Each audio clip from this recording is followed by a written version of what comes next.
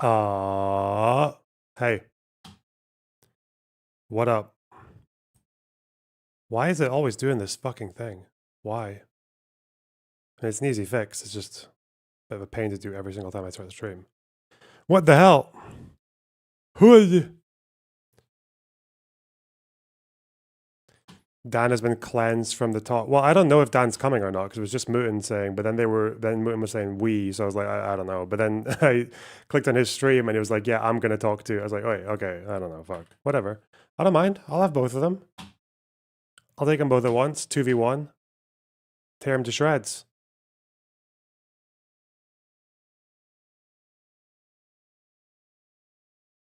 Okay.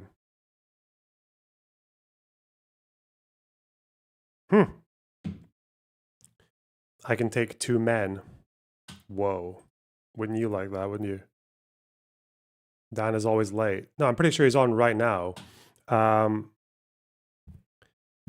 It's funny, actually, I turned it on. They're actually looking at some clip that I found when I was brushing up yesterday. I was looking at my notes. I didn't actually realize that, like, my argument for I think it's going to be about JCPOA, but maybe it's about Iran in general.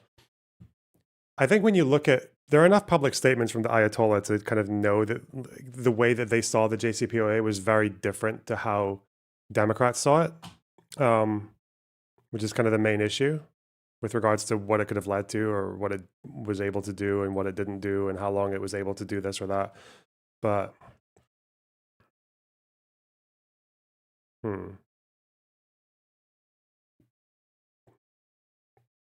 But this one is quite funny, actually. This one's quite on the nose.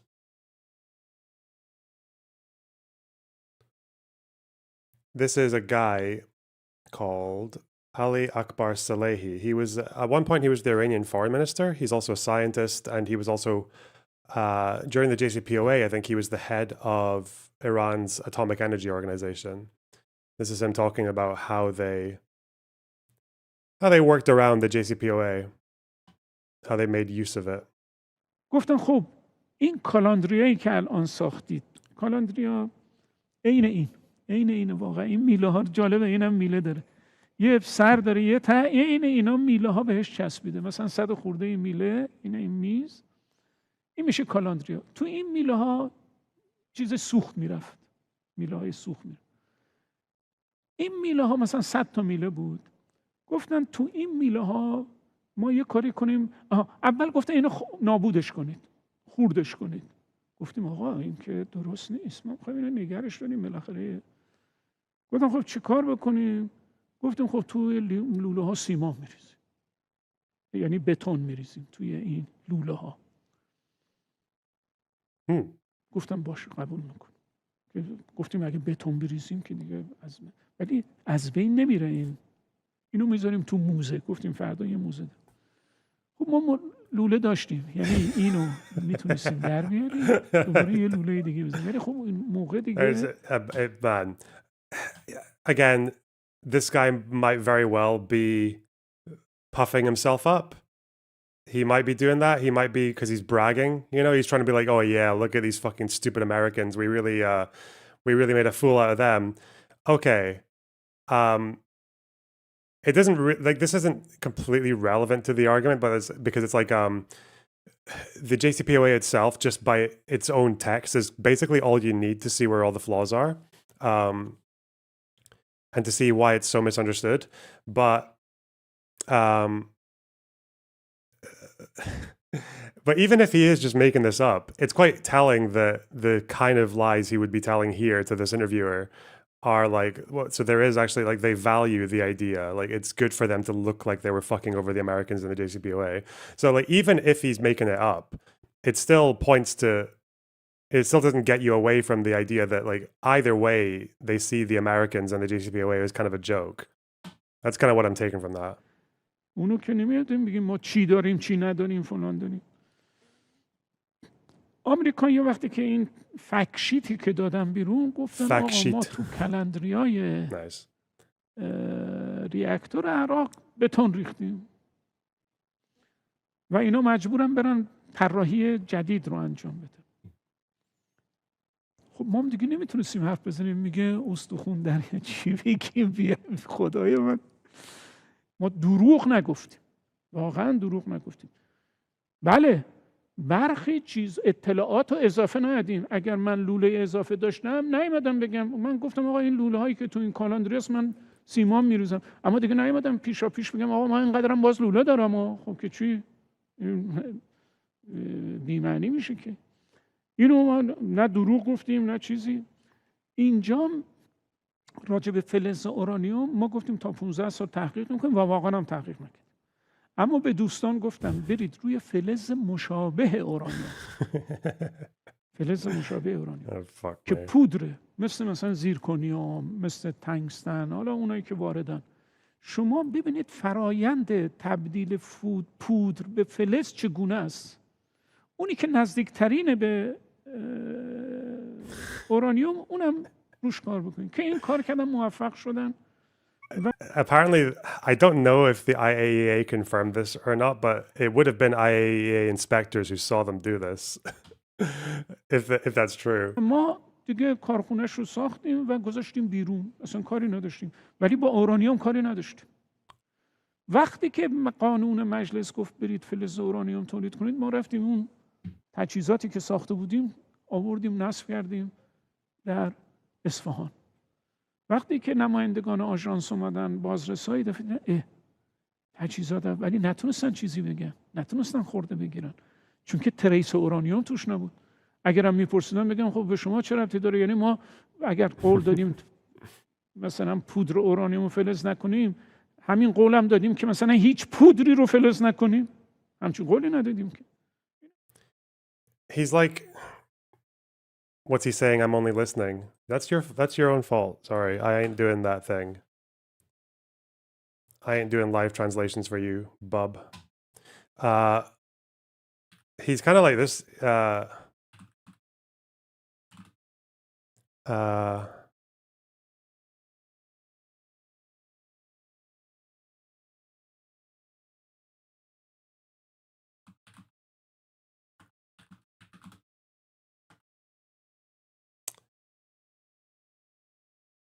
Where's the thing? There's a scene. Where's the scene? Shit.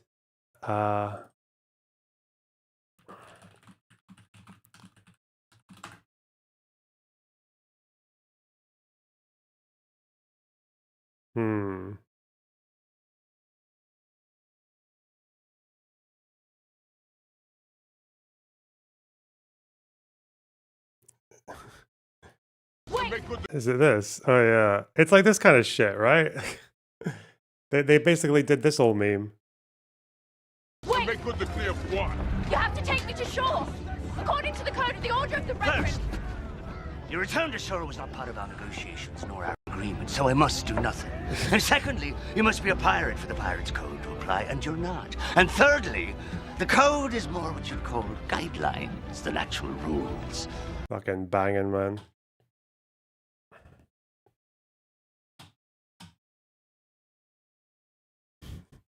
Respect the deal. Okay, I'll respect it so hard. Very good, very good. Talk with Iranians after the ceasefire. Yeah, I could. I think I'll have to see if they're, because the Iranians who come on stream, most of them are actually like from, like they've lived in Iran or they do live in Iran, but they're like on holiday or whatever, or they're studying abroad. I don't actually know. Some of them have probably gone back to Iran since the ceasefire, which means it would be very difficult for them to talk, but we'll see. Yeah, I'll ask them. The same guy in 2019 admits to breaching. I'm already skeptical of this because as far as I know, there were breaches of the JCPOA, but they were very trivial. Very trivial. ریاکتور عراق یک چاله‌ای داره که الان می‌بینید اون مردم دورش واسه اون چاله ریاکتور عراق. درسته. خب؟ بله.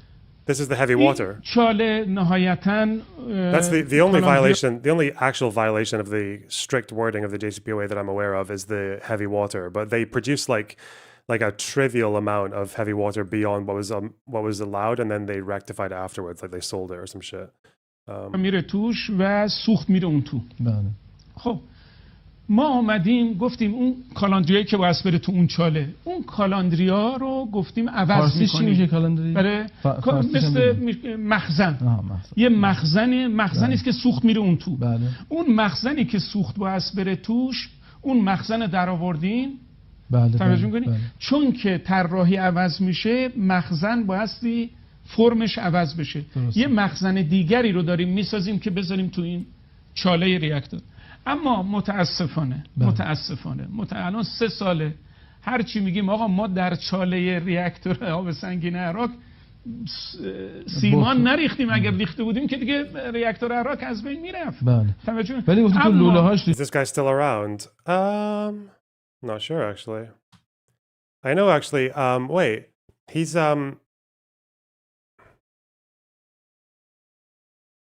I have never dug into this because I don't give a fuck. When it's usually anti-regime Iranians who say this, like diaspora Iranians, when they say that like the IRGC aren't even Persian, they're actually Arab, like they're Arab colonizers or whatever. Like, are they saying that in the sense of like ideologically, or do they believe that the heads of the IRGC are actually just full of people who are not from Iran? Like, because I think this guy was born in Karbala. His family's from Karbala, but I don't. Which is in Iraq, but I don't actually know if there's any truth to that whole argument. I'm pretty sure like the religious, like the Ayatollahs and like the religious hierarchy of Iran, even dating back from the Shah, are like very, very old. They're pretty much ancient, and they are like native. So yeah, I don't know. But yeah, this guy is. I don't think he's in office anymore because he's really old. He's like almost 80. Not that stops you these days. Yeah, well, apparently he was in office until 2021 as the head of the Atomic Energy Organization. I don't know what he does. I guess he's retired.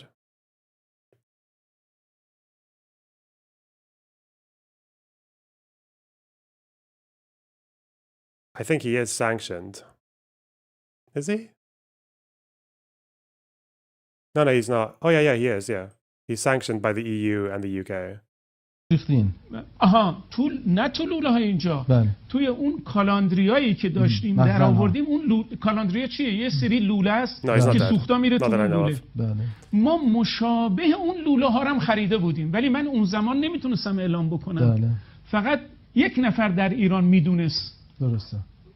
و حالا بالاترین مقام ارشد نظام گفتیم. کسی دیگه نمیدونست. ما برای این که وقتی که مذاکره میکردن دوستان میدونستیم که اینا بالاخره بد عهدی میکنن، بد قولی میکنن. حضرت آقا فرموده بودن که مواظب باشید اینا بد عهدن، بد قولن. خب ما بایستی با یه فراستی، با یه هوشمندی کارمون انجام میدادیم. یعنی علاوه بر این که پل‌های پشت سرمون رو خراب نمیکردیم، پل هم It's like self-fulfilling prophecy, you know, like we knew that they were going to lie, so we knew they were going to fuck around, so we fucked around. Yeah. می ساختیم که اگر قرار بود برگردیم سریعتر برگردیم.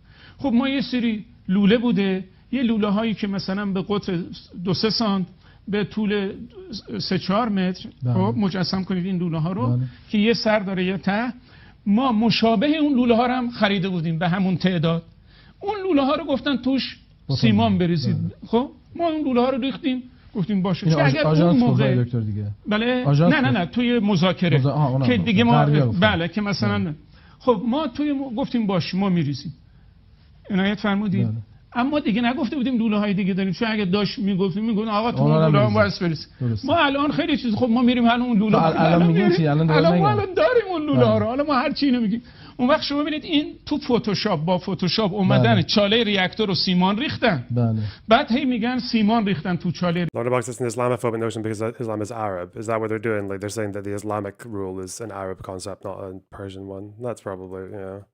I don't know if it actually, because I've heard people try to make the claim about like the ethnicities of the fucking leaders and all that, but I'm pretty sure the IRG, like I'm pretty sure that the Ayatollah, like these people were all like, they were native, like Iranian for fucking centuries, but whatever. Fucking. Wait, can I see this last bit? Sorry. مندی کارمون می‌برد. یعنی علاوه بر این که پل‌های پشت سرمون رو خراب نمی‌کردیم، پل هم می‌ساختیم که اگر قرار بود برگردیم سریعتر برگردیم. خب ما یه سری لوله بوده، یه لوله هایی که مثلا به قطر 2-3 سانت به طول 3-4 متر خب مجسم کنید این لوله ها رو که یه سر داره یه ته. ما مشابه اون لوله ها رو هم خریده بودیم به همون تعداد. اون لوله ها رو گفتن توش سیمان بریزید. خب ما اون لوله ها رو ریختیم، گفتیم باشه. چون اگر اون موقع دیگه. بله نه توی مذاکره که دیگه ما بله که مثلا خب ما توی گفتیم باشه ما میریزیم. عنایت فرمودید. اما دیگه نگفته بودیم لوله های دیگه داریم، چون اگه داشت میگفتیم آقا تو لوله ها واسه بریز. ما الان خیلی چیز خب ما میریم حالا اون لوله ها الان میگیم چی الان ما الان داریم اون لوله ها رو، حالا ما هر چی اینو میگیم. اون وقت شما ببینید این تو فتوشاپ با فتوشاپ اومدن چاله ریاکتور رو سیمان ریختن. بله. بعد هی میگن سیمان ریختن تو چاله ریاکتور. این فتوشاپ این همونه. بله. Wait, who photoshopped it? The fucking IAEA did, or wait, who's did you say photoshopped the cement in the pit? Surely the IAEA would have sent people there. Huh. There's no way.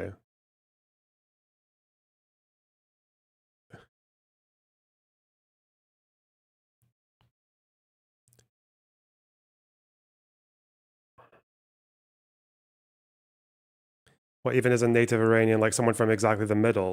No, it would be someone who's like, I guess, like ethnically Persian as opposed to Arab, right? I mean, I guess those lines are those lines blurred, like on borders? Oh, fucking whatever. Has the facility been bombed since? This is, how do you say it? Araka, is that how you say it?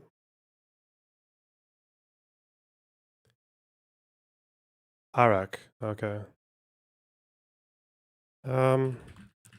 When Arak bombed in the I think it was in the 12-Day War, wasn't it? Was it bombed in this war though? Yeah, the Israelis hit it in the 12-Day War. Was Arak struck in the recent Iran war? Both times it was bombed. Damn, Paul Krieger knows his targets. He's been following. He's got his map with the little fucking pins on it. Oh yeah. No, wait, that's Israel power getting hit. When did who struck Arak this time? Was it the Israelis or the Americans? Not as important. Don't worry. Fuck. Right, let me get my notes together and then we'd be good. We'd be good. Probably the Israelis again. Okay. Where is it on the map actually? Iran map Arak. It is. Ooh.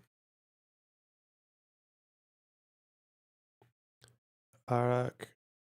It's up here.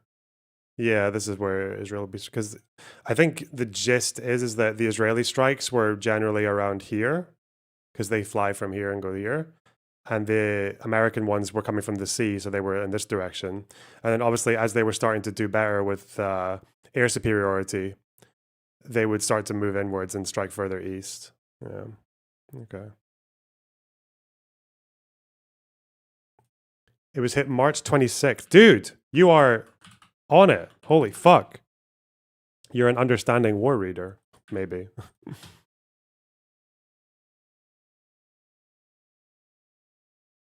Okay.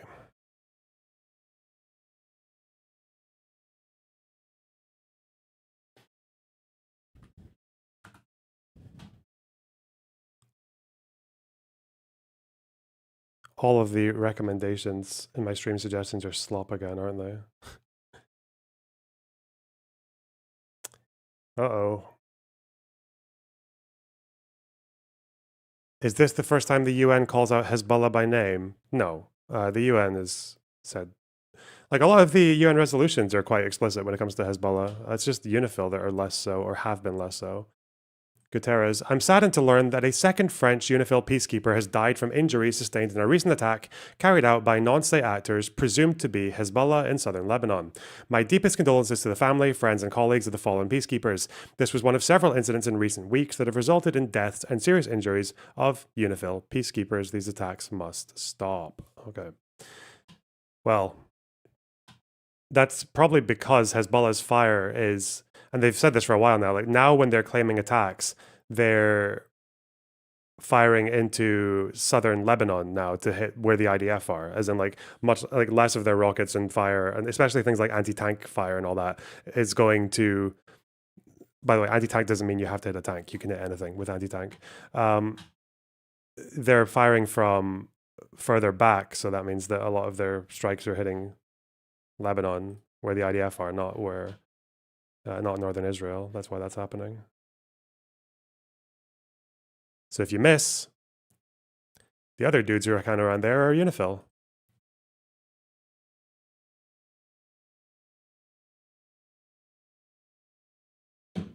Okay.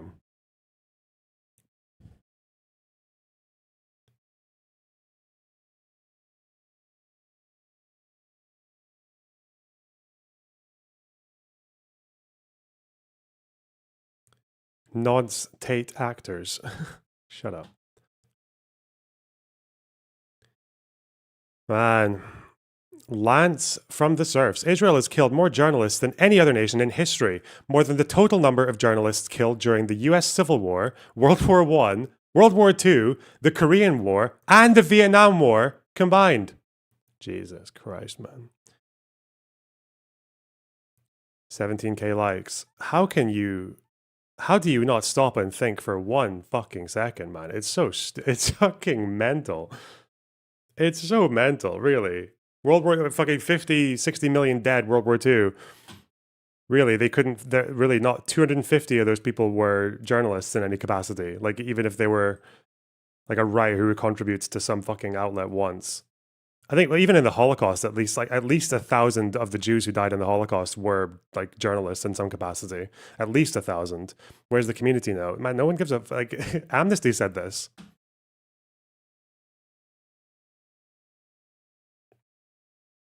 The French soldiers were not killed from afar. Oh. But if you refute this, you're zogging out, right? If you refute this, you've got a problem.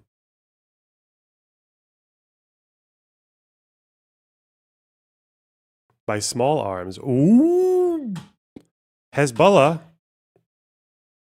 My boys, do they do that often? Do they fire? Wait, hang on. French Unifil fired on Hezbollah.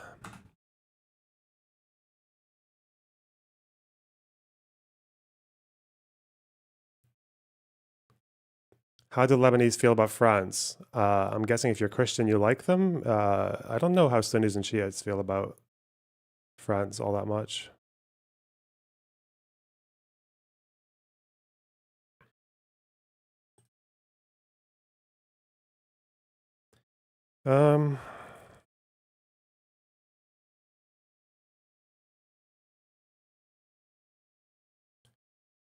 Let's go Al Jazeera. Why not?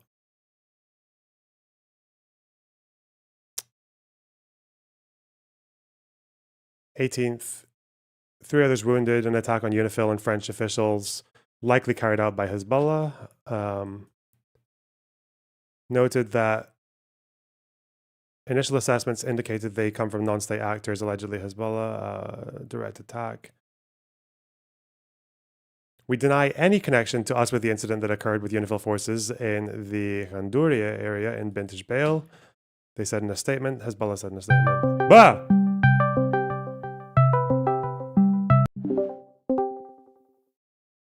How's it going? Hello. Hold on. I gotta add Dan. Oh, it is Dan coming. Okay, I wasn't sure what to put in my title. What?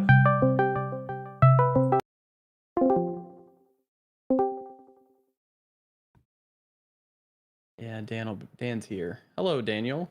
Mm-hmm.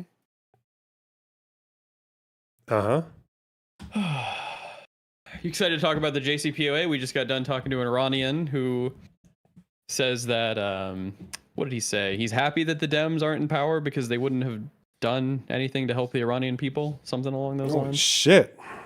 Quite far out. Yes. Whenever someone's Iranian, they're either diaspora or they've lived there but they're on holiday, or they've lived there but they're studying, or they lived there recently but they moved, or what? Why is that? That's very strange. Why do they have a large diaspora? Or it's like why is it the only people that talk to the outside world are people that are not there anymore? That's crazy, Dan. You see what I did there? Yeah. Yeah. Are you able to share your camera, Loner Box? Yeah, I'm trying. Hang on. Oh, perfect. Take your time. Where the fuck? Okay, here. Disable.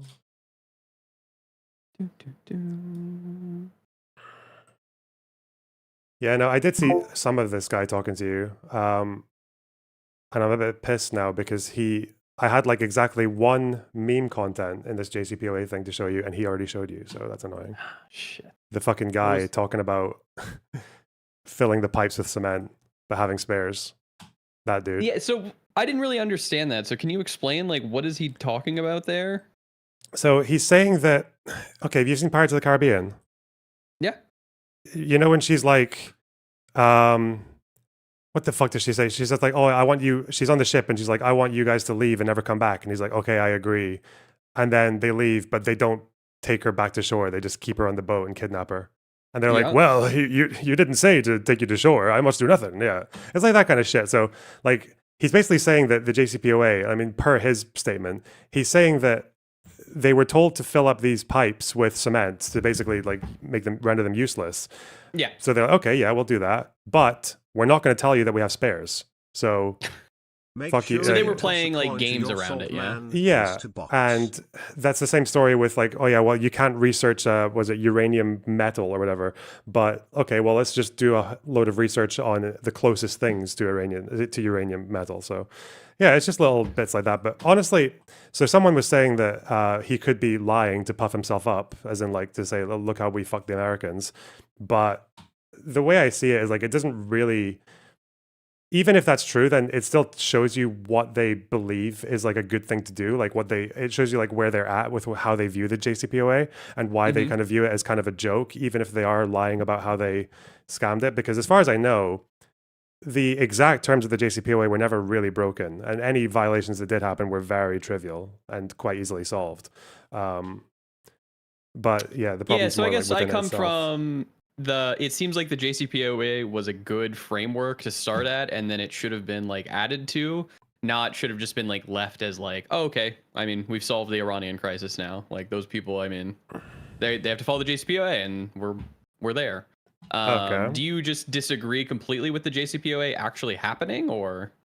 No, I mean, well, some kind of deal should have happened. I just don't think the JCPOA was a good one, and all it did was it just took something and pushed it to, and just was like, there are two roads we can go down, or maybe multiple roads we can go down, all of which will lead to Iran eventually trying to get a nuclear bomb. It's just which road are we going to choose? And the JCPOA was just like one that basically made it go later, but also might have even put Iran in a better position when they decided they wanted to do it.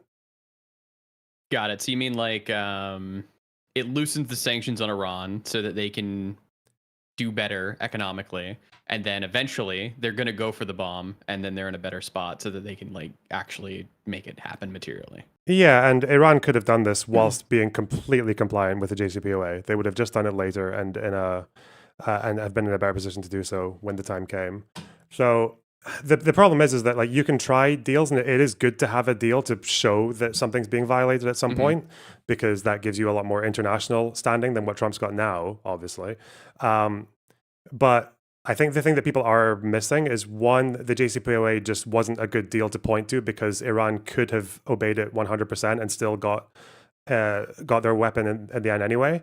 And two is people are just kind of avoiding the fact that war with Iran in some capacity, even if it doesn't have to be this one, was kind of inevitable. Like they were always going to put the rest of the world in a position where something had to be done. Yeah, originally with this war, I was pretty pro it, but I said that I was pro it only if the United States works with their allies in Europe and tries to actually go and affect regime change. Like they needed to go full out. It seems like they have absolutely not done that, and they didn't even think about the Strait of Hormuz at all. And the Trump administration somehow fucked it up absolutely, completely, worse than I ever could have imagined. So I am not pro this war. Surprise, surprise. What are your thoughts on it? Because it sounded like when we talked initially, when it started happening, that you were pretty like, yeah, something needed to happen as well. Yeah, something needed to happen, but the idea of like regime change from the air and then a bunch of like unarmed protesters go in and finish the job afterwards once you've saw, like, this has never happened before. There's always this trend of like, if Western powers fail at some kind of like military operation, it's like half the time at least it's because they've completely glorified the idea that just because we have more firepower and we're better in the air, that means we're going to get what we want. Israel made this mistake in 2006. The Americans and the British actually, it does align quite a bit with their failures in Afghanistan and Iraq. It's the same thing. Like that was such an insanely bold plan. And I think now what we're finding out that people like fucking Hegseth and Trump were like, they were just ignoring all the like cons side of the argument from generals, and people actually knew what they were talking about. So yeah, in the room it just seemed like a bunch of yes men, like, yeah, sure, Trump, if you if you feel like you got to do it, then we'll handle it. We'll work it out. And the fact that Ukraine came over and was like, hey, we see that shit's going on with Iran. We have drones that can help you be interceptors, blah, blah, blah. And then they laughed him out of the room. They're just like, no, fuck it. We don't need you. Yeah. And now they're throwing $3 million missiles at each one. Yeah, it's and man, the way it looks now is like Iran's going to come out of it looking like they've won in some way.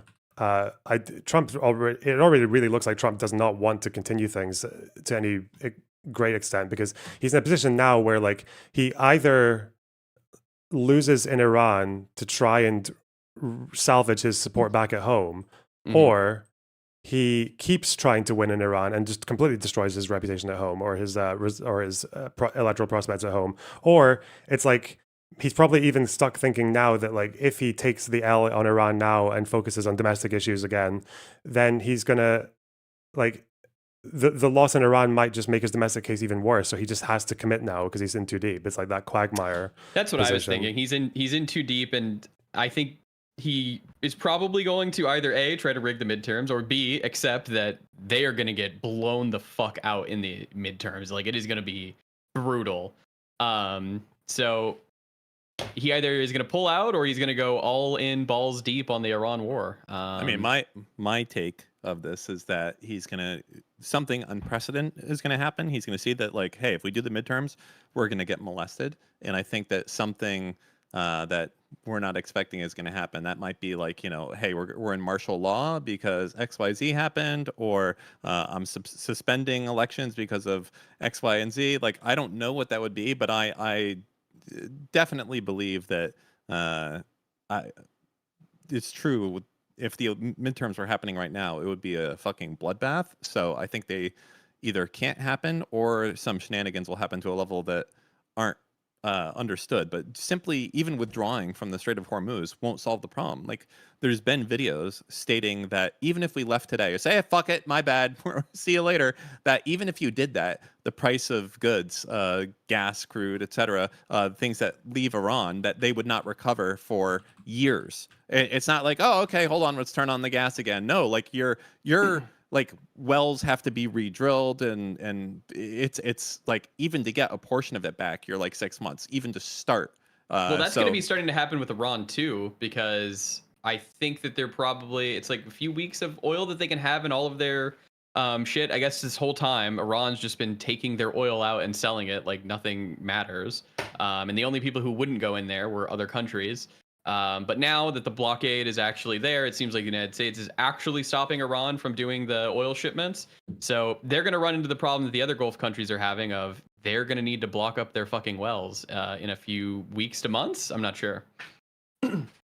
I mean, we've seen some of this in the Red Sea as well. It's like, even after Houthi attacks stopped, people were still very reluctant to go in through that passage, because it's that kind of thing, right? Like, if you know that like 10 stabbings have happened in this lane that might be like a shortcut to go, happened like a week ago or a month ago, or if they caught like one of the, like, yeah, you're still going to be pretty sketchy about going down areas that have been attacked even once or twice, because yeah, these are mostly just civilians on ships, right? with foreign workers. So yeah, I think today 3 ships got attacked earlier, and I was reading an article where I think that we saw Iranian troops go onto 2 tankers and get taken. I'd have to go back and read it because I think I sped read it. But yeah, it is not great in the Strait. And then we have Trump threatening any fucking now small boat in the Strait with just getting bombed. So Well, I mean, remember, like, the big thing here as well is, like, there's two outcomes. One, we just leave completely, like, all right, our bad, see you later. And Israel's like, yeah, our bad too. And everyone leaves. That's option one.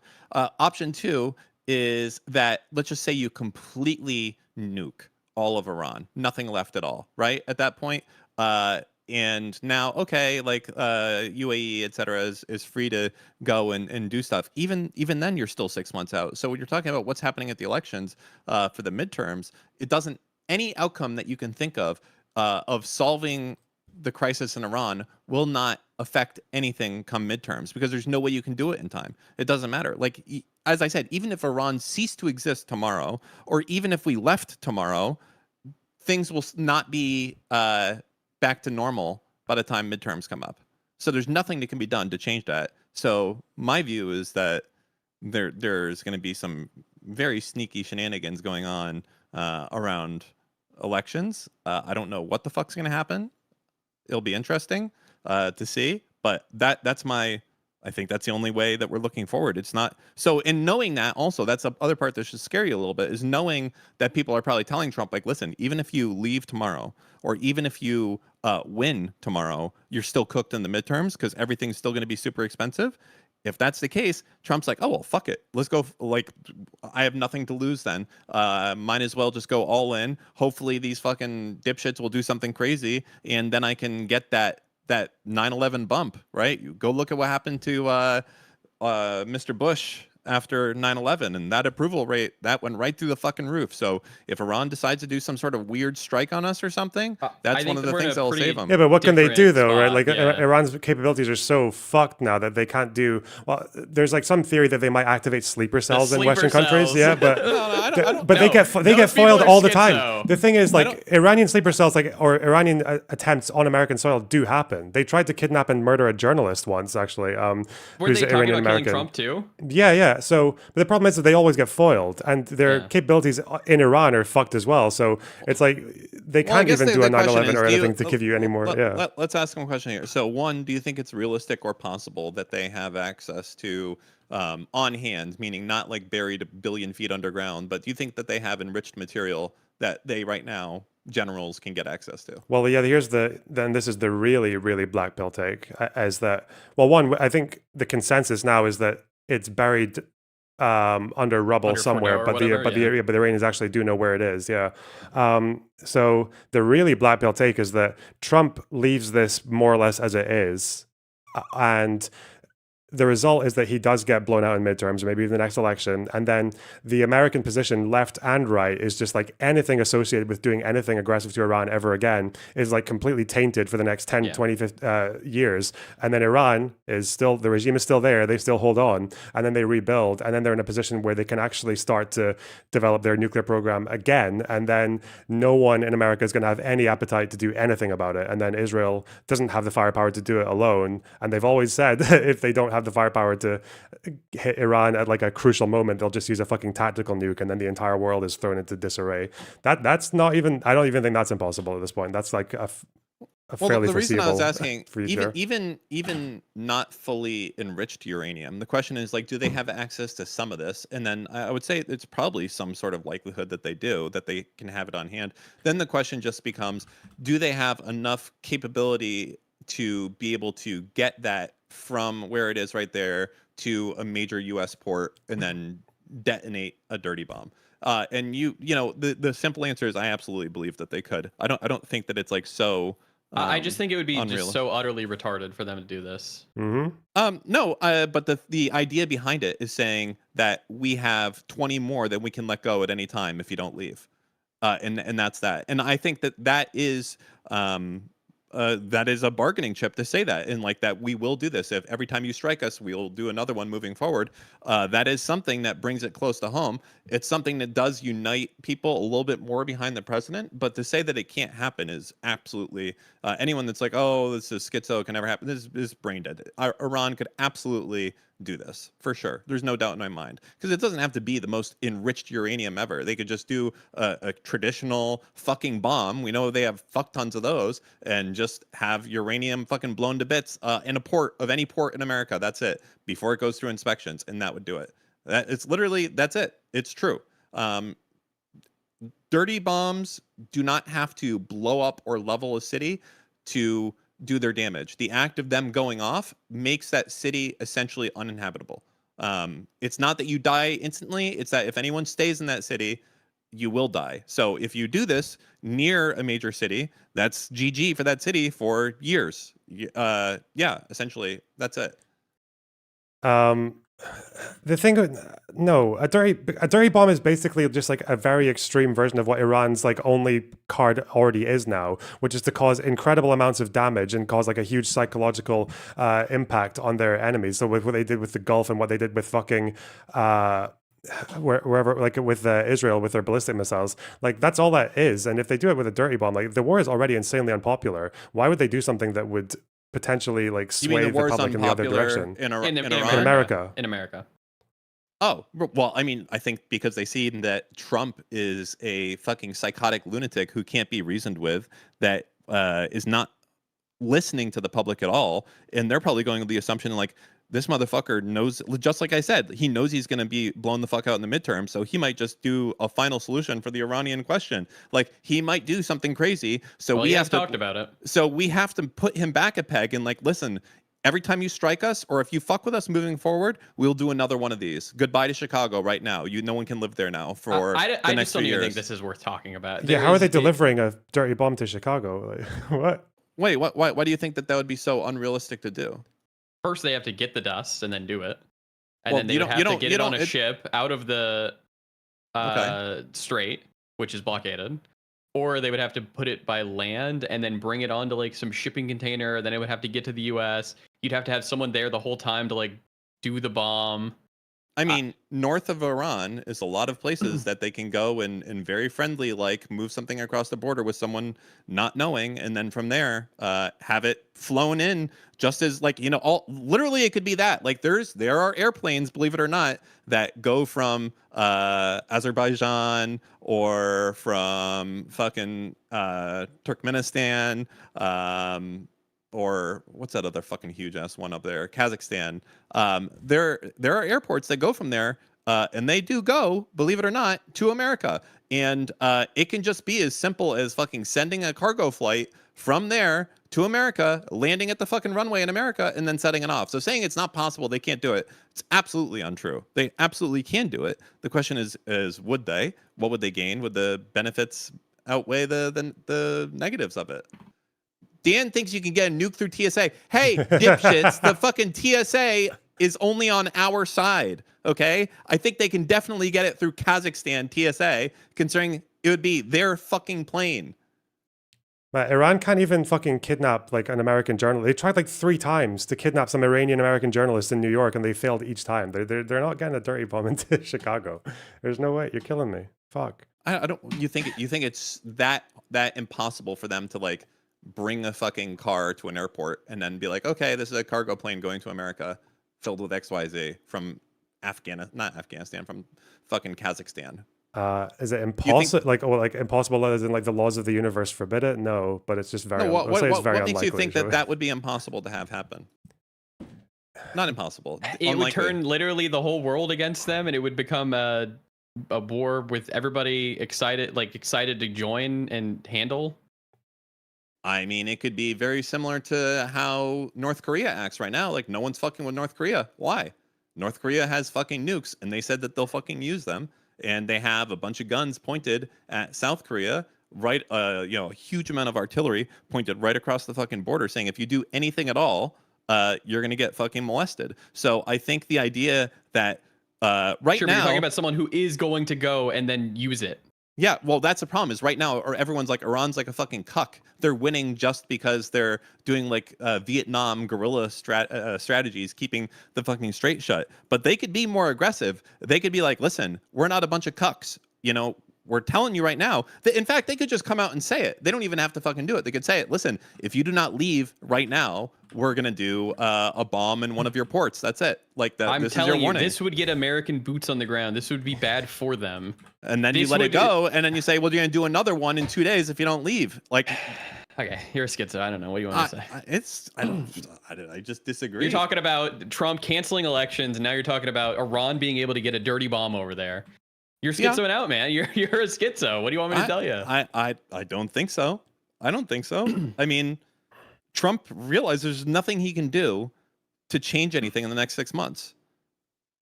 Right? Do you think that elections are not going to be are not going to be canceled? Sorry, elections might be fucked with. They will not be canceled in the United States. You're also not considering, like, I think dirty bombs are fairly similar to just like actual nuclear weapons, where there's a whole process of weaponization that can take months or even up to a year. So that's... What do you mean by that? As in, like, when you've got your level of enriched uranium and you've got a ballistic missile that can deliver a nuclear payload or anything like that, like, you still have to put this stuff together, don't you? This isn't talking about smuggling, but like North Korea's position is basically we're pointing a gun across an armistice line. That's very different to we might smuggle a thing on a plane. Because if you're going to say they're going to threaten to do it again with 20 more dirty bombs, it's not just they're going to smuggle one thing into Chicago. They could say that they're already there. They're going to smuggle 20 dirty bombs into America. Yeah, we have 20 bombs in, and not just Chicago. They're all around the United States. that would scare the fuck out of Americans and make them rethink shit and be like, listen. No, they wouldn't. America doesn't negotiate with terrorists usually. We do all the time. It's funny because we say that we don't, but we do. Yeah, I think that would quite literally do it. Yeah, and a dirty bomb is simple. It's just a regular conventional explosive, which they have a fuck ton of it, and you just fucking put your fucking uranium all around the bomb, and when it goes off, it spreads the fucking uranium all over the place, and the same thing. That's it. There is no special system that you have to do, anything delivery. You just have to bring it there. That's it. And you can let it go in a port before it goes through inspection. Like, oh, we're going to scan all these fucking shipping containers for any uranium. Oh, this one's going off. Boom, it goes off. That's it. Like, that's really like simple. Iran's going to hire your ass, Dan. Trump is more likely to just befriend Iran than this to happen, right? And that they could have joint ownership of the Strait of Hormuz, so that even America starts to profit off of the Strait. Iran just sells him a few tips on how to suppress an election. What you're saying only makes sense if you think that Trump is a rational actor, and people in Iran think that they can negotiate with Trump. And the truth is, Trump now has this, he has this, not this vibe, but the reputation of, like, if you go and meet with him, if you're like, hey, everyone, let's go to the fucking Sheraton. We're going to talk with Trump. We're going to do some big meeting. And they just fucking kill you when you're there. So he is like a fucking psychotic animal that doesn't even know what he's going to do tomorrow. He's not... If these people went to Trump and they were literally like, hey, you're so great, we want to meet with you, and they jerked him off, Trump would absolutely befriend the Iranian government. Or he'd kill them. He would just be like, oh, we've done regime change. These new people, they're great. I love them. We're going to work together. We're both going to control the same as the old president. Yeah. Yes, but the other problem here is that the entirety of Iran has not been in this position of being able to run their own country without the supreme leader. Like, even right now, when you read articles about what's going on in Iran, people that are in positions of power are like, I don't know what the fuck to do. I used to just get told what to do. Like, what do you mean? Like, this is now my job to make decisions and do this stuff. And they don't know. So I don't think that there's anyone in this ability to make negotiations. Even before, when we've seen negotiations happening, it's like you have, okay, like these people in parliament or whatever are making this, but the generals are like, I don't give a fuck. I'm still fucking bombing shit. There is no coherent leadership strategy to be able to make deals in the first place going on over there. Well, the reason that they did bomb shit apparently is because they had it like on a quote unquote like timer or whatever, and it was just supposed to go off, and then it didn't get dealt with. It's not like rogue generals who are just not listening, and there's no communication going on in Iran. It seems like there is a pretty clear leadership structure, and they know who they're talking to at this point. I don't know. I don't think there's a clear leadership structure. Who's running Iran? Probably the supreme leader Ayatollah or the current president, dude. I don't know the exact structure of how Iran. There are some military guys who are consolidating more control as well. But as far as that goes, like these guys are more than good enough, like, when it comes to indoctrination, to have like a fairly cohesive strategy with regards to Trump. If you're going to get a negotiated deal with the president, that's going to have to come from the military. No. Absolutely. I don't think the military is taking taking orders from civilian parliament at this point of Iran. But the president, the Iranian hierarchy, well, not the president, but like the supreme leader and the whatever the fuck they're called, the 12 people. Why the fuck have I forgotten who they are? What are they called? The Supreme Council? Is that what they're called? Yeah. Because they are like in charge of the IRGC and like the military. So it's going to be the Supreme Council. That's why they were so quick to get a new leader and their little meeting and everything. They would be the guys. I mean, No? I guess we'll see. Like, I think that the issue that we're running into here is like there's to reiterate, a set of known facts. Trump knows there's nothing he can do to get prices down before midterms, right? Everyone knows that. Everyone agrees with that. That his advisors have probably told him that. So well, now, hold on. I think that there are things he could do, but it would border on communism. He could just be like, all right, if you're an American company, you have to sell at this price for the next 6 months. So there are, but it's pretty far-fetched. okay.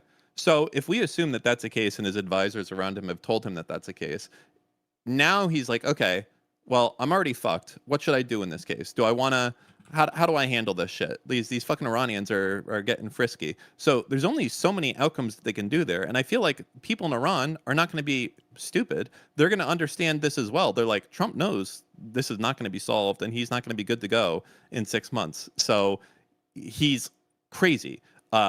And that might mean that he's looking for a final solution out here. We have to be very careful. We have to hold on to any leverage we can have. And we have to show him that the best negotiation place for us to be is on the offensive, not the defensive. And that's always the case across the board. So, I think that we would expect them not to be like, oh, please, Mr. Trump, please stop raping me in the ass, please. Maybe we'll come talk to you. Like, no, I think that Iran is going to realize, like, okay, yeah, we have to be aggressive. We have to let them know, like, fuck off, or we're going to fuck with you more. We'll outlast you, motherfuckers. Yeah, that's probably what's going to have to happen. What I feel like is going to happen is the United States is going to come to a deal with Iran, and then they're both going to charge a tariff through the strait, and then the United States is going to get half. Iran's going to get half, and Trump is going to hold that as like some huge win for America. Also, it's like you're kind of describing Iran's strategy already, but they don't need, but like doing something like dirty bombing would just make that worse. Like Iran's position right now is to say that like we're going to take the biggest fucking beating of any country like in the last 50 odd years, but we're just going to use that opportunity we'll make it difficult for you with the Strait of Hormuz. We'll make it politically impossible for you by basically taking the strait and mining it to the point that even we couldn't demine it in time if we wanted to allow safe passage. And then they're also, like Iran survived for like 8 years in the Iraq war when Saddam was literally fucking launching chemical weapons at them and like 1 million Iranians died. And actually that might have been one of the things that resulted in the regime surviving, because they used that we are under attack, rally around the flag excuse to suppress people and to suppress opposition and to kill their opponents and to jail people. And it seems like the military right now, like you said, the generals who are still roughly in line with the supreme leader, are using what's happening now to consolidate their power. So Iran is basically like they kind of, like a lot of these guerrilla or like militia movements that they control, they kind of win by losing, right? Like they win internationally by making the enemy look like a mindless aggressor, and then they consolidate power at home in amidst all the chaos. So I don't know why they would need to give America any excuse to hit them harder. Anyway, Mouton, you mentioned JCPOA. Yeah, I actually I have to run for something. I've derailed this enough, and Mr. Mint wants to do this seriously. I'm sorry. You're leaving. It doesn't have to be serious. Really? You're leaving? Really? Yeah, I said my piece. You made fun of me. You said that I was schizo. We'll see who's laughing when there's a fucking dirty bomb going off in do you have fish Canada. antibiotics? I do have fish, so I'm fine. I'll be okay. The dirty bomb won't affect me. I have my iodine pills, so they'll saturate my my liver with iodine, and I won't be able to absorb any of the dirty bomb uranium. I'll be good to go. So sorry for you guys. Unfortunately, okay. I do. Yeah, my thyroid, not my liver. Yeah, I'll be good to go. All right. Goodbye, Dan. Bye. Okay. I'm sorry. Listen, now that I told him is taking a nap, okay? Thank God. The JCPOA, fucking okay. I feel like when I talk to people about this, or it seems like whenever people describe the JCPOA, they're talking like they don't really seem to. The impression seems to be very different to what it actually what's the content of the agreement is. Yeah, I read an article and I watched a video about it, but I'm coming into this knowing that you absolutely know more about this than I do. So I'm curious because what I've read / seen It seems like a pretty good deal. They have to keep it at, I think it was 3.67 percent for the enrichment. That's the highest that they could go, which is just for like medical stuff or energy, I think that they were talking about. That seemed pretty based. It seemed like UN nuclear scientists or whatever could come in pretty much whenever they wanted and do inspections to make sure everything was going really well. That seemed really based. And then I haven't read an article on this, but people have said that UN scientists were basically like, yeah, if they are going to build a nuclear bomb, we have like a 99% chance of catching them because of all the stuff that the JCPOA gave us. Okay. So there's maybe a few things I would point out there, but like, okay, so I'm not gonna, again, I'm only asking this, I'm not gonna like make fun of you if you say something wrong. Okay? No, I'm just asking because I want to know like what where I'm at. Yeah. If you were to describe the JCPOA in like just a sentence or a paragraph and like to say what went wrong here, or with like the blaming Trump or anything, what would you say? What would your like the gist be of the deal? I would say that it would be bad for Trump to pull out of it without already having a deal in place to continue with.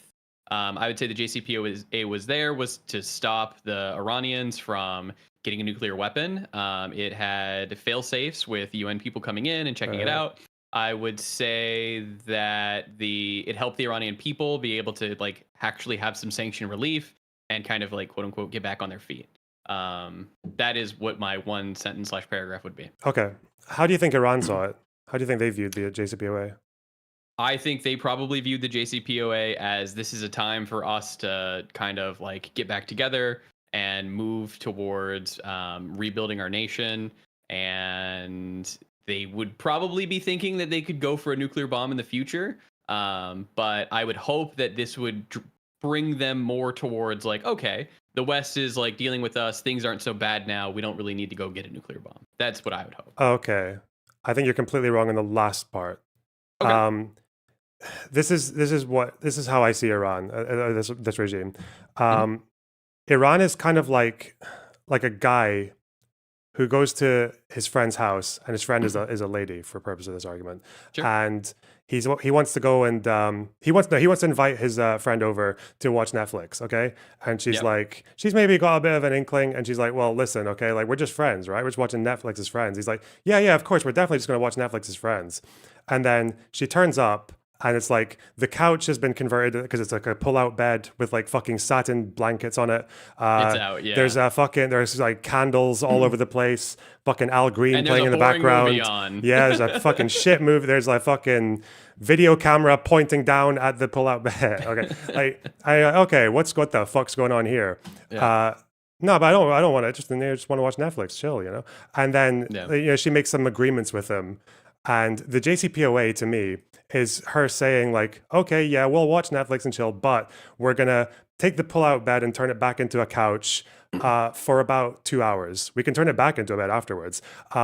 You can't you're not cuddling me on the couch. We're just gonna sit apart for about 3 hours. Okay, but after that we can start cuddling. And the Al Green can come back on in like 4 hours. And like this is kind of what I see happen, and then the guy's just like, yeah, I definitely don't want to just Netflix and chill. Yeah, okay, fine. I think the JCPOA was Iran, and the way that Iran saw it was they saw it as like we can just get a nuke in a different way, and the JCPOA actually makes that like perfectly desirable for us. Like we will come out of the JCPOA in a better position to pursue a nuclear weapon, and the rest of the world will be in a worse position to do anything about it.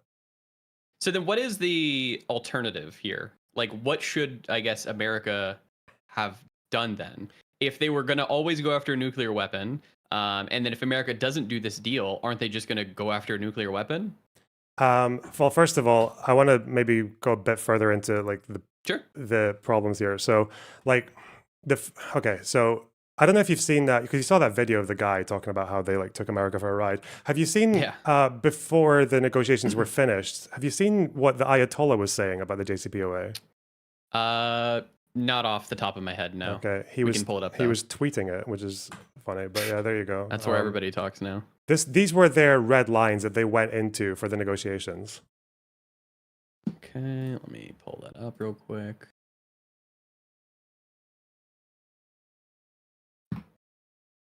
All right, Khamenei. Iran's major red lines in the nuclear negotiations. This is back in 2015. All right. Number 1, no long-term restrictions. Despite U.S. insistence, we do not accept 10, 12-year long-term restrictions, and the negotiations are already informed about acceptable timeframes. Question, isn't this the guy who did a fatwa on nukes? Yes. Okay. The Iranian constitution also forbids torture. Got it. So when they do torture number- people, they call it cleansing. Yeah. We're doing something else. Number 2, continuation of research and development and construction during limits. Research and development must continue during the period of restriction. They asked us to do nothing for 12 years, but it is an extremely excessive, unfair demand and wrong request. Number 3, immediate removal of economic, financial, and banking sanctions with signing of the deal and other sanctions gradually by reasonable timetable. All economic, financial, and banking sanctions, either by UNSC, U.S. Congress, or U.S. administration, must be lifted on the same day the deal is signed. Other sanctions cannot be removed gradually according to a reasonable timetable. Number 4, not stipulating for implementation of Iran commitments in lifting sanctions. Lifting of sanctions must be tailored to implementation of Iran's commitments. They cannot ask us to fully implement our commitments, and when IAEA verifies it, sanctions must be removed. We would never accept it. Removal of sanctions must correspond with steps Iran takes in implementing its commitments. Number 5, IAEA verification for any step not accepted. We do not agree with IAEA verification as precondition for the other side to implement its commitments because the IAEA has proved for several times that neither does it work independently nor is it fair, and thus we are pessimistic about it. They claim that IAEA must confirm what a nonsense statement is it. This confirmation means inspecting every single inch of the country. Number 6, no unconventional inspection, interrogation, or military site inspections. I never accept unconventional inspections or interrogations of individuals. I have already assessed that no inspection of military sites can ever be done. Number 7, timeframes of 15 or 25 years for some topics not accepted. That they constantly repeat 15 or 25 years for some topics is not accepted. This period is fixed and with an end. Okay. Okay. So you can see there that even with 10 to 12 year restrictions, he thinks those are too long, right? As in, like, they wanted the restrictions to be even less on things that would have got them, like, this would be to do with nuclear enrichment or with the amount of enriched uranium you can hold on to. And even you can see there with the IAEA inspections, you can see even there that they don't really seem to trust the IAEA. This has been like a long running thing with step 5. It seems like they're pessimistic about it, they say. And even after Trump pulled out of the JCPOA, not only did they violate terms of the JCPOA with regards to inspections, they even violated what every other country is part of, which was a non-proliferation treaty. As in, like, they were forbidding inspections that even a non-proliferation country, like any country, would have to accept. So the kind of thing that I'm getting at here is that these red lines that the Ayatollah set out were kind of like accommodated in a way that I think was just kind of comical. So do you know what the snapback provisions were, like the sunset provisions or the sanctions? Not off the top of my head. So there's this mechanism that was in the JCPOA that said that if you violate these terms, then there will be effectively like automatic sanction. Well, from the UN sanctions will just come back into place, the ones that were in place from the 2000s. The thing is that they expired before the JCPOA expired, which meant that after 10 years, which would have ended in like the end of 2025, they're done since October last year. That means that the UN sanctions cannot come back regardless of what Iran does. So if the sanction from the UN, the sanction package from the UN expires in 10 years, then on year 12, Iran just starts enriching to 60, 70, 80%. The Security Council can't do anything. They would have to table a new resolution and then go to Russia and China and say, like, hey, can we put some sanctions back on your increasingly close ally Iran that are building drones for you? Like, so this is like, I don't understand how you could, I see what you're saying. It's a little fantastical to think that, well, seeing where we are now, that Russia would ever agree to giving them additional sanctions. That the snapback would have been taken over or would have done. Yeah, and then even beyond that, the other one, which was I can show you. This is an AP article talking about an Iranian document that they got a hold of in 2016, actually. And it's basically saying that one of the restrictions in the JCPOA was that after the first 10 years, the restrictions on Iran's centrifuges, which is used to enrich uranium, would be starting to ease off, which meant that for the beginning, they're allowed to have about 5,000 centrifuges, and they're all like these kind of first generation, fairly inefficient ones. But then after year 10, those restrictions start to ease off, and then by 15 years, they're completely gone. And then from then on, Iran was in this document where they were saying, if you look for like where it says 2,500, yeah, that paragraph there where your mouse is. Yep. 3,500? The Iranians were actually at the time of the JCPOA, like just after it went into place, were already saying, yeah, so like in about year 11 to 13, we're going to get 2,000 or 3,000 new upgraded centrifuges, which will allow us to enrich at twice the rate that we can now. So you see how like, and that's all within the JCPOA. They're not violating anything if they do this. No, I understand. So by year 13, 14, they're able to enrich twice as fast as they were in 2016. And then the restriction on how much they can enrich is gone by 15 years, so 2030. And then they can just go up to 60% or more without violating anything in the JCPOA. They're completely in line with it, which also makes me wonder why the JCPOA wasn't renewable. There was nothing there, and Iran wasn't in favor of anything that could renew it. So that's like one example of just how everything within the terms of the JCPOA just puts Iran in a position where they can take that sanction relief for 10, 15 years, which helps their regime quite well, helps them economically, and then they can invest what they've gained from the sanction relief into new centrifuges after year 10, 11. And then by the time you've got year 15, they are in a position where they can enrich twice as fast as they were able to in 2016. And this was a big US position, right? The US position was that we want to be in a state where if Iran tries to weaponize, it'll take them a year for a breakout, they call it. It'll take them about a year. This would have taken it down to at least 6 months. Or so probably you at don't most 6 think months. do you think that the US position was like, we're hoping that we give them relief and then our economies become tied in some way, shape or form into that Iran doesn't need to make a nuclear weapon? Like they realize like they don't need one to exist, etc. I actually don't even know. I honestly think the American position at this point was any fuckaboutery in the Middle East is just a complete fucking death sentence for anyone right now because of the Iraq war. Because in Afghanistan, we're still in Afghanistan. We're still working on getting out of Afghanistan at this point, right? So this is someone else's problem. Fuck this. I honestly think that's kind of where they were. I just don't think they wanted to accept the reality of the fact that Iran was going to do this one way or the other. But someone else is going to bomb the sites, not us. I think that's what they were doing. So I understand that I guess the JCPOA doesn't seem like it was the greatest deal in the world, but like what do you think should have been done then? Because to me, the alternative seems like, well, you kind of just have to go implement regime change at the time because they are going for a nuclear weapon. Not necessarily a regime change, because obviously that's proving to be kind of impossible. Without a huge commitment that no one's willing to make. But also, not necessarily. It's more just that like someone, and this was easily a failure of Obama. I think as far as foreign policy goes in the middle, like that was just his big weakness.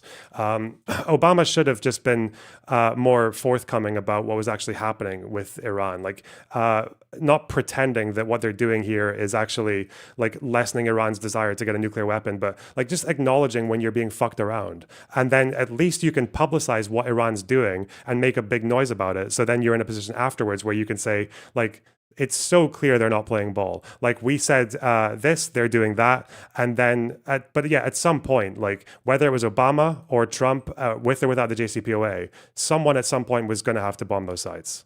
Like that never changes. Obviously, it would have been better to do it with at least having a public appearance and making it very clear to the public that you've tried alternatives, which Trump kind of fucked up with the JCPOA by just pulling out of it. But to me, the outcome's always the same. Okay. So are you in favor of the solution happening, or would you have preferred no deal and then I guess I just don't know what that looks like. If you go no deal, it's impossible to say where we would be. If the United States goes into like a ground war, if they just try to like every time they do one of the centrifuges, they just go and they just fucking bomb it. It just turns into yearly bombing time. I'm not sure. Well, okay. First of all, the if you take the snapback function and allow it to expire before the deal's ended, Yep. like. I don't even like that just should never have gone into place. So if we're going back to when they negotiated the deal, they just should like I don't know why they allowed that. But then if Iran says but then Iran says okay, no deal. We're just walking. Then what do you do? Right? Like then do you just say, well, we tried to get a deal and then you attack them or well, then I think you like if we agree that they should have had the snapback benefits the whole time or the sanctions the whole time, then you would probably need to offer them something else, right? If they're going to like if we're walking then well, then you add something else to the table. I feel like that's how negotiations should work. Yeah, but if it is a complete deal breaker, I would probably rather see the JCPOA go through than, I guess, go to war. I don't know. So they should do a bad deal, and Iran can abide by the bad deal all the way up, and then they come out of it in a position where they can just get a nuclear weapon quicker than they were before the deal was signed. At least it's kind of you're kicking it down the can, but it feels like that you're just saying that no matter what happens, we're deathlocked into going to war with Iran and dealing with. By the way, so when I say going to war with Iran, when I say going to war with Iran, I mean like your 12-day war, like bombing the nuclear sites. Like oh, okay, so you're talking about you just like you go and bomb the nuclear sites and then you continue on. Yeah, like that. Okay. Yeah, I think basically the position that we were in, especially when like you could have delayed it. Yeah, the JCPOA would have delayed it by another 5 years, and we'd be doing this in 2030 instead. That would probably be a bit more risky because their breakout window would be much smaller. It would be at least half the size. So is your solution then? It's just like, and I don't mean this in a mean way. I'm just trying to figure it out. Yearly B2 bombings. Yes. Like I don't know, like if you're gonna do that, then what the fuck else are you putting the world? Like you're putting the world in this position where they have to be left basically fucking guessing. And guessing is fine with most things, I guess. Like if you're gonna do brinksmanship, like, and I do agree with the general position that attacks need to be they need to be as close to imminent or imminent, or just completely imminent before you do anything preemptively. But when it comes to nuclear, that's very different because when a nuclear strike is imminent, you're already dead, right? Like it's already written in the stone. So with I'm nuclear, not against it's like, yearly B2 bombings for the nuclear sites. Yeah, that's not a but then idea. and then that runs you into a problem as well because like that's only going to become more unpopular as time goes on, and then like and they just need one American candidate who's not willing to do it anymore to so.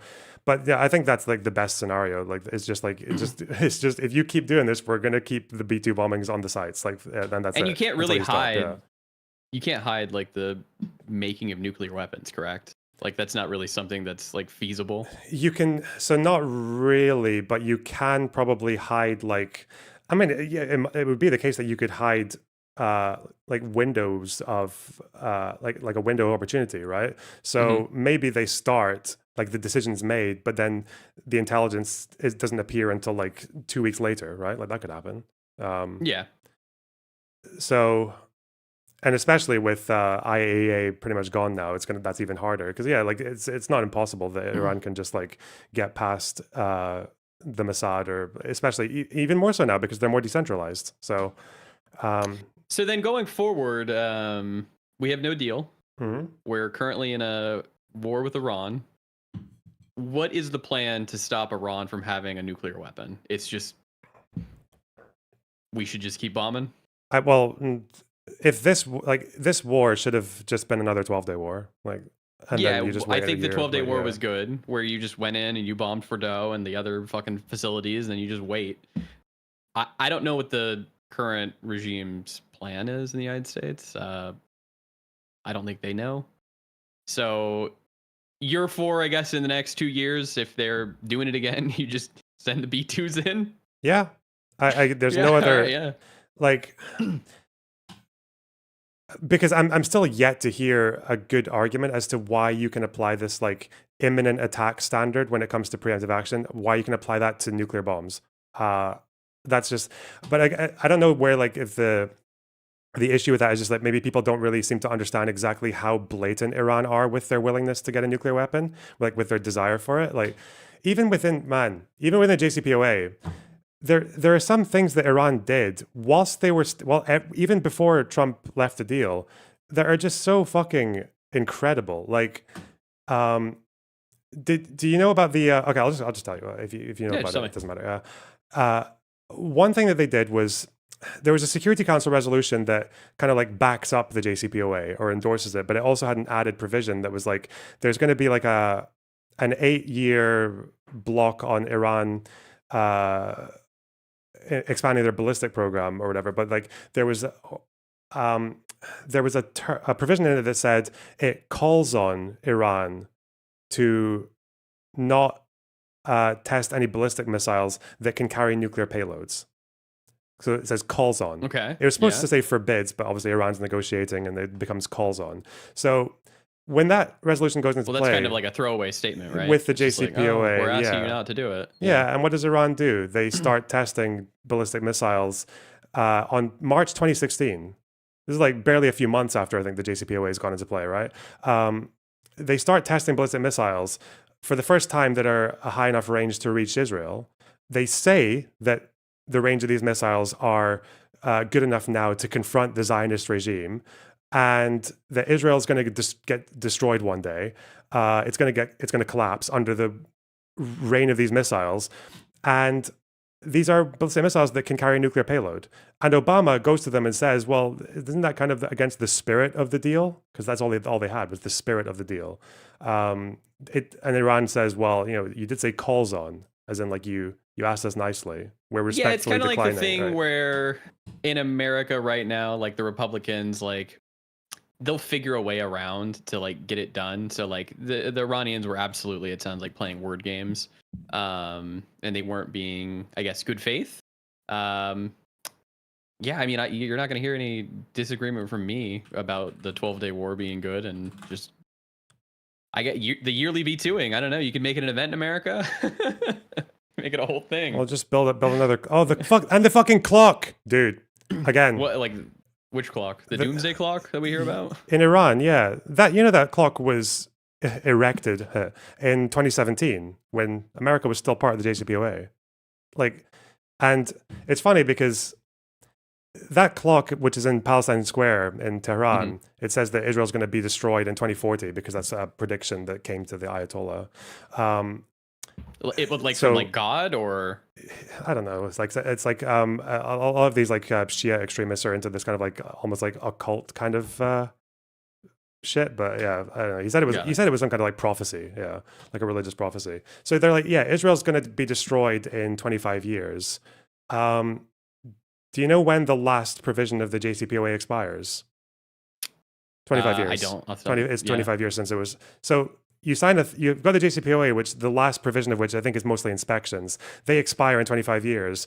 And then a year later, you go out and you put up a clock saying, well, Israel's going to get destroyed in 25 years. As soon as it's over, the clock, it's time, yeah. It's comically fucking blatant. Like, yeah, but I don't know. I think that's maybe the bit that people miss is like the Iranian regime is like, there are parts of ideologies that can be sort of like shifted and they're malleable and all that. But as for the IRGC, like destroying Israel and by extension getting a nuclear weapon, these two things are not shakeable. You're not ever getting this gone unless the regime is gone. And it seems to be the only way to get rid of the regime is if it falls from within one day. So you think no matter what, at the end of the day, there is no tying them in with Western influence to keep them away from a nuclear weapon. These people want a nuclear weapon and they are going to get it at all costs, even if they have to wait a long time. Yeah, they would have. Yeah, and the JCPOA to them was, you can tell from that interview with the Iranian atomic energy guy. Yeah, you can tell that it was just like, well, this is just another way we can do it. Yeah, maybe even a better way. Yeah. Okay, that's an interesting thing to think about. Yeah. Okay. What? Another question. So, what about like North Korea and them getting a nuclear weapon? Do you think like America should have like B2 bombed them, or are they just in too close proximity to China for them to actually be able to do that? I don't know enough about the nuclear timeline for North Korea. Like, it might be different in the sense that like I don't really know the like with Iran, like that desire to destroy Israel is like ideologically embedded. So by extension, the nuclear thing is kind of, I think that's just unshakable. I don't know if North Korea, also Iran already tried to have a nuclear weapon program before 2003. So I don't know with North Korea. I mean, they left the NPT in 2003. I don't know. I'd need to know a bit more, but Yeah, just need to know more. looking back at it, it's definitely not a good thing that they have a nuclear weapon now. Eh? Shit. No, not. Last question I'll leave you with. Do you think Donald Trump will do power plant day? He's going to bomb all the bridges in Iran? All the bridges and all the power plants, he Wait, said, yeah. how many bridges are there in Iran? I don't know. Let's look it up. That's a good question. How many bridges does Oh, man. a country have? I think it's easily hundreds of thousands. According to the Iran's bridge management system, the country has approximately 300,000 bridges. Right. Only 185 of these bridges exceed 100 meters in length, and 42 have a main span of 50 meters. So, how many airstrikes has America carried out so far? Less than 2,000, or was it less than 15,000? Right? It was like about 13,000. let's see. See if I can find this. Here it says 13,000, and that was as Yeah, I'm of seeing April 13K. 14th. Yeah. So how are you going to bomb 300,000 bridges? It's fucking Well, I think mental. he's probably gonna go for like the big bridges. The big bridges, okay. So like 200 of them, I guess, would be my guess. I don't think he'll do the power plants. There's no way that he's willing to commit this many war crimes. It's fucking crazy. Like, even when they say, like, it's so terrifying to see someone like fucking Hegseth. It's so terrifying to see him talking about how he thinks the power plants are dual use, even though they're just not. He thinks they're dual use because their regime controls them, and they use, like, especially with water, because that's like a very big political bargaining chip in Iran. But using something for political means or for like economic benefit is not dual use. Dual use is if you're using it for military, like if you're using it as a fucking like a base for soldiers or something, or for or storing weapons. It's not just that you gain politically from it. That's fucking crazy. But the craziest thing to me is the American media has just completely moved on from the 170 people who got bombed, who were children / adults, and nobody's asking about it in any of the press briefings. I watch every single Pete Hegseth press briefing at the Pentagon, and nobody gives a fuck. Nobody cares. Nobody asks about it. They just ask like stupid meme questions to him at this point. Well, is that because like everyone who actually has those serious questions is just not allowed to talk to him anymore, right? Kinda, but they were asking about it at the very beginning, and then they just all moved on from it. What I've seen recently is he's only answering questions from the front row, and it feels like it's the same like 4 people every single press briefing. So maybe it has something to do with that, but yeah, I don't know. America's in a really shitty spot, and I hope that midterms can change a little bit, but I'm getting more hopeful. I'll say that. Yeah, I mean, Trump's looking pretty fucked in midterms, isn't he? Yeah, and then Virginia passed their map, but apparently it got halted by a judge. So we'll see how that goes through the Virginia Supreme Court. My guess is it probably loses in the Virginia Supreme Court and then goes to the real Supreme Court, which dealt with the Texas map, I think. So we'll see. Wait. I haven't seen this story, but I'm guessing. Are we seeing like even old school Republicans now are complaining about gerrymandering? Of course they are. They don't like it when it's done to them, but they like doing it. That's fucking amazing. They started it in Texas. I mean, and I'm glad that the Democrats are no longer when you go low, we go high. I don't think that that's tenable. It didn't work. No. I think the Dems need to give it right back to them so they know how shitty it feels. I think that was it in California? I think they got 5 or 6. In Virginia, it turned from, I believe it was 6 Dems and 5 Republicans to now it's 10 Dems. 1 Republican is like the new map, what we think is going to happen. So yeah. Insane. But yeah, fucking hell. What are you going to do? Yeah, I don't get that though, because like it does seem like going as low as they do, I guess, is it does seem to be working in a way, then, right? It's the only way to get them to stop, I think, man. Is it hurting the Democrats? I don't think they're losing for doing that kind of stuff, are they? No, dude. The poll numbers these last few elections have been insane. Like Democrats are turning like +10 fucking Trump districts into like plus 30 Democrat districts. There's like huge 40-point swings going. We're not talking about a blue wave in the midterms. We're talking about like a blue tsunami. Whoa. It is going to be nuts. So I'm excited to see it. Yeah, that is exciting. Shit. What are your thoughts on the Democrats soul searching about how fucking lefty they want to be? I think that they're getting into bed with people who just want to destroy them at the end of the day. I don't think it's good. For me, the only people allowed in my tent are people who vote blue, A, no matter who, and B, if you have a primary candidate that you really like, I get it. If your candidate loses, you need to give at least near the same amount of fervor for the new candidate who actually won the primary. And you have to vote for them in the general. No, you can't blame fucking dark money or APAC for why you lost. No, yeah, no. okay. You can be sad that your candidate didn't get in, whatever, but you have to vote blue. And if you do that, I'm good. I'm cool with lefties who do that. As long as you like go and vote for the candidate who did eventually win, I'm more than happy with you being in my quote unquote big tent. That's why I'm just finding it so difficult to think about like what changed. Because when I used to be like, I used to be part of like a fairly radical, like even by socialist standards, like a pretty radical socialist movement when I was like a teenager. With all these like old manis, like old Marxist dudes and shit. They always used to say it was like, in the UK, it was like vote socialist when you can, or like Labour when you have to, as in like tactical voting for the Labour Party was okay. And like people would openly say, you have like socialists on these little shows and everything, when they were talking about the likes of like Ed Miliband or Keir Starmer, like people who were not socialists, but they would say like, yeah, I still want this person to be prime minister. I still want this person to defeat the Conservatives. But I don't know, like it seems like people who are socialists don't talk like that anymore.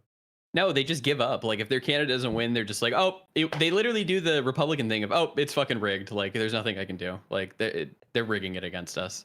When instead you need to vote for the lesser evil. I don't know if Clinton would have won, the Supreme Court would be in such a different fucking place right now. So What, Hillary Clinton? Your vote. Yeah, Hillary Clinton. Did you see that? Did you see the interview that she gave about whether the first half was about Trump and Republicans needing to be accountable?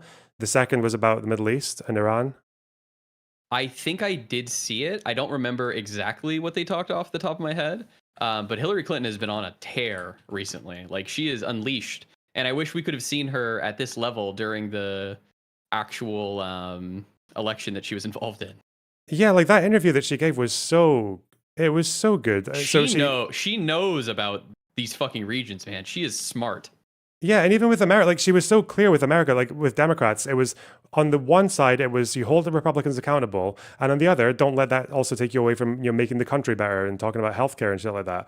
And then the second half, yeah, she's like very, very aware of the issues in Lebanon and like how the Lebanese government, and like praising the Lebanese government, which I'd never seen from any of these like other American politicians, and then talking about like the position on Israel, but also the opposition to Netanyahu, and distinguishing like the 12-day war in Iran from this fucking like psycho suicide project that Trump's on right now. Like, I don't know. It was like the perfect summary of just like that whole region she was for even a like candidate. pro Yeah. 12-day war. She was like, I understand why they did it. Like, yeah, it's something that needed to be done. A president needed to do it. And she's like, I'm glad that he did.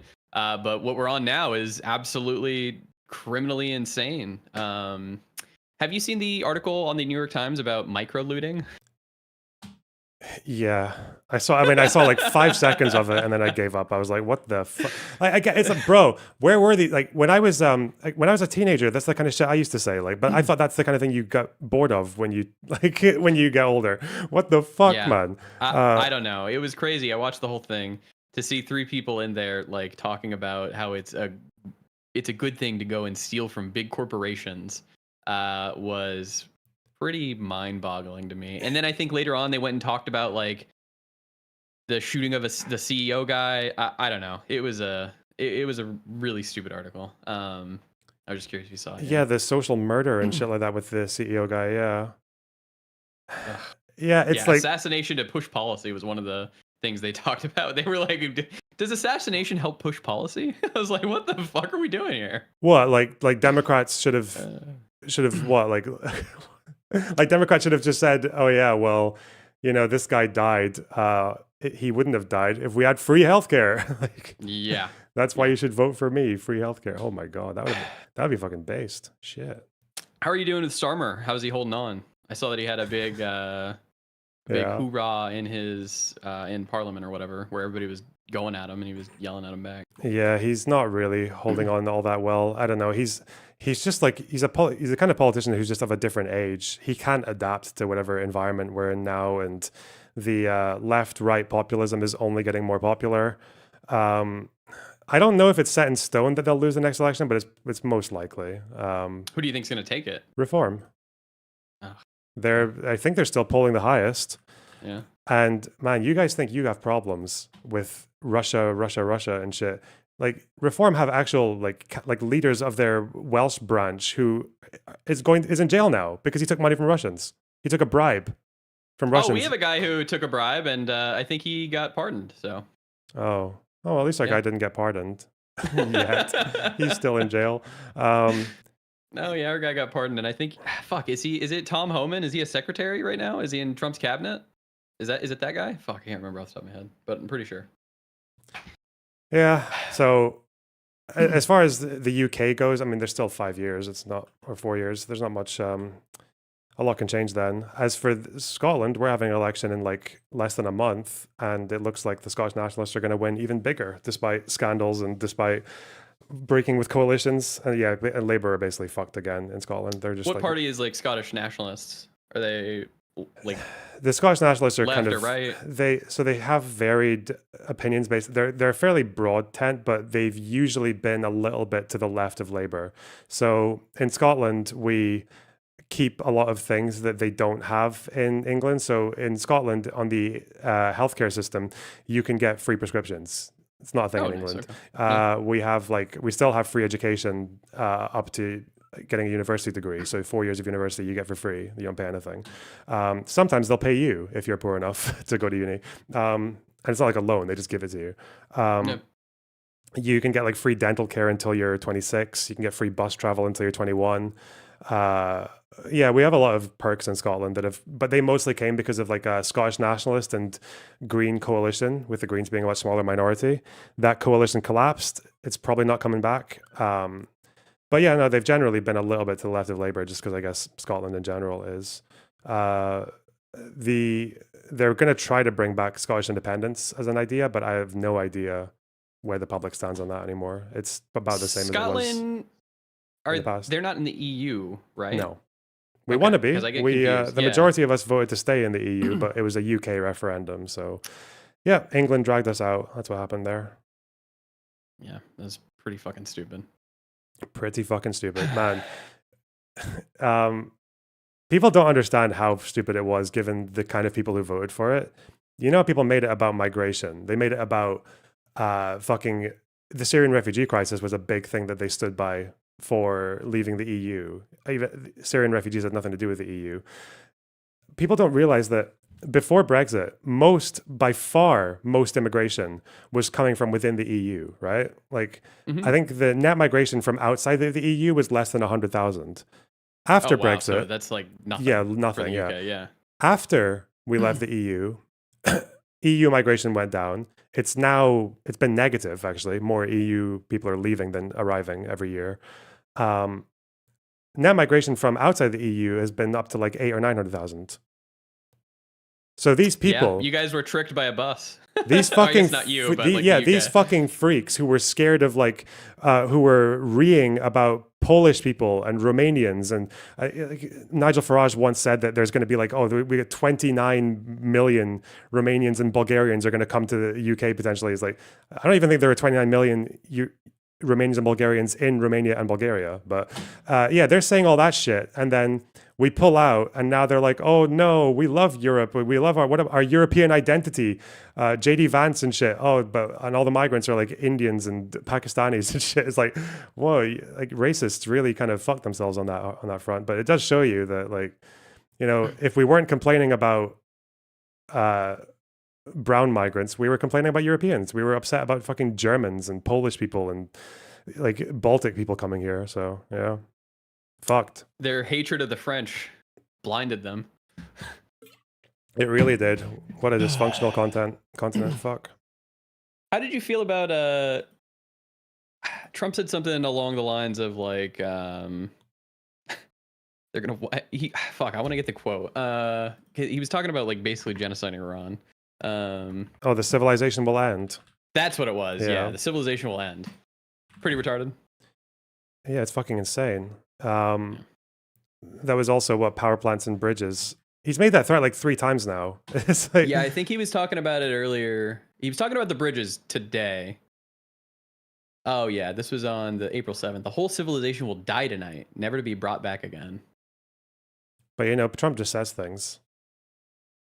I guess we've just normalized it. We've Yeah. normalized our president just saying insane things. And that is like the worst thing you can do, right? Like it's when it's especially that whole thing about making a threat and not following up on it, because you're basically just convincing the other side that they can get away with things, or that they can do what they want, or no one knows where the boundary is. So if Trump does eventually bomb the power plants and the bridges, it's like, well, what the fuck? Well, he like, said he was gonna. Yeah, but it's also like, what was Iran supposed to do to stop that? Because they've been told that you're not going to do it like 3 times now. You've pushed the deadline back, like, so the threat means nothing. And I think that's even a worse place to be, because it just puts you in a place where you are just completely fucking like confused, and you have no idea what's going to lead to what, or who should do what, like what the demands are. Yeah, it doesn't really give you much of a lane to exit through. Fucked up, man. Yeah, it's all pretty fucked. All right, well, I'm gonna get out of here. It was super nice talking to you. I will definitely hit you up on future foreign affairs. You seem incredibly knowledgeable about it, so it's always nice to have another person to talk to and chat about it. Oh shit. Well, thanks a lot. I had fun. All right, have a good one. Take care. Bye bye. Ciao. Yo, that was cool. That was fun. Why does he have blue hair? I just noticed that in like the last fucking 10 seconds. Why does he have blue hair?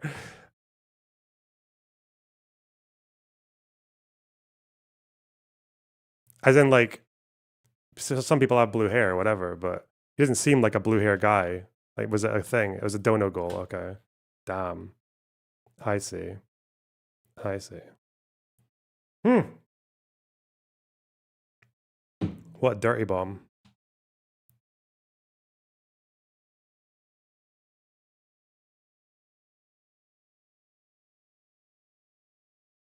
Oh. Okay. How are you guys doing? My abandoned children. What have you been up to? What, like off stream?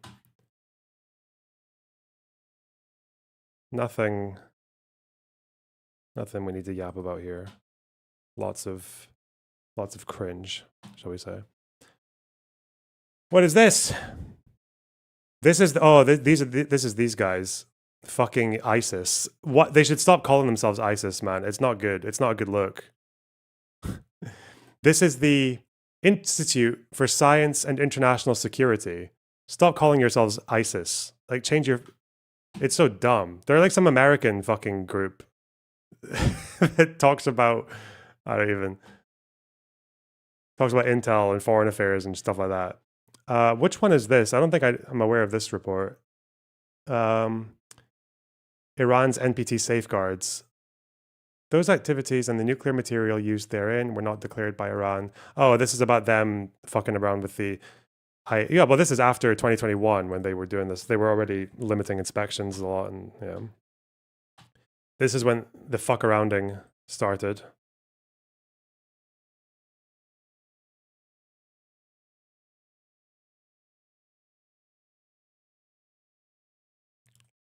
Shit.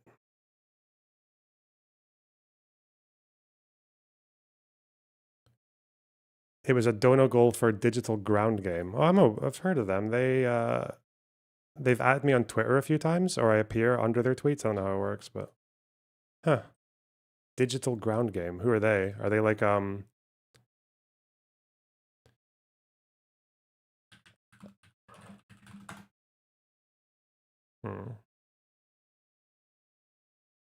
Fundraising with Destiny, Adam Mockler, Dylan Burns, not so erudite. Wick, Mouton. They're DGG. Wait, are they? No, they're just. Is it actually a DGG thing? Because they're called Digital Ground Game, or are they just another? Is that just a coincidence?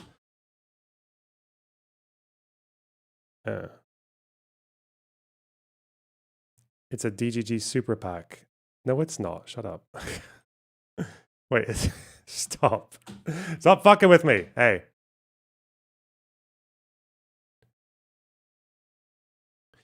Do you have any advice for how to engage with Lebanese Shiites who might support Hezbollah and think Israel is an expansionist state? Israel's recent actions appear to vindicate them.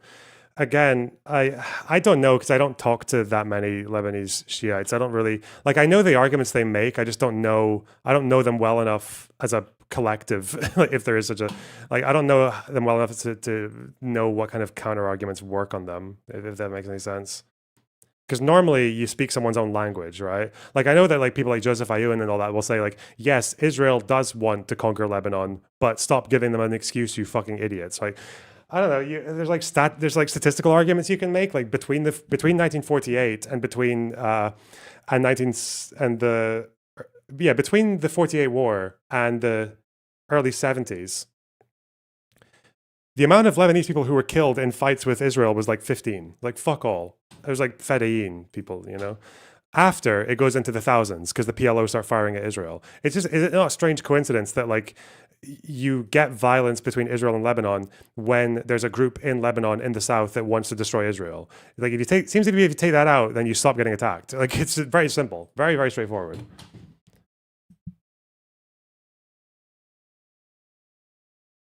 Lebanese hutch, yeah. Or I guess you can ask how many fucking settlements they built between 82 and 2000 in South Lebanon. The answer was none. Can we stop pronouncing erudite incorrectly? No. That's how you say erudite. Aphrodite.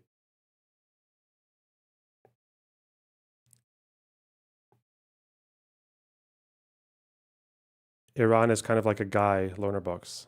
Isn't Iran the guy who... Nice. Got him. Did you see the article I posted, Mr. Box? Did you see the... Wait, where? Where?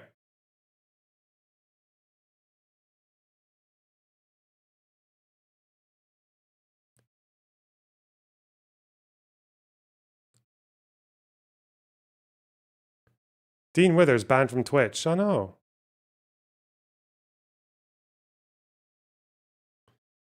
France, Unifil, Peacekeeper. Does Hamas accept a two-state solution? Should they? I mean, they obviously don't, right? Is this timestamped? What you're about to watch is a clip from a Patreon exclusive. Nope. Not timestamped. Sorry, guys. Not doing it. I will watch a non-timestamped Vouch, however. Vorsh. Man. IDK, some of the anti-Hickory arguments give me populist type vibes. You mean anti-Hillary? What? And you guys seen the Vosh? I mean, when I have an opinion that's not perfectly liberal. Dana, you saw it. I know you saw it. Boy, have you? Yeah, the two competing threads in the Reddit. Been modding it. How bad has it been, Thana? How many death threats from liberals who are mad that I didn't vote for Clinton in 1996? Where were you when Obama was elected? Good Did question. you vote for him? No, I was 14. Yes, Harris That would have shouldn't bombed stop Iran. you. Vosh video. Vosh video. I've heard of that guy. I've only been banning the libs who are patronizing and saying shit like he really needs to take a week off. It's really getting to him. It's such a... Listen, if I was a little bit stronger, I would pretend that it doesn't get to me, but it's actually so annoying how condescending they are because I know how my mental health stacks up Yep. against the average person who comments on fucking subreddits for political live streamers, and I feel like I'm probably winning that game. If I could engage in like a direct mental health jutsu with the people writing comments like that, I feel like I would come out on top every time, like without a doubt, you know? Yeah. So it's a little bit frustrating. Bro, it didn't happen under Biden or Obama. Trump literally immediately escalated against Iran both times. No, He got elected and immediately did maximum pressure against Iran. The first term, he immediately ripped up the nuclear deal, increased sanctions, killed Soleimani, and started striking their proxies. In the second term, he literally started directly hating Iran. I'm sorry, but the Iran war just wouldn't have happened without Trump. He's literally always been the most pro-Israel president and the most hawkish against Iran. Do you think they watched the video? I accidentally clicked in the username of one of the posts, and their profile was just 50 billion Destiny subreddit posts. Yeah. Hey, let's I don't go. mean to. It's not. I'm not trying to name names or drama farm, but that's a known. That's a known pattern. It does happen. It's been known to happen on the Reddit and in general, but especially on the Reddit. It was a DGG doctor. I'm not going to say. No, Harris would not have bombed Iran. Man, Biden's advisor literally said they were looking to do that.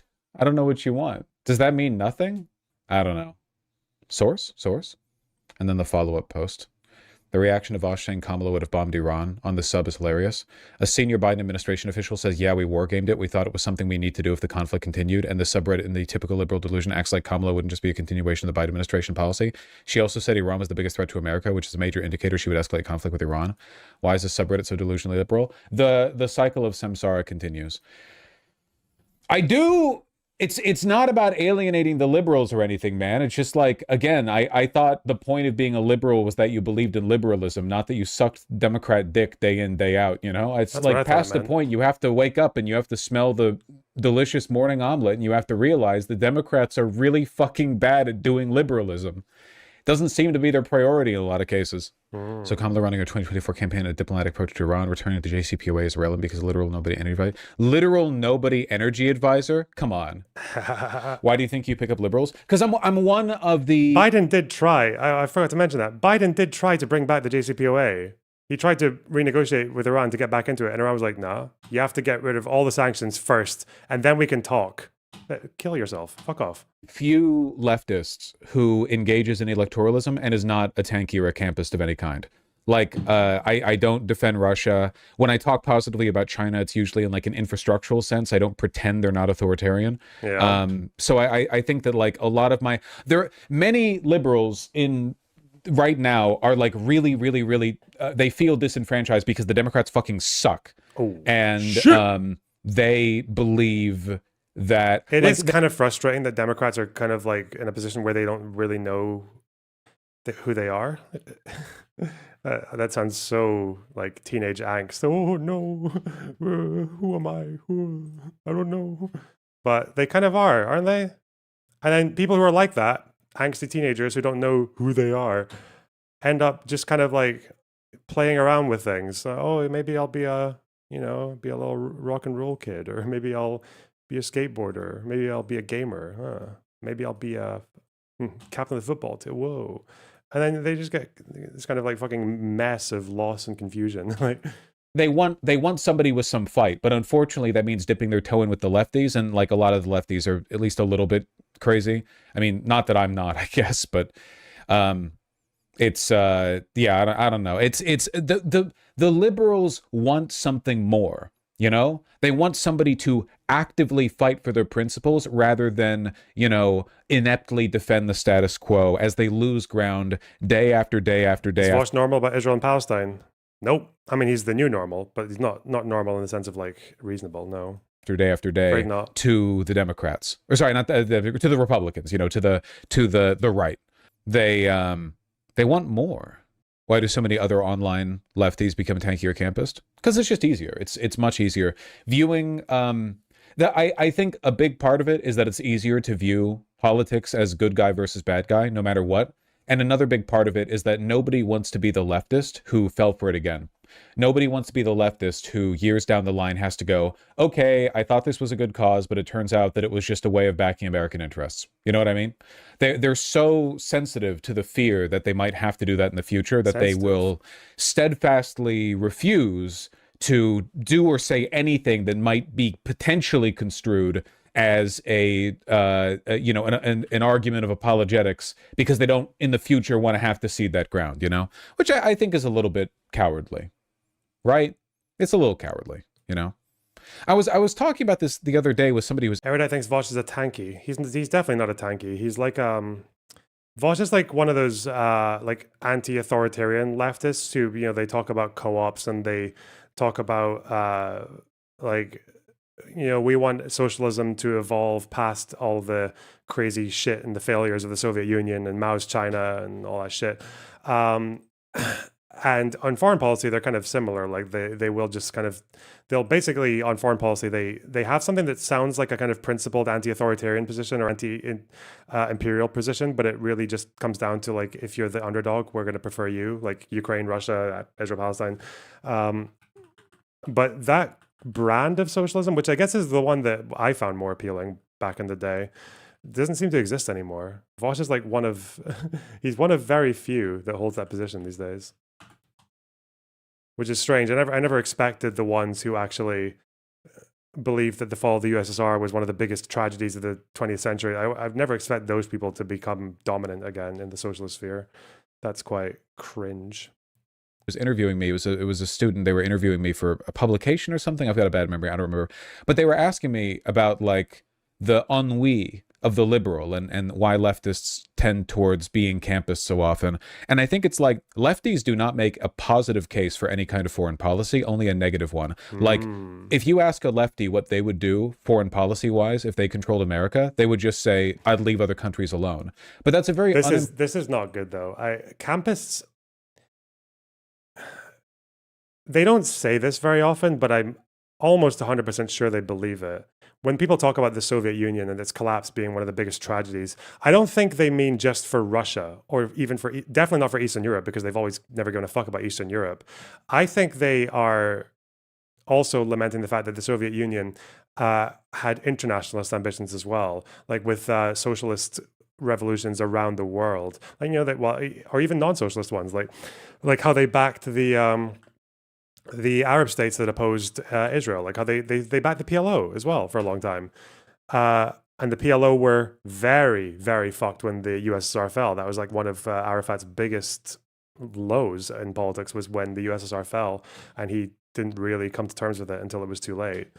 I think that's what so when it comes to foreign policy, I don't think they actually are non-interventionist. I would find it so hard to believe that like a Hassan style, like one of these like far left people would come into power and not just start supporting other movements around the world that they do think are good. Like I'm not getting that. Like let's say I'm like Hassan's lefty foreign policy advisor. How difficult is it for me to convince him to arm the Houthis? Probably do that quite easily.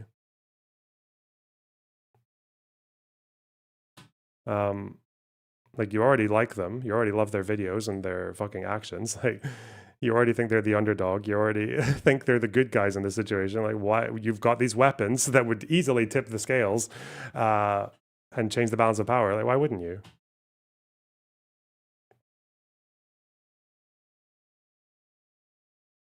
Impressive argument when you actually do control America, the center of global capitalism. It's also like the especially with the China thing as well, like the Maoism and this idea, like that's what they used to do. The anti-imperialists of old, of the 20th century, Maoists, and especially Mao's China, they had a big thing about this. What that entailed was large powers like Russia and China supporting communist revolutionary movements around in other countries and propping them up, and sometimes even allowing them to take power through illegitimate means or undemocratic means or by force. So,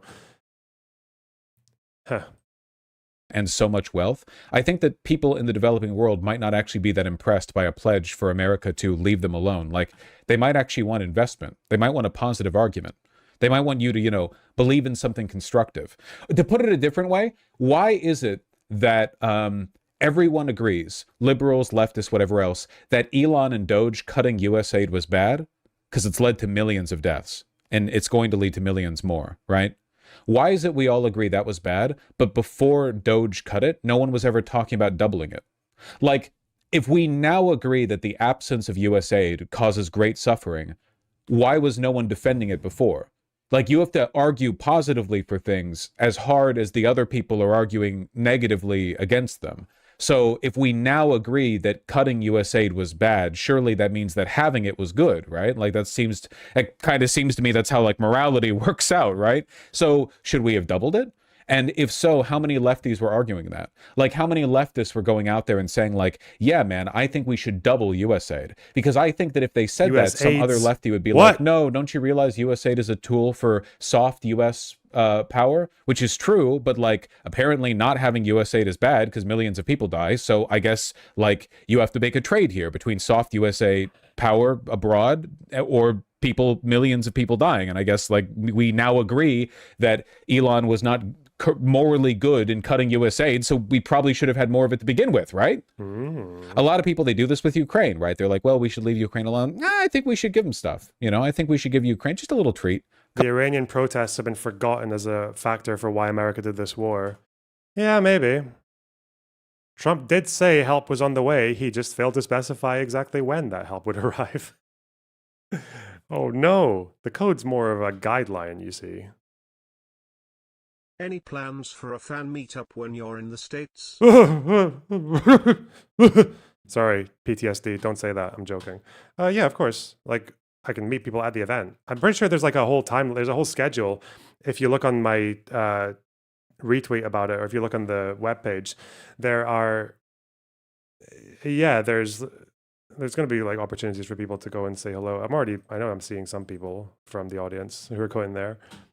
At least a few have already bought tickets, so yeah. I know they also have a thing where they have this thing that's like you can pay for like a dinner with one of the debaters, or there's like a lunch table with the debaters, but I think that's just for Andrew and Rachel, not for everyone. And the dinner thing is like if someone buys a dinner with one of the debaters, then they are going to have to check with the debaters whether or not they're okay with it. So, yeah. Where can I find the schedule? Good question. Let's get it for you.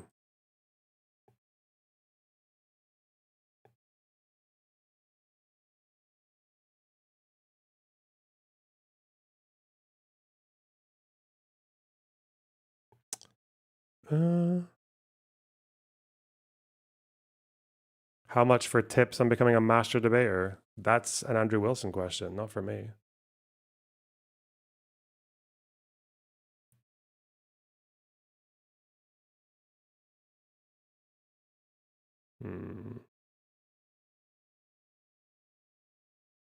When the dinner guest is Sundowner, I'd be pleasantly surprised.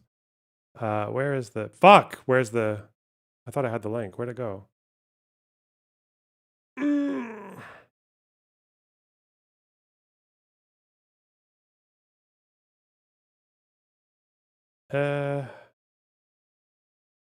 Oh. Okay, debate. Yeah, okay.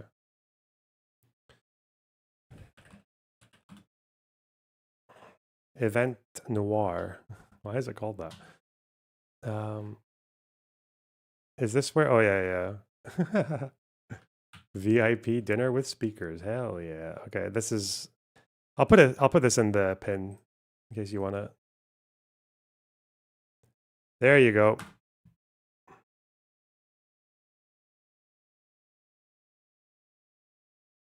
That's where you'll see tickets of all. They're all different kinds, and there's also where the running order is. 2 days in Dallas, Texas, from July 25th to July 26th. Couple of HIMARS, no big. I've always said this with regards to energy investment, you know? I think we could do the world a lot of good if we massively subsidized our own domestic solar cell production, you know, solar panels, and then we had like a joint investment program where we go up to, I don't know, Brazil or whatever, whoa, Panama, whatever country you want, and we say like, hey, if you buy these solar panels from our companies that we've produced, we will subsidize a huge amount of the cost. Like, let's do a joint venture. You pay this much, we subsidize the rest of it, you get a fuck ton of solar panels, you know?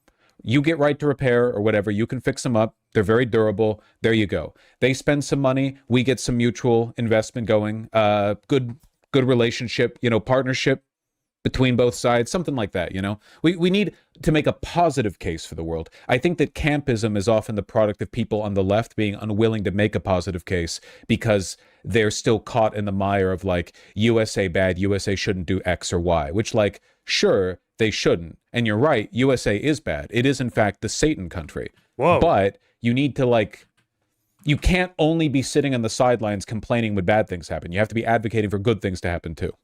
You get me? I mean, all this is also avoiding that I don't know if Kamala Harris had any actual positions at all. Her campaign was drastically different from the one she ran in 2020. Yup. Kamala Harris as a senator was very different from Kamala Harris as a presidential candidate in 2020, was different from Kamala Harris as a VP, was different from what Kamala Harris ran as in 2024, is different from what Kamala Harris has been since 2024. Whereas Biden, sorry, not Biden. Oh, the Reddit fight that he was having was because of people, it was because of him in a, he was saying it. He was basically saying, dude, he was basically saying that fucking, that Kamala would have done this war in Iran as well. And any differences would have been like trivial.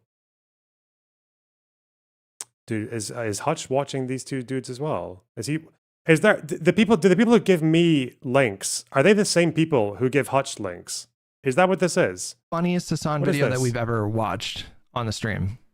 What's he reacting to? And Jerusalem undivided with the right of return for refugees.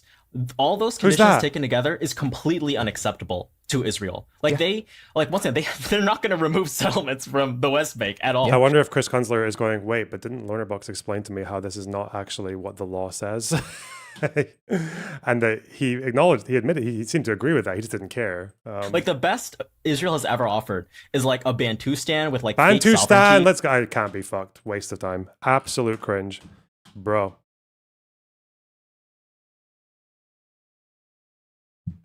Holy fuck. One day, we'll do a little doc about why a Bantustan is so different from like these guys talk about a Bantustan as if like island nations are a Bantustan. Like it would have been a contiguous West Bank with a contiguous Gaza Strip, and then there's a bridge that connects the two of them. That's not the same as a Bantustan. Like, come on. Come on. What are we doing here?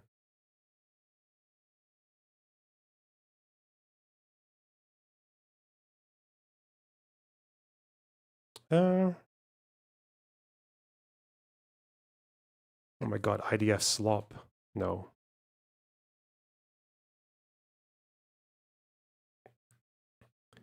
Is the Bantustan thing what they call the Emirates plan? The Emirates plan would actually be a Bantustan, yes, because they would not be states. They would be little autonomous zones, like reservations. Yeah, that is more like a Bantustan, yeah.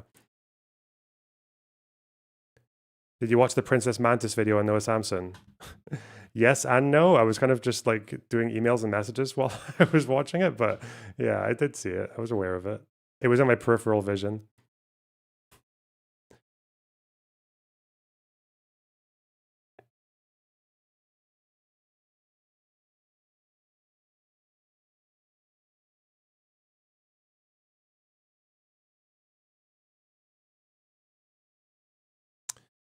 Right, hang on.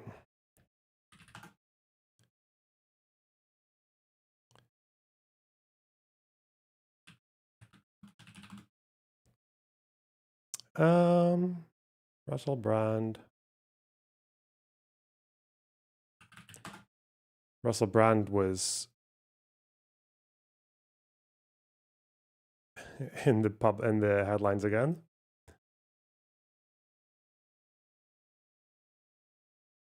That was a really tactical courting of the Christian groups by what he's about to say with the right-wingers.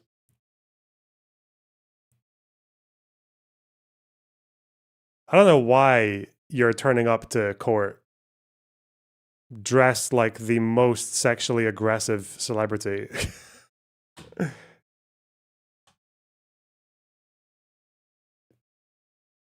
Where's the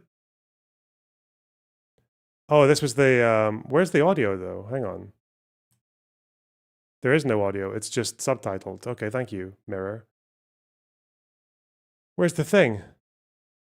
Fucking Facebook. Instagram. Okay, let's go Instagram. Why not? Decline. Decline. Okay. Come, Russell Bland. Where I'm from, the age of consent is 16, and I did sleep with a 16-year-old when I was 30. But when I was 30, I was a very different person. I was a lot younger, and I was an immature 30-year-old. Oh. consensual sex, actually, with a variety of people, when there is a strong power differential, as there is when you're a famous man that has the ability to attract women that I had at that time, I think involves exploitation. I think it is exploitative. I recognize that my sexual conduct in the past was selfish, and I did not apply enough consideration, barely any, I suppose. That was that in the 16. No, that was in the allegations, wasn't it? Yeah. Really, to how that sex was affecting other people. Oh. Holy shit, man.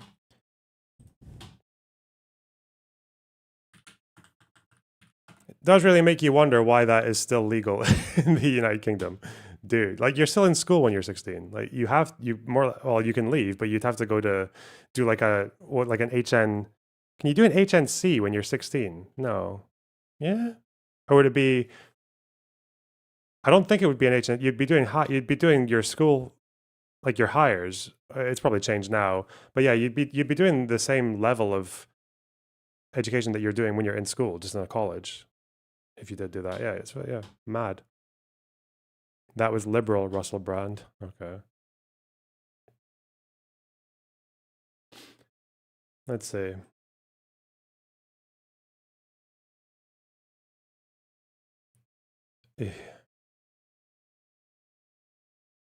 Emancipation. What, like at what age can you be emancipated? If 16, is it?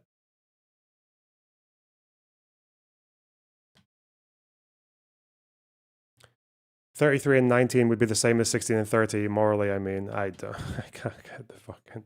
I mean, that's like saying 20 and 40, or 25 and 45, or 30 and 50 is the same as 1 and 21. Like just fucking chill. Stop. We're not doing it. I'm not doing it. You can't make me. You cannot make me.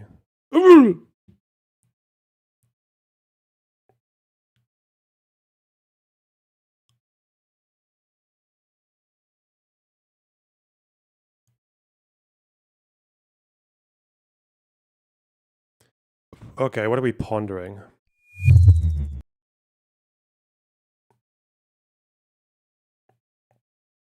You know what? I don't want to shuffle through a bunch of shit today. I want to take an easy one. I want to stream for a bit longer, but I also want to watch a long thing, which means we're gaming. We're gaming the fuck.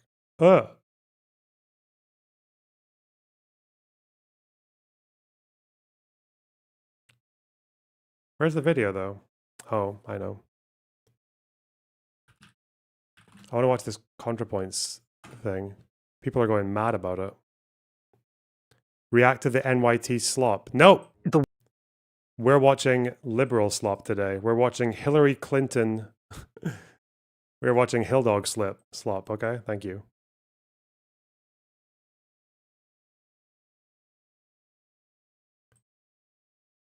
Watch the Oxford Union debate. Nah. What, is that the one where he said that the USSR was, you know, the fall of the USSR was one of the worst things? The worst, no, one of the worst, didn't he say? Yeah. He didn't say the worst, okay, give him that. Give him that. What's Soy Pills convo with this loner box guy? Oh, fuck. All right, ContraPoints. Let's goop. This is like, I don't know if this is like a personality flaw, but like. Whoa! Why do you go there? The fuck? The West has fallen. Why? Well, the West has fallen. Good start. I need to get off of this fucking slider. It's really why? annoying. Because of like degeneracy. Okay. And the evidence of that is often like suggests, like look that. at modern architecture compared to a cathedral. Right. You know, how did this happen, Western man? Yeah. Right. Ridiculous meme posts. We used to be a proper country. Like a proper cunt. The image attached to that caption is a 7-Eleven ad from the 1970s. So it's like really? Yeah. It's like look at this advertising image from 3 decades ago. Yeah. Wouldn't it be better if we were still like that? Wouldn't it be better if we were like those postcards that make the 50s look like a perfectly happy nuclear family where there's where we have Jim Crow and like fuck all women's rights and half the kids are getting abused by their uncles and no one can say anything. Welcome to Doomscroll. I'm your host, Joshua Citarella. My guest. And if your husband rapes you, that boys will be boys. Get over it. Is Natalie Wynn, a video essayist and content creator. All right. I have to talk at the EU Parliament later this month. Really? About how the left can compete with the online right. What should I tell them? Okay, where are we going? One reason I have a difficult time answering this question is that a lot of the reasons why the online right has the reach it does are things we would not want to emulate. Mm-hmm. For example, a lot of online right commentators are frankly backed by money. Yep. Like not like crowdfunding money, like institutional money. Yeah. And big money, deep pockets. Yeah, exactly. Did she say 3 decades ago for the 70s? If she did do that, that's a very millennial thing to do. Yeah. Like, my head knows that the 70s was like over 50 years ago, but my heart still says 30. It's never going to stop. So sometimes it's like, do we want that? Mm-hmm. I think that for a lot of people on the left, the idea of having like oligarchs backing you would be oligarchs kind of defeat the purpose. Well, the NGOs. Those exist. Liberal NGOs. Yeah. That's true. For a couple years now, people have been talking about like, what if we had a leftist Joe Rogan? Like, do we want a leftist I've never heard that one before. Do we want a leftist Joe Rogan? I don't know. Like, I don't. But would it be useful to have one? Mm-hmm. Maybe. I'm sure I would hate it. Gaming. But we're gaming. So what? I mean, I think the reality, like if I will lecture men for not wanting to be in a coalition with their mother. Well, I also think I'm going to have to deal with being in a coalition with some kind of leftist manosphere. Right. And I'm prepared to just deal with that. A leftist manosphere. Like, I think that part of my like realistic electoralist idea about politics is accepting that I'm going to have to be in a coalition with a bunch of people I don't like. Uh-oh. Because that's at a I'm going to have to be in a coalition with people who like human rights and don't like genocide. It's just very difficult for me. National election in the United States means that's what they'll say. Having the support of a very wide group of people. I'm going to have to be in a coalition with people who just want healthcare, baby. And to support the Houthis. Okay. You're telling me that 77 million people can't belong to the same subculture? Yeah, 77 million people are probably not going to look into the camera and say, I'm the same kind of communist you are. Like, it's never going to happen. Which means accepting, like, it means accepting, like, a wide amount of ideological diversity. Wide.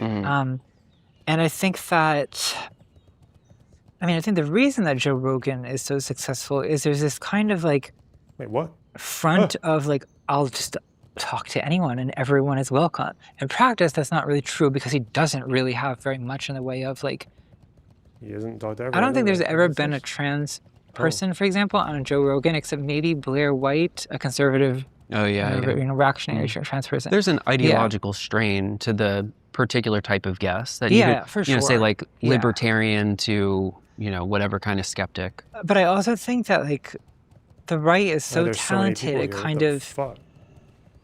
In a soft kind of way, they love bomb, right? I've experienced it myself. When in periods, this has happened on a recurrent basis for 10 years. As every few months, like some large faction of the online left decides that I am like the villain of the month, right? And it will just be a mass. It doesn't bother me that much anymore because it's kind of become like. Well, there's only so many times it can happen before you start like taking it less seriously. But I think that it used to really upset me, as it upsets most people when it happens initially, because it's kind of not. The normal when a bunch of people are screaming at you and telling you you're a horrible person. The ego's instinct is to defend itself, right? But when that's often happened to me, I often am reached out to by people on the right who are like, hey, like I see what's happening to you on Twitter. And that's like really horrible what they're saying to you. Like, do you want to come on my podcast sometime? Right. Like that's kind of their like recruitment method. Oh no. Is like they reach out, they sort of exploit the divisiveness and the vitriol of leftist spaces to kind of like lure people out. So division. Yeah. Well, and especially because like there is like a genuine kind of like tall poppy syndrome type thing on the left. I mean, we've sort of talked about what this. Is tall poppy syndrome? Okay, so tall poppy syndrome. Every now and then. Doesn't actually happen that often for me, but like right wingers, like it's usually not creators. It's like maybe sometimes they've got like a bit of a Twitter following, but it'll be like, what do you think of the? Hey, so not these Muslims, am I right? I'm like, dude, actually die, stop. Yeah, it's fun. It's very different though. Yeah, they are very love bomby.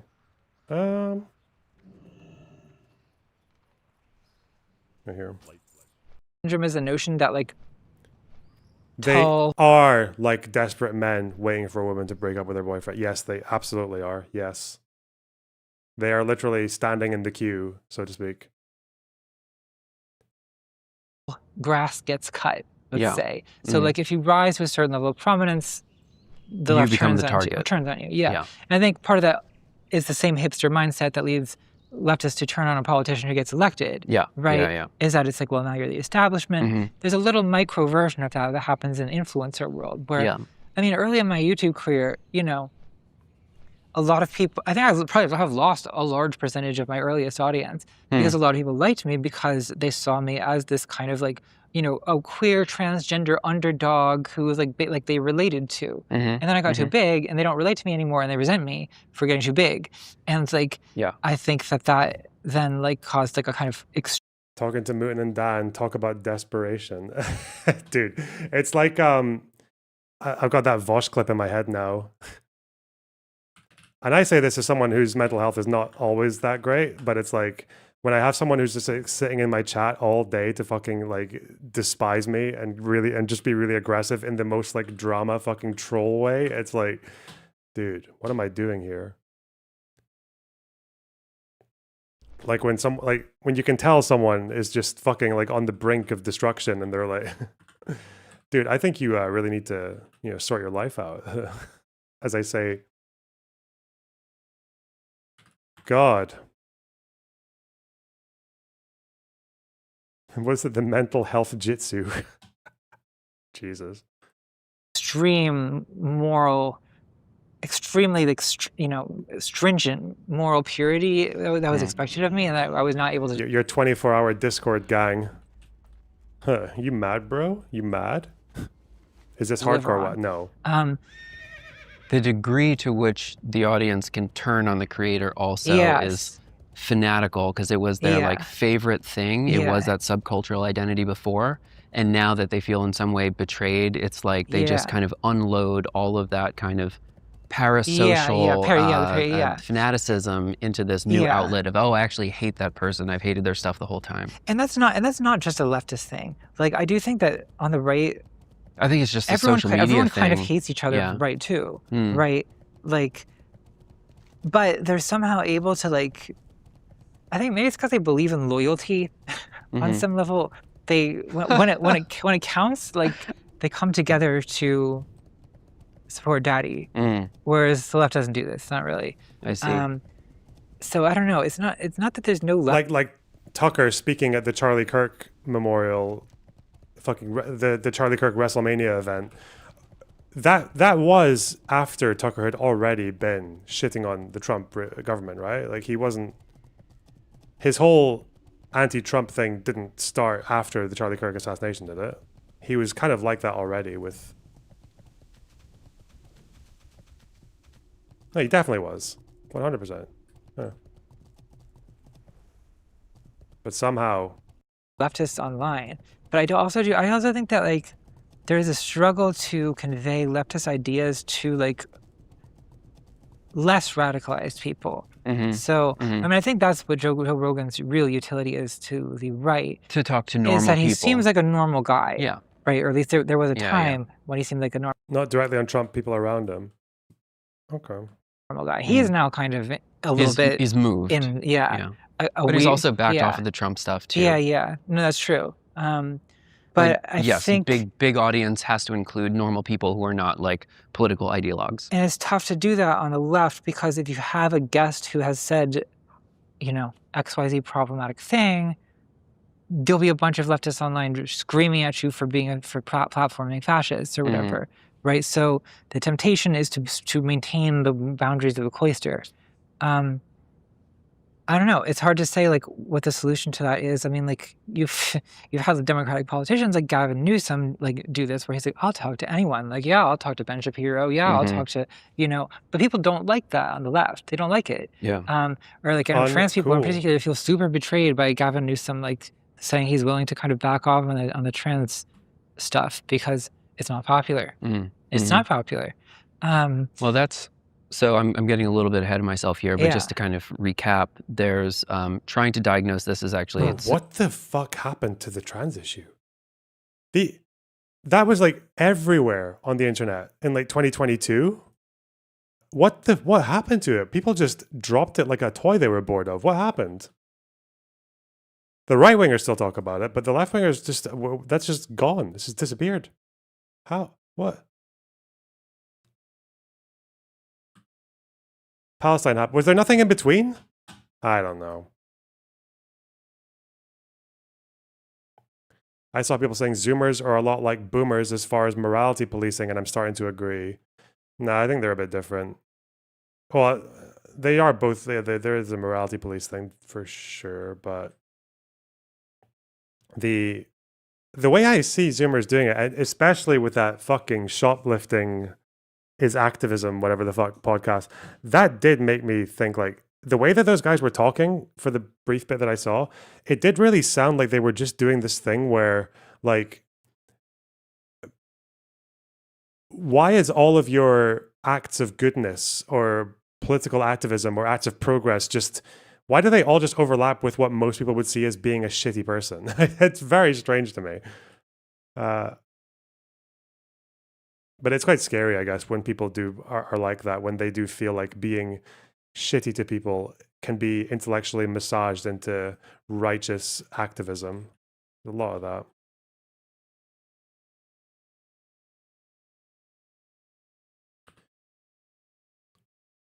It's a pretty big situation. Like famous Media Matters study, I think 25 says that 90% of alt media is conservative leaning, right? So the temptation is to look at that as a reflection of where the political sentiments of most people in the country are. Obviously, social media is a very distorted mirror. Not 90% of the country is conservative, obviously. Yeah. See, I didn't know that. I didn't know that. Yeah, I mean, there actually is a volume problem. It's extraordinary. So they're doing a quantitative survey. There's different ways to slice the numbers. They're including like Trevor Noah is part of the left. We could dispute the way that they classify it, but I think obviously whether it's 90% or 80%, it doesn't matter. Alt media, overwhelmingly conservative. Yeah. And the reasons, I'm just recapping some of the things that you said, so jump in if I'm mischaracterizing, but asymmetry of resources, so you got big donors, and then just like big bait, boners. They can kind of sow division. I'm going to shadow step this guy, and then I'm going to sneak in. Oh, they're just leaving this guy alone. Who? Ain't nothing. Look at trend cycles, whatever's trending, and jump on sensational topics. Yeah. And then the third is that some of the positions on the left are unpopular in a majoritarian democracy. Yes. So Aryan we can democracy, fix 1 and 2. Weirdo. How do we deal with 3? Well, I actually think people aren't gonna like this. I mean, I think there's certain issues on the left that get ready to not like this. Get fucking furious. Get mad. The most high-profile spokespeople are actually like warranted in avoiding.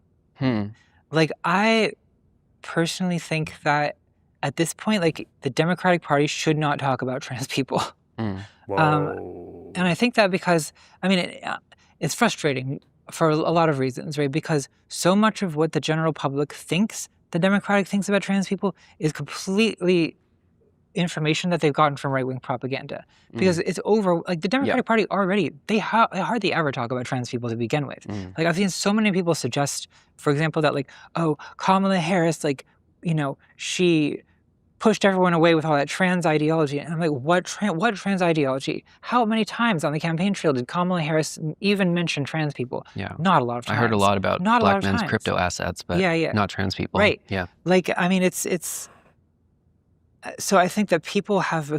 I was walking around town a few days ago, and I saw these posters on a wall. There was like pictures of it was trans activism, and there was a picture. There was a bunch of trans people of different, genders and races and all that, and it just had this caption that was like, "We are not your enemy." It's just like trans people looking normal, like hanging out. I do wonder if an effective response from Democrats and trans people, maybe more specifically, is to go that way of just being like, why are you so obsessed with what's happening between our legs kind of shit, right? I do, at least in the one-to-one conversations, stuff like that can be quite useful, but I don't know, there was something about seeing that I just thought was like quite, I don't know, it just made me think. It just gave me a little like light bulb in my head. I was just thinking like, I feel like this kind of approach is probably quite disarming. Like just what's your fucking beef, bro? Like in the same sense that in general, it's often harder to be aggressive towards someone who's being nice to you.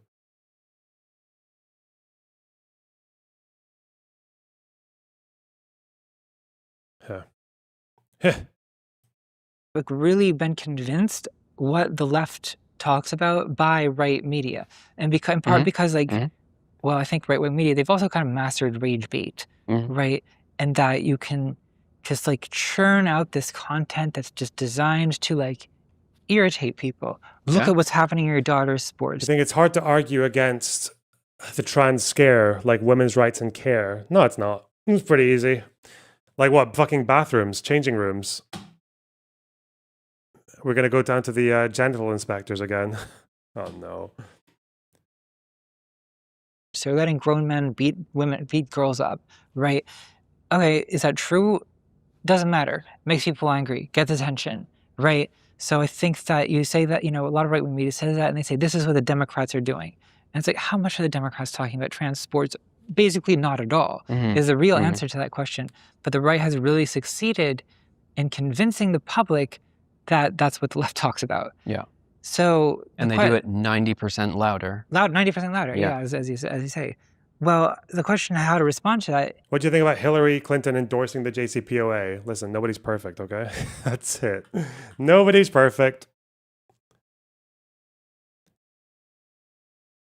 But again, like maybe Hillary would have.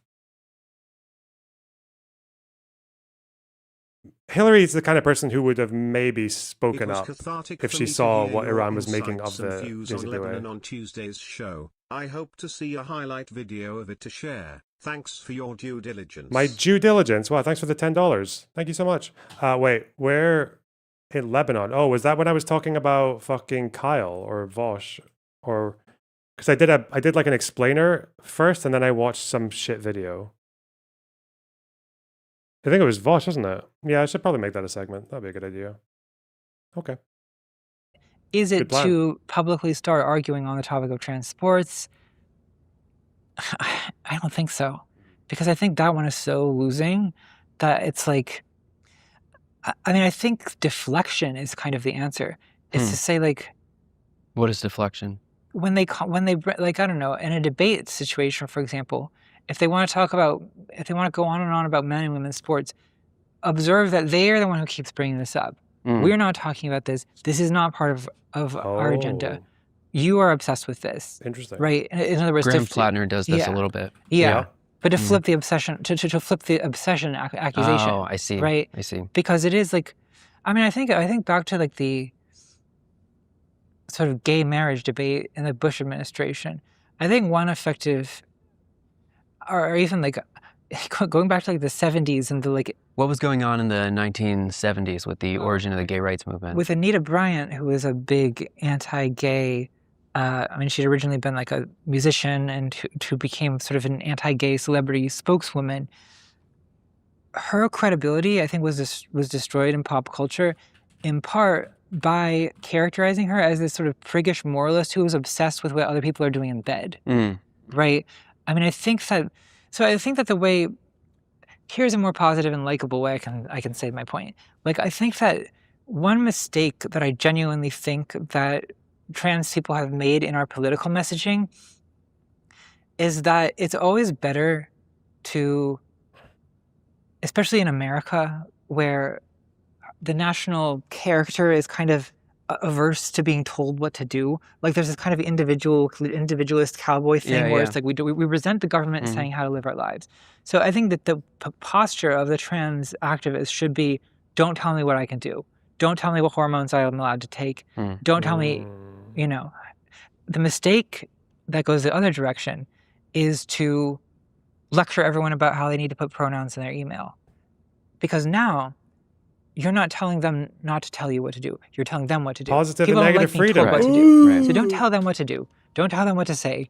Tell them to leave you alone, right? And I think that's the kind of more convincing line, is that my temptation is to kind of argue from the kind of triviality. Like, really? You're expending this much resources on preventing essentially 10 people from competing in professional athletics. Why is this a major part of your platform?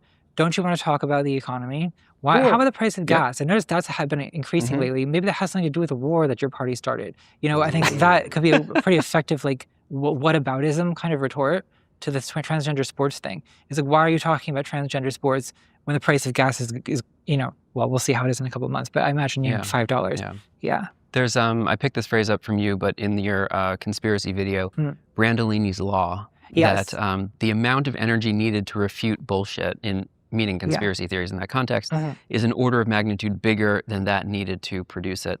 So yeah, if you're trying to argue a point that is maybe not winnable, it's a useless expenditure of energy you should be talking about. I think Graham Plattner literally does this, where someone was trying to bring up trans issues in Maine, and he was like, well, what about this healthcare thing that we're not able to talk about? So I totally agree with this. I'm not going to leave you hanging out on a limb by yourself, but I think that that is actually, while it may be unpopular for people who have, you know, political sentiments or share the same ideas that we do, this is what we need to advance in a majoritarian democracy, which is a uncomfortable but necessary conversation. You mentioned the leftist Joe Rogan before. I'm going to take us down a little bit of a path here. What are the main problems with someone like J.K. Rowling's position? Because it feels so performative when people denigrate her. Because she has this way of, again, most of what she says is not like foaming at the mouth bigotry, but that most bigots don't do that, right? J.K. Rowling massively overestimates what she believes is a threat to women's safety and all that from trans people. And she will also be very, very soft and very even supportive of people who are anti-trans, but she will like just overlook the fact that they are foaming at the mouth bigots. Like she's promoted foaming at the mouth bigots on trans issues like a lot. The way she talks about trans people, like I'll give you one example of something she did. She spent quite a bit of money funding a crisis shelter in Scotland. And it was a crisis shelter that was exclusionary to trans people, as in like this crisis center was only for cisgender women because she thought that trans people would come in there and assert a masculine energy or make the woman unsafe or would be exploited by men in dresses. I don't know what the fuck she was saying, but the interesting thing is that the council and the state-run crisis centers that already existed in the city where she was doing this, I think it was Edinburgh, have allowed trans people to use their services for decades and not once had an incident of abuse. As in, not once had a trans person or a cross-dresser gone into this space to fuck with cisgender women. Like that had not happened. It was a fear that she invented. It was a fake concern.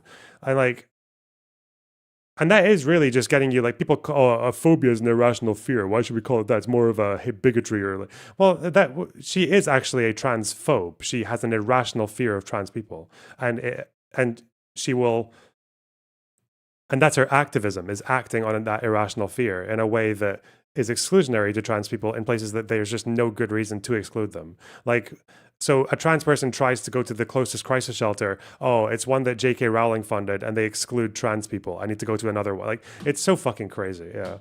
Yeah. It's just kind of nasty.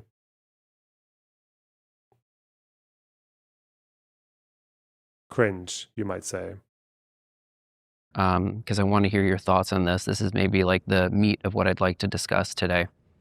So post 2016, there's all of this right-wing content on YouTube. Yeah.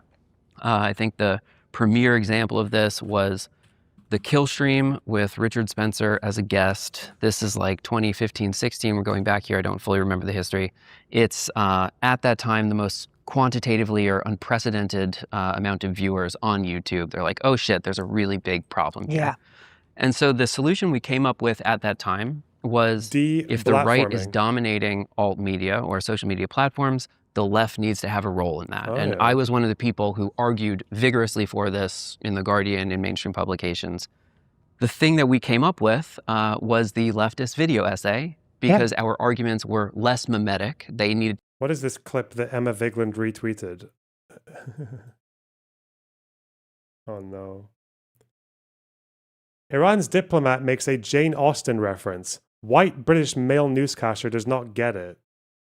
So much of contemporary British cultural hubris and ignorance, even of themselves, encapsulated in this. Okay, dude.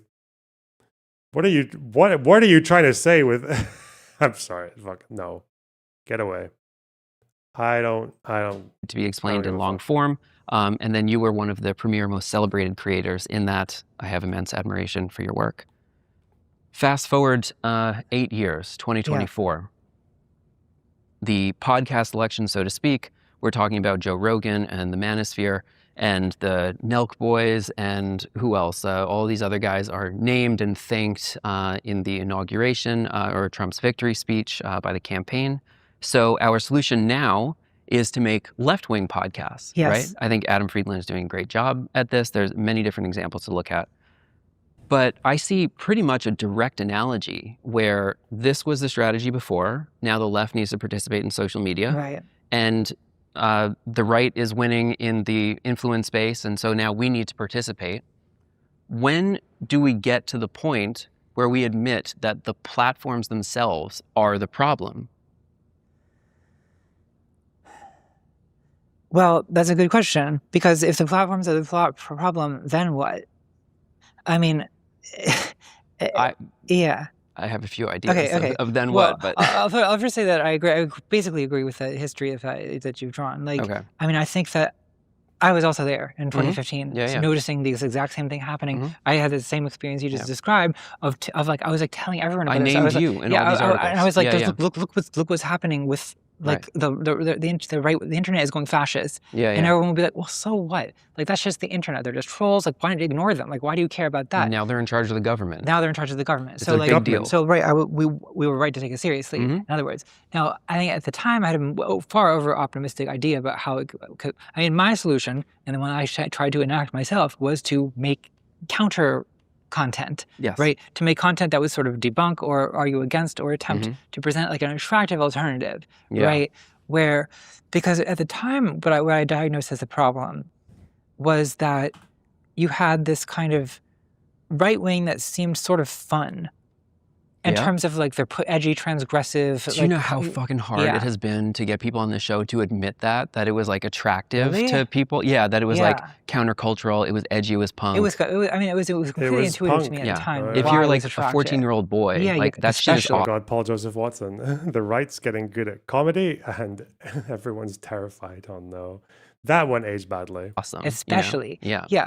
And because like, so much of that content, well, at the time it wasn't called woke, it was called SJW, Social Justice Warrior.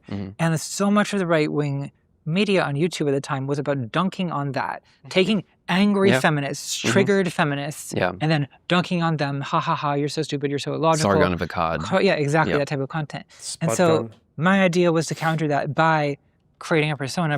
The kill stream was kind of funny, like the Ethan Ralph fucking...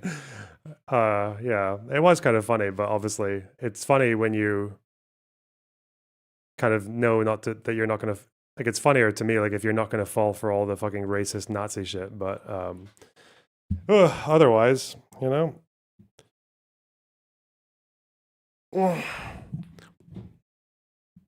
But yeah, even now though, on like the left wing kind of like upsurge, I don't think that fun element has really followed them. It's just toxicity. It's just like, here's how we can be bullies, and it's funny. Here's how we can be bad people, but it's actually theory says it is acceptable and admirable even. Basically, a persona that's not that far from my actual personality, which I'm also irritated by moralism, basically, right? Like, I find that I'm attracted to the transgressiveness, right? And so I thought, like, look, I can do this in like a non-priggish way. And I got somewhere with that. But the thing is, like, ultimately, I think partly it is Brandolini's Law type stuff. And partly it's my own artistic ambition in a way that impeded the ability of me to mass produce content in the way that the right-wingers do. It was also people in, like, our role is that we're in media. And journalists would say this too, but indirectly they were saying that people like me are the answer, that we can make better narratives. And that was also allowing them upward mobility and opportunity. But you've anticipated exactly where I'm bringing this. Brandolini's Law, I recognize at a certain point that, whatever kind of downward mobility, post-neoliberalism, whatever we're in now, this was producing more right-wingers than we could recruit and educate by using alternative media. Do you feel like the DRAD project was a success in that period, or how do you look back on it now? Do we really need to be calling it DRAD? Like defrag, but for DRAD, just de-radicalizing. DRAD, that's not a thing. There ain't no way. Get rid of your snapback. Stop calling it DRAD. Yes, we do. Okay. Dissension in the ranks. 1 minute.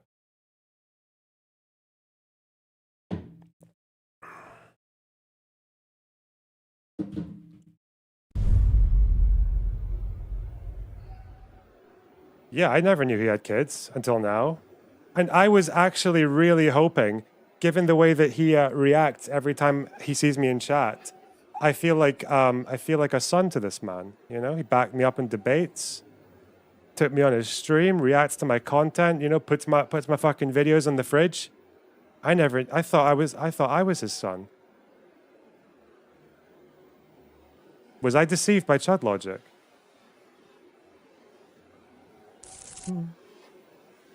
Like, I've had.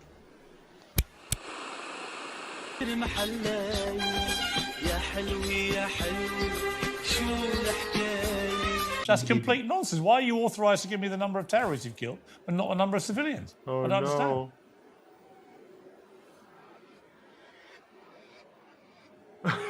Wait, is he just fucking...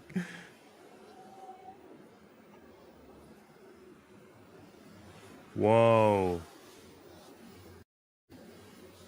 Bro, he just disengaged. It said Trump 2024. Fuck Biden. And it's still fine, but with South American stuff, or like Bach and all that, it's all just so like random. There's no logic to any of these chords. They're just like, you can tell they were just vibing it, and that's how. Like, there is a key signature, but even then they deviate from it so much. Like, there's lots of chromatic stuff, and whereas even if you're playing like jazz, you've got different patterns. Yeah, like jazz is even easier than like remembering, because jazz you make up a lot of it, and also just because you got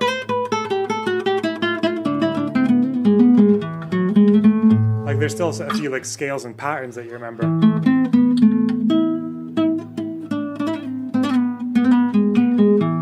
But with the South American stuff, it's just very, very odd. Like, every shape in a tune can be like a new shape that you've never played before.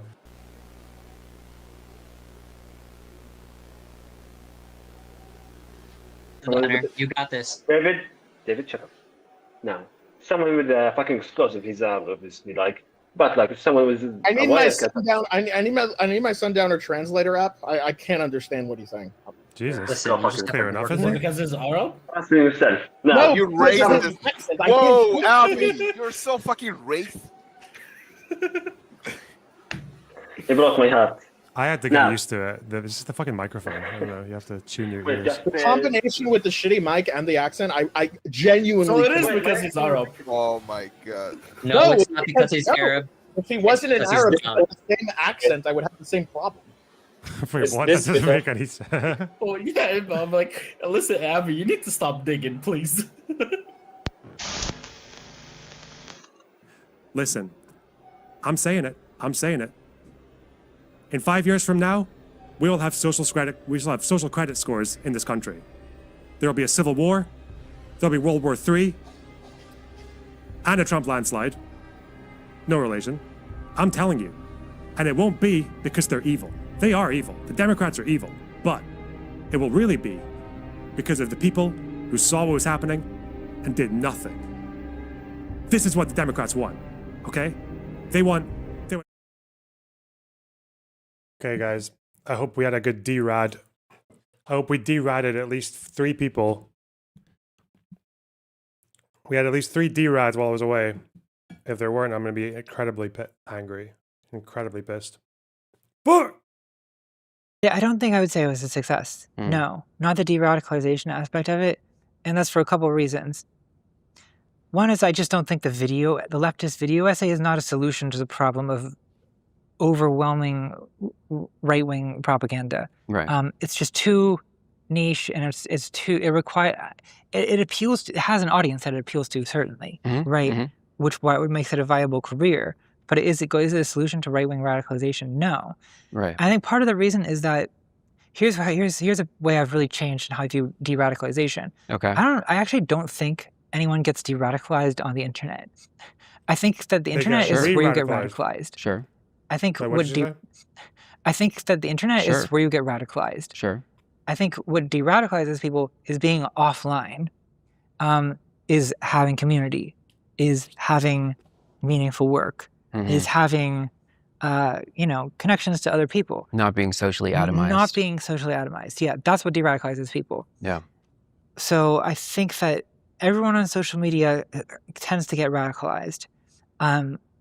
A worry that I have about the leftist podcasts as a solution to the right-wing podcast is that it also kind of becomes a new form of radicalization that I question the utility of. In other words, a lot of political podcasts, in one way or another, end up having a kind of like Fox News-like function, or like Rush Limbaugh-like function, where like I do think that in some ways the political podcast is kind of like Fox News for millennials, where like, okay, you're listening to an angry man talk to you all day about what to be angry about. Yeah. That's obvious. I mean, that has been a winning formula for decades for media. And I think that would I prefer them to be listening to a leftist angry man? Absolutely. But I also think that, I don't know, sometimes I just look at the state of it and it's like, okay, well, we've gone from like Fox News screaming about the Democrats all day to Marxist podcasters screaming about the Democrats all day. Oh, so true.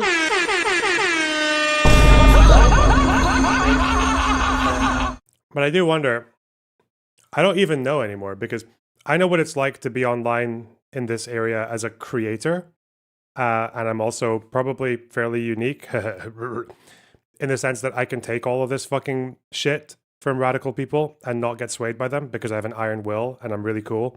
But I don't know what it's like for viewers, like for you guys, you people who, you tweet, you Reddit post, and you Discord, and you whatever the fuck with your video games, with your Fortnite.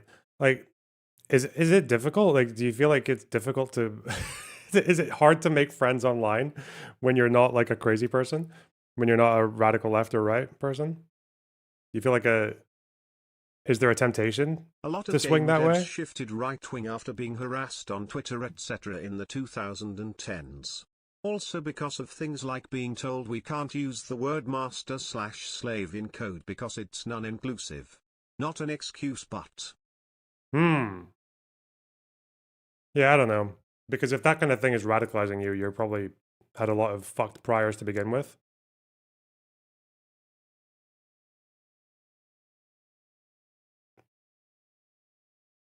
Lonerbox is a secret tanky Discord watching your stream. They started tweeting at once around the time you started the video. No exaggeration. No, there is like a group of like secret tanky Discord. I don't know, but no, like it's you know these people, like the 20 or 30 people who just appear in everyone's fucking stream when they're talking about something that they want to get involved in, even if it's like fucking poor Kalinda starting to stream for the first time. And yeah, these are the people who will tell you to, you know, reflect on yourself and all that. Like, yeah, the 24-hour Discord people who will tell other people they have mental health issues. Yeah, those people, yeah, they do exist. I don't know if they have a secret Discord, but they probably do it in public Discords, to be honest.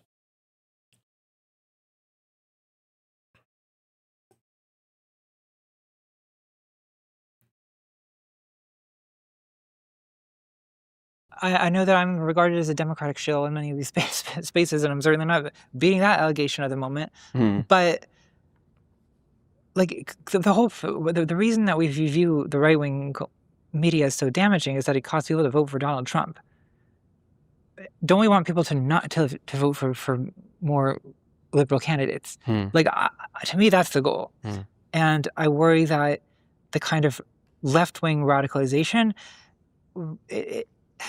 it lures the audience into a kind of impotent radical chic or something, where it's like, okay, subcultural. Yeah. You're in an oppositional counterculture that views non-participation in politics as basically the pragmatic outcome of, you know, because posting isn't participation, it doesn't count.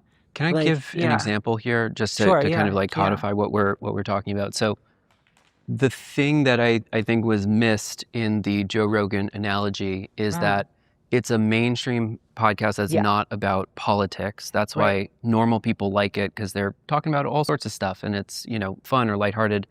Politics is happening, and so that's the thing to comment on if you're in like a weekly news cycle. Here's what's happening today, this is my take on it. That kind of naturally happens. But the problem with the kind of political media first, or like left-wing Joe Rogan or leftist video essay thing, was that the buyers of political media are not the median or modal voter in the US. And so if you look at these quantitative analytics from subcultural communities, I'm going to give a weird example here, so bear with me.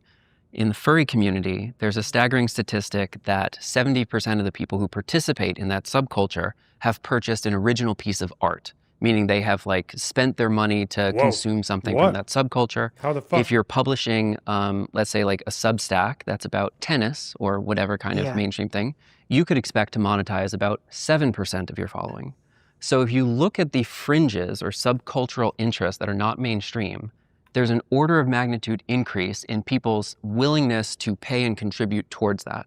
And when you lead with the politics, kind of just as we described before, the asymmetry of resources, the distortion of the attention economy, all of these things, that is an additional multiplier on how distorted the landscape is of people's actual sentiments. So it becomes really, really difficult to advance the necessary broad coalition of 77 million people that are all going to make a shared decision and have a coherent narrative if we're starting from the like vanguard political leftist position. Right, which is not going to attract 77 million people, which is not. It's not. No, it is necessarily. My friend group had a big falling out because one person said being poly was cringe, which caused the other person to bring up their dad with brain cancer. Okay. Sorry?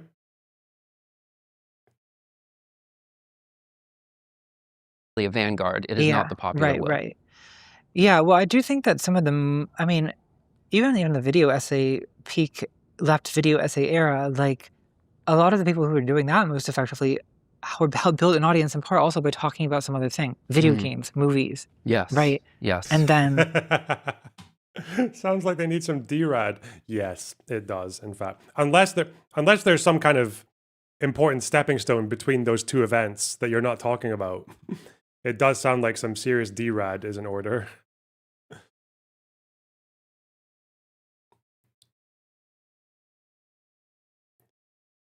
Israel lover wants another Israel critic murdered. plenty of D-Rad in order. D-Rad this guy. Politics was Video kind games of are fascist a also, by the way. ways. Yeah. Well, video get like Steve Bannon figured this out in 2014.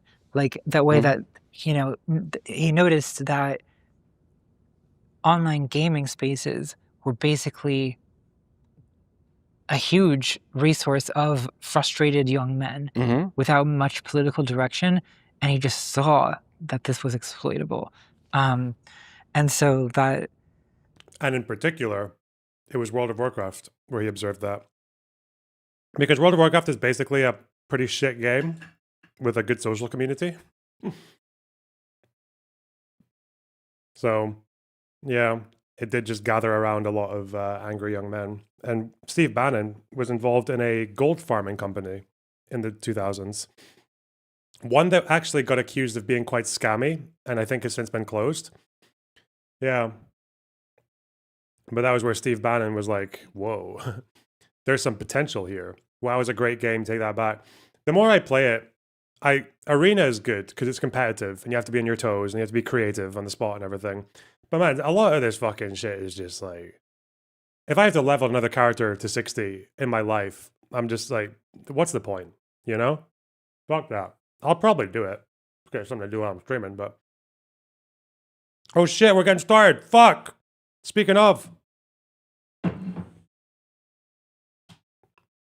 They are, however, in functioning economic socialist models, like the internal guild organization is a workers' co-op. So there is an incredible irony here. But I feel like that has not been effectively used by the left as it has by the right.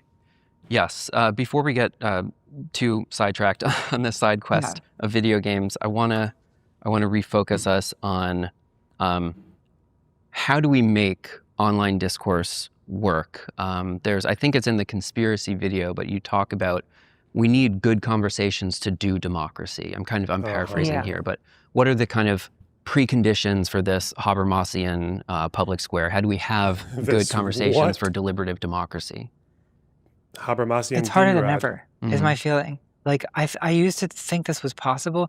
I mean, I used to go on these like. How much to donate to make you stop playing WoW? $1,000, and I'll stop playing for several minutes. Debates even with right. So there's two problems with it, with debating right-wing people. One is that the right-wing people they're not interested in participating in a Habermasian public square. They're interested in owning you for clicks, right? Damn it. Yeah. The second, and then the second problem is that your own leftist audience feels betrayed that you dared talk to someone on the right because they suggest that maybe means you're betraying them and you're maybe thinking of going over to the right, because why would you talk to someone on the right if you weren't on the right? Right. It's very hard to overcome this guilt by association thing. So it's like a pincer. Like you're discouraged from doing it both by the way you're treated by the right, which is as an exploitable resource for them to create attention moments. Yeah. And you're criticized on moral grounds by the left for associating with the enemy, which kind of made it to me just not worth doing at all. Right. Now I'm sure some people are able to do this. Like men have to do this. I'll just say it. I can't do it. Like debate. Yeah, debate favors men. Whoa. Because it favors assertiveness, aggression, owning the enemy with facts and logic. Oh, even like it's not that women can't do that; they can. It's just that when women do it, it's perceived as like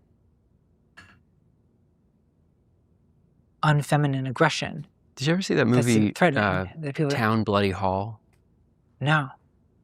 Jermaine Greer and who was I forget the name of the writer. Do you remember the writer? Norman Mailer, right? I have seen that. Yeah. This guy is a sophisticate. Let him go. Thoughts on all the missing scientists? Yeah, I've got lots of thoughts. And prayers. Don't forget prayers. Yeah. But it's like I'm not on his side of the argument, but like his basically being a dick to them was incredibly powerful versus these like very comprehensively and like well-spoken arguments against him. And he's just like, yeah, that's all bullshit. Like, and it was, it's really strong in a debate format. Yeah. Trump just He's by the pure force of perfect- yeah. intimidation and Yeah. and like aggressive posturing is able to be perceived as winning. So Yeah. I agree that debate is in some cases necessary. Yeah. And I don't think, just to be very clear on all these things, like it's good to have leftist video essays. It's good to have leftist Yeah, podcasts. yeah, We're just yeah. saying that it is insufficient to win in the scale of a national election. And if that's the strategy that we're trying to Absolutely. achieve, Fuck. we Yeah. need more on top of it. What do you think about, what about repealing Section 230 for platforms that have algorithmic recommendation? I don't know. I mean, I Getting technical. algorithmic recommendation as opposed to what? As opposed to... Wait, what do I want to roll on in this thing? Do I want... Okay, I know what my options are. But I don't... Fuck. If it's just PvP... No, but even then, one of the rings could be good. I want Garonas, because that's good for PvP and PvE, and no one else soft-reses it, so that's good. Do I want the Ring of 1,000 Marks, or do I want Skulkers? Or Trousers, or another ring?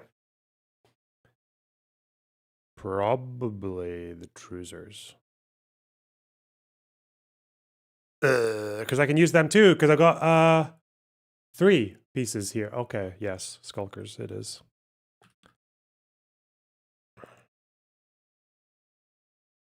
Oh, it's annoying though, because I don't the ring. Wait. Okay, that's fine. I want everything. Let me reserve 3 things exclusively, please. No, the rings definitely need to be fixed as well. Okay, soft. Go. Everyone wants the ring. Yeah, but in this group, 2 people want the legs, only 1 wants the ring. So maybe I should reserve the ring. Oh shit. Because now I'm one of 3 for the legs. And the legs are not that important, are they? They're just for... I should do the ring, so I'm one of 2, not one of 3. Let's be strategic. Let's be efficient. And also, the ring is from the last boss, so I can look forward to it. All right. Okay. Update. Boom. Legs can wait. If they drop, I will not like you. I'll be very mad. Like Substack, Patreon, you voluntarily Okay. opt Yeah, into a thing. It's not Yeah. recommended to you. And so that Yeah. reduces proportionally the sensationalism and the That you get on Twitter or advertising the revenue. YouTube. And I linked PvP biz. Don't talk to me about PvP. Look at my... Dude, I got fucking 2K2s, okay? Don't worry about me. Fuck you. I'm very offended. Unsolicited advice. Men! Debating and unsolicited advice. Wow. engine. It doesn't necessarily eliminate extremism, Yeah. but it means you have to like Seek it click out in. almost, Yeah, yeah. you gotta opt Seek in. it out. It's hard not to think that that would be good at this point for Yeah. me. Wait, I how think do it's I don't know how I don't know. I think that's So going to be there, thank you. thought very intensely by the most powerful people in the country Whoa. because that's how they make a lot of money from it. So not Yeah. to, I agree. Yeah. But we are watching with this takeover of TikTok. Yeah. Right. I'm trying to chip away at this because I agree. These are the libertarian like Yeah. techno-capitalist class is Yeah, basically yeah. the most powerful people that have existed in human history. Right. How are we going to like force a law Yeah, yeah, against them? yeah. But they're kind of doing it already with TikTok. Yeah, Like no, they that's may true. actually put parameters around political speech on social media anyway. Yeah. And so there Although may be a TikTok- few does avenues TikTok of have attack. like American? I mean, because I feel like with TikTok they're able to sort of frame it as like foreign interference with American media, whereas Yes. you know we have like our own domestic oligarchs who are going to Mhm. defend Facebook and Twitter and Instagram and Yeah. YouTube, right? But I do think that I don't know. I mean, Twitter's kind of a fascinating situation because I feel like Elon Musk took that thing over and basically they trust busted themselves, basically, right? Like they completely unforced, like created all these other Twitters that you can join, Threads, Blue Sky, you know. Mhm, I mean, I mhm. don't think those have the. Not yet. Not Yeah, yet. They haven't I mean, the other really problem taken is that off. like the thing about that algorithm is it's like they really are they're selling us crack. They really are. Yeah. Like yeah. I'm hopelessly addicted to the thing. Like to be Mm. honest, to Mm. Twitter anyway. Okay. And it's partly because of the chaos and the. I mean, I find Blue Sky boring. It is boring. It's yeah. boring. Yeah.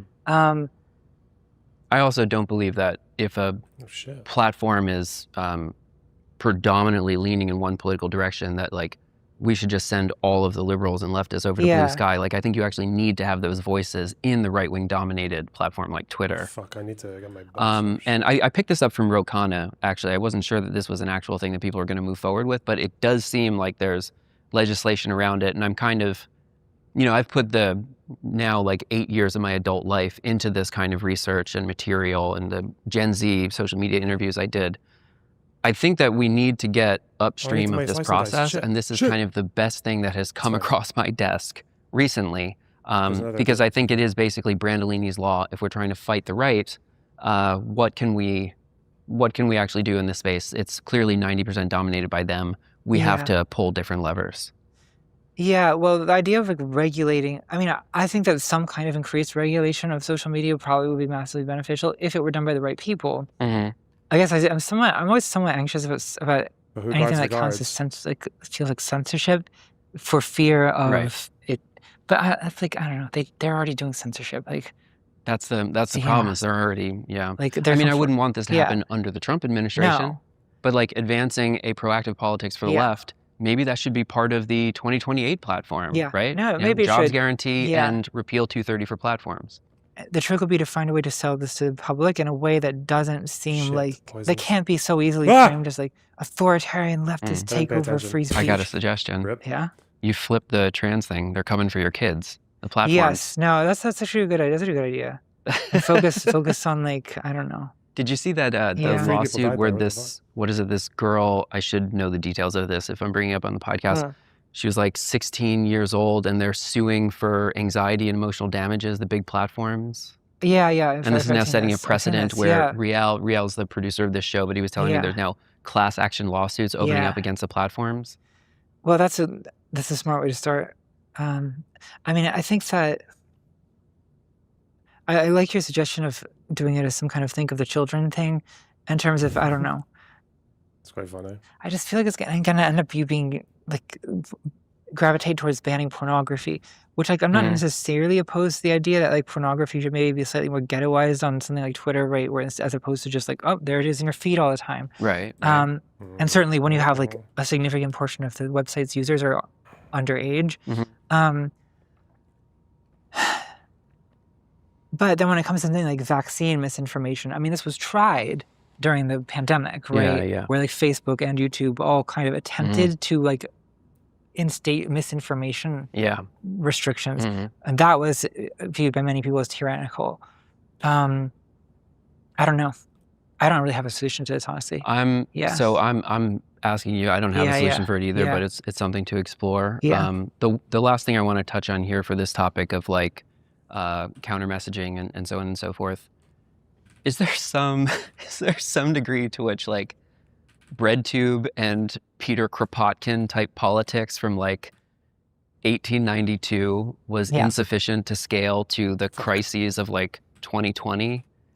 Was that part of it too? Pumping. I always thought it was crazy that we were talking about Kropotkin so much.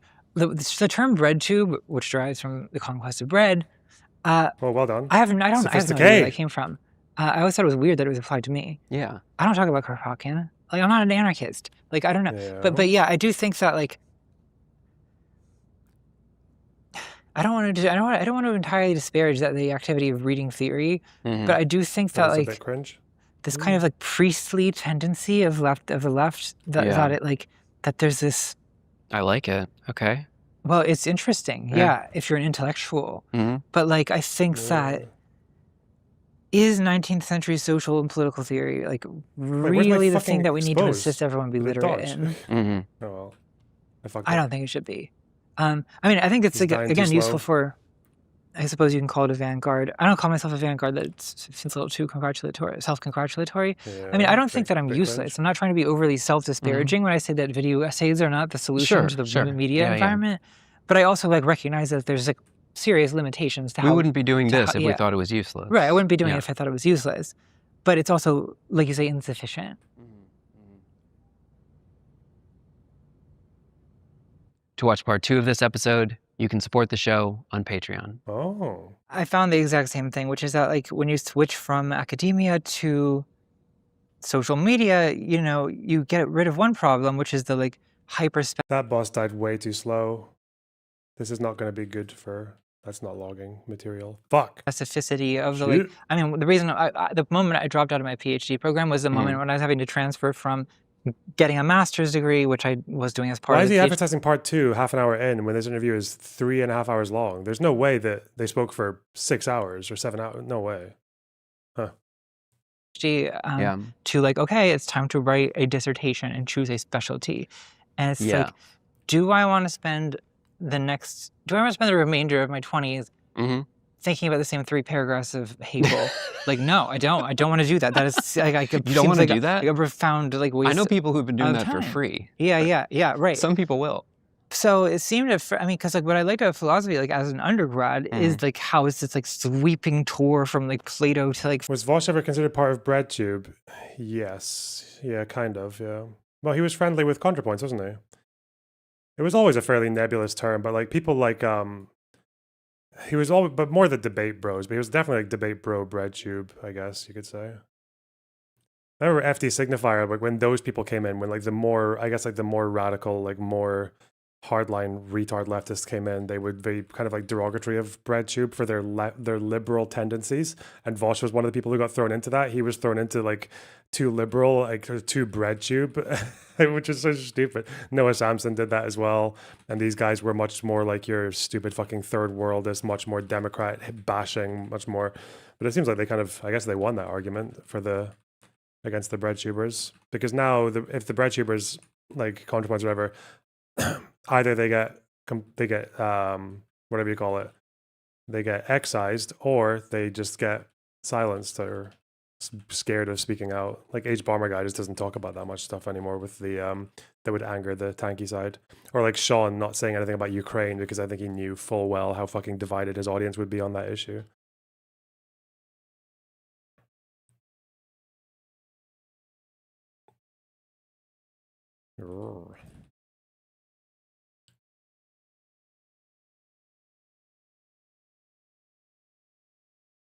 Foucault or whatever, and it's you know, you're doing like a different thing every week, and it's like really exciting to encounter all this new stuff. Sure. And so I thought like, you know, social media might be a better place to do that, but you end up having the opposite problem, which is everything's so superficial. There's not very much depth. You can do research, but if you do a lot of research, it takes forever to make the video. I'm now on about a 1 main channel video per year schedule, which is not, is certainly not sustainable for someone who's trying to get big on social media. That will never get you there. I can do it because I've spent 10 years getting to the point that I can get away with it. Yeah, you can take basically a research sabbatical. And then you produce and that's like basically the what book I do. or the video. Yeah, that's basically what I do. But yeah, that is not that is not going to make you a TikTok star. Like that's not, you know. And I used to do much smaller, you know, lower ambition videos, which is how I kind of built the following in the first place. Yeah, but you have to kind of like mature in your creative practice, and then also just the world changed a lot. It changed a lot in that time. Yeah, so, completely.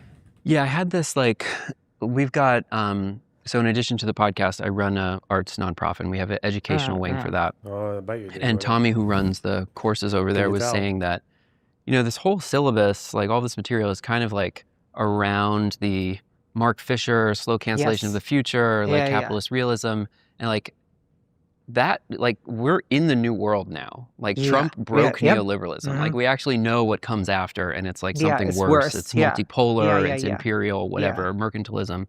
But the way that the world transformed and your maturation in your creative career, you have to kind of like tackle this new thing in a different way. And I don't think that there's, at least in my survey of this space, I haven't seen someone who's producing like short 20-minute kind of interesting, useful commentary on it. It's more like this long form, almost documentary video essay format that you're doing at the stage.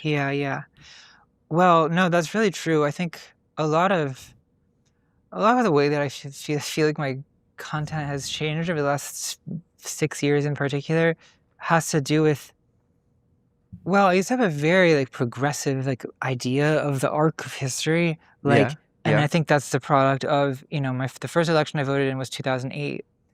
Okay. Obama winning that year. I mean, now like Obama has lost so much reputation among people on the left that it's like hard to explain how it felt in 2008. I remember that. Yeah. But it was it was like 15s that were on Mamdani's. People were partying in the street. They were partying in the street, Yeah. yeah, and it felt like, I mean, I think it probably, I think of that like Hunter S. Thompson line about how it felt to be in the summer of, '68 or whatever, and it was like this inevitable sense of like good triumphing over evil, and that like, well, Yeah. like racism was over, and now like we were just gonna live. That worked out great. Yeah, and then Fuck. Where is that? 2016 happened, and it was possible to sort of I think I had all kinds of cope for that, and all kinds of explanations of why it wasn't actually that bad, and like, well, there's all kinds of reasons I can imagine people voting for Donald Trump. Like maybe they just uniquely hated Hillary, as many people said they did. Maybe they just wanted to try something new and anti-establishment and like all this. But then when they reelected him last 2 years ago, that was something different. that kind of crushed my idea that things were going to get better, and I now have a more like, well, So when you say a progressive arc to history, yeah, you're not talking about like a, multiple centuries teleological development or arc of, feudalism, capitalism, socialism. You're talking about the recent social history of generally people are becoming more progressive, and we'll get Obama, and then we'll get someone else who's like more socially progressive. yeah, I think that's what I was thinking, Yeah. right? I assumed the same thing. I think that was a plausible, reasonable thing to think at that time. And it was kind of an unconscious assumption, I think. Like, I don't think I would explicitly have stated, oh yeah, we're definitely getting more progressive, politics from here on out. But I think I felt it, that this like Trump thing was a kind of like bizarre aberration that was going to go away, and it's not. So that has kind of forced me to reconsider things. I mean, it also reconsiders the content I kind of make. Like, I don't really do a de-radicalization so much anymore. Oh, I got a whole like page. Okay, on we're this. gonna do Okay, I've got a good one to throw at you. Okay, so let's, we were talking let's get into about a it. general like kind of social progressivism that's happening over the last few decades, and when we're younger, Obama gets elected, and we think it's going to be this way forever on this kind of like constant arc of general social progress. Trump happens, that's a big interruption. However, we have this very weird postmodern conservatism now where Kristi Noem's husband is hyper-conservative, but also dabbling in some, shall we say, unusual habits and behaviors in private. Well, Republican cross-dressing scandals are not like the most novel thing. Like, I mean, I don't know. In the Bush era, I kind of remember like Larry Flynt and like the wide stance in the bathroom. Like he was cruising in airport bathrooms, basically. So that's not necessarily a novelty. I mean, I think there is like somehow the absurdity of the cosmos seems to have like escalated. Like the kind of the notion that it wasn't just like he wasn't just cruising, like that there's like ridiculous details like balloon breasts and bimboification hypnosis and like God knows what else we already know about. But like, oh yeah, what don't we know? Yeah, I'm sure there's an oceanic depth to the I was thinking, where would you closeted, hide a pair of fake tits that big in your house? Like, she's got to know about it. Maybe inflates them. Well, I think that, okay. yeah. I mean, I think that probably she probably knows. She has like, to I know. think that if you're married to someone for decades and they are habitual cross-dresser, I watched this and it's comparing it to Hassan's recent interview. It's like day and night. In what sense? In the sense that one of them is an intelligent and thoughtful person who cares about making the world a better place, and the other is a hate-mongering, fucking narcissistic retard who just wants to be a celebrity. Like, yeah, obviously, obviously they're different. There are usually indications that that's going on, so I'm a little skeptical. But it also, like, fascinatingly, I mean, that scandal in particular, kind of like fascinatingly makes you think on like the right's relationship to bimboification in general. Like, a lot of people have observed that, like, Did people call it? I thought people just called it bimbification, not bimboification, because it sounds whatever. Well, people call it Mar-a-Lago face. Yeah. But there is a kind of fixation on this particular type of presentation of femininity, of like a very topiary approach to like female, gender expression. That, I mean, people always used to talk about this like Fox News bombshells or whatever. Sure, but sure. I think how much work has Kristi Nomad done? And people comment on this a lot. This that she's a grandma and she is like kind of like turned herself into a Barbie. I've heard from people that one of the reasons why fascism is so fixated on aesthetics, like I think of that image of her with this $50,000 watch in front of this backdrop of like all of these prisoners. It's an incredibly powerful image, right? And also these like giant breasts are a really striking image. But fascism is so focused on aesthetics because that's all that they have to offer. Like they don't have a comprehensive, like compelling offer for political economy, so they can just give you these like incredibly potent images. Well, they sort of don't believe in. I'm tempted to say they almost don't believe in reality. Like Yes, they don't. no, literally. Yeah. Like We should they explain don't what we mean by believe that, in but- material reality, but they Yeah. also sort of think that like the problem. I mean, a lot of the right wing or the fascists, particularly, diagnosis of what is wrong with the world is aesthetic. Oh fuck! Are we not logging this raid? I think I maybe got. What did I get on 2.1K? It wouldn't be a 99. It would be like a 90, fucking 7 or something. Shit! They're taking too long to die. Right. Right? Yeah. The West has fallen. Why? Because of like degeneracy. And the evidence of that is often like look at modern architecture compared to a cathedral. Right. You know, how did this happen, Western man? Right. But I do think that, you know, what they're interested in is, you know, there's like these like famous, you know, ridiculous meme posts. We used to be a proper country.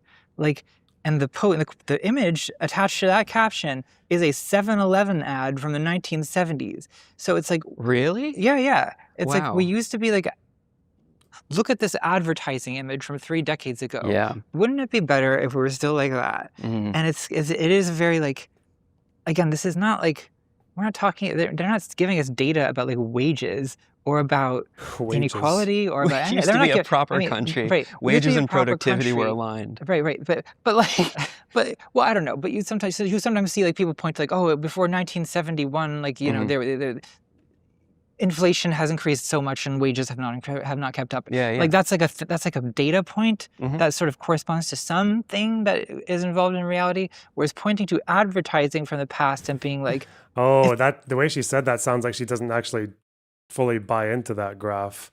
It's the Richard Wolff one. It's the one that all the like socialists would use in the 2016 kind of era, where they would say there's basically 2 lines. One of them is economic productivity overall, and the other one is wages. And until like the 70s, they're kind of the same, and then productivity keeps going up and wages just go flat, as in like real wages. The whole idea is that because union power got fucked in the ass by Thatcher and Reagan, by offshoring and by neoliberal international policy and trade policy, then that basically just resulted in labor getting fucked and losing its negotiating power. The argument against it, though, is that to get that graph, you need to use a kind of like specific consumer index or something for finding the real wage data, and it doesn't actually represent the entire. It doesn't actually represent like the economy as accurately as other models could.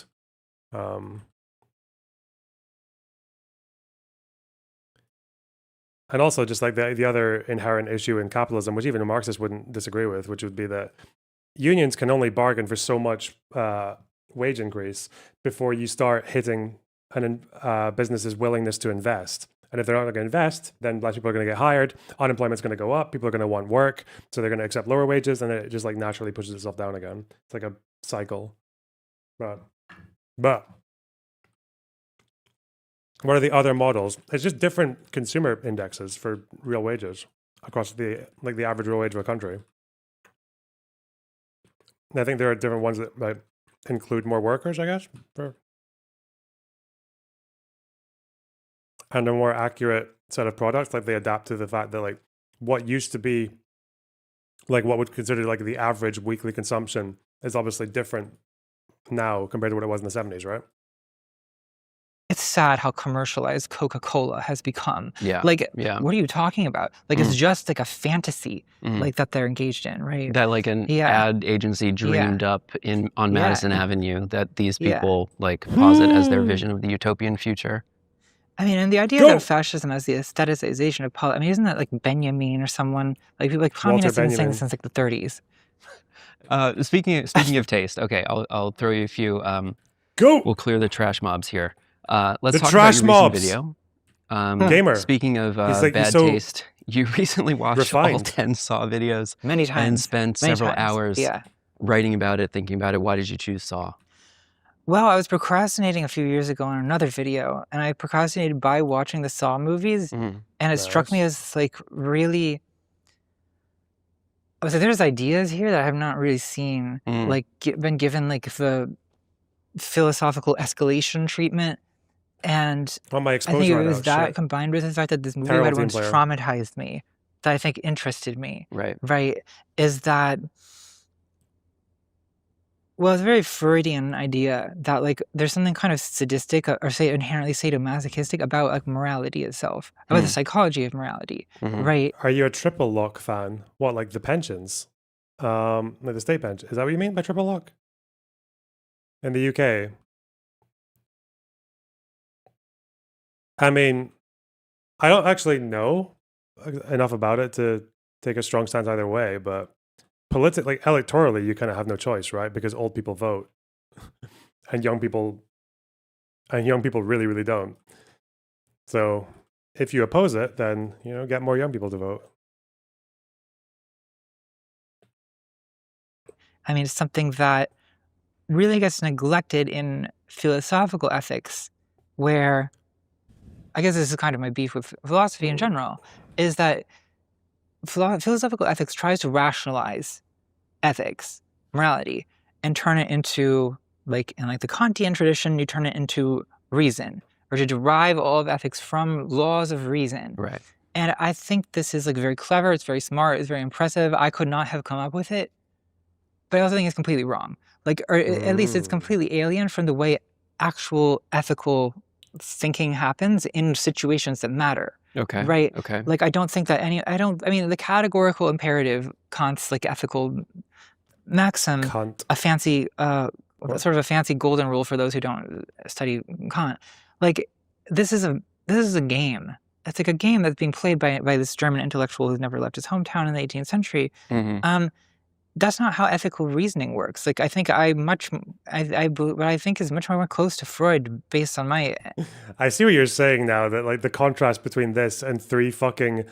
I'm going to assume at least one of them is like a millionaire. I don't know about the other two, but I'm going to assume relatively well off New York Times fucking people talking about how shoplifting is like is political rebellion and is like new and cool and exciting. Like, that's fucking crazy.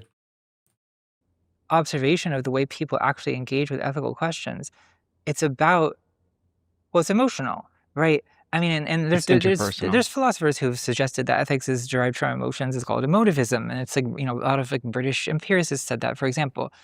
But those people don't really have a lot of insight into emotion either. Whereas I think psychoanalysis kind of does. So like Freud and Civilization and Discontents, for example, talks about like guilt as this like modern neurosis that's the product of kind of repressed aggression, basically, where aggression is turned inward. And when you sort of internalize the law, it's, what is the law? It's like a punishing sort of tyrannical father that's inside your own head. Super ego. So super ego. So there's a masochism or sadism Freud. to I know him. morality. I felt that Saw really kind of, in an exaggerated way, sort of dramatizes that sadism, right? In that, Jigsaw, a sort of cartoonish fictional serial killer, is putting people in traps, torture scenarios, basically, that sort of ironically punish some crime, right? So like the maze of razor wire as punishment for self-harming with a razor, right? Like you have to cut yourself to, I mean, it's kind of the same logic of self-harm in the first place, right? Is that you have to cut yourself to survive, sort of purge the guilt for your crime. Not all self-harm is a complicated psychological topic, but I think there's some. That's just like what we spoke about with Iran, with Mouton. It's not torture, it's cleansing. Epic. But these guys understand the wordplay. They've read Jane Austen. unlike our white Brits. Some version of self-harm or some version of, for example, anorexia that involves a kind of sadistic superego, I guess, in the sense that you're sort of punishing yourself or disciplining yourself for, I mean, in the case of anorexia, it's sort of aesthetic, an aesthetic sin. I'm thinking of bodybuilding. Yeah, actually, or is the- moral. yeah, Bodybuilding is exactly the same. Physical discipline. Yeah, physical discipline. Also, restricting your food while cutting. I wanted to talk about Saw because it's like people who tell you that you should cut out bread. All your problems are because of bread. If you're tired, if you're depressed, it's because of fucking bread, man. Who are these people? These extremists. These protein cultists with their fucking anti-bread. I didn't even know that was a thing until a bit more recently. Like, I knew the carbs thing in general was a problem, but man, people fucking hate bread. Oh my God. I did not know that there were this many like bread racists out there. Fuck. Bread. Cut out your fucking bread so you can be mentally stable like me. Put that fucking bread down. Dude.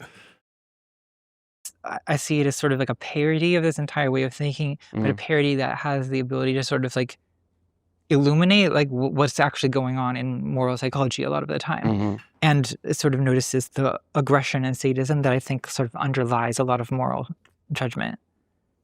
There's an interesting phrase I wasn't familiar with before called contrapasso. Yeah. What is contrapasso? Well, contrapasso is an Italian word used by Dante in the Inferno that refers to, well, literally in Italian, I guess it means something like counter suffering, to suffer the opposite of the sin.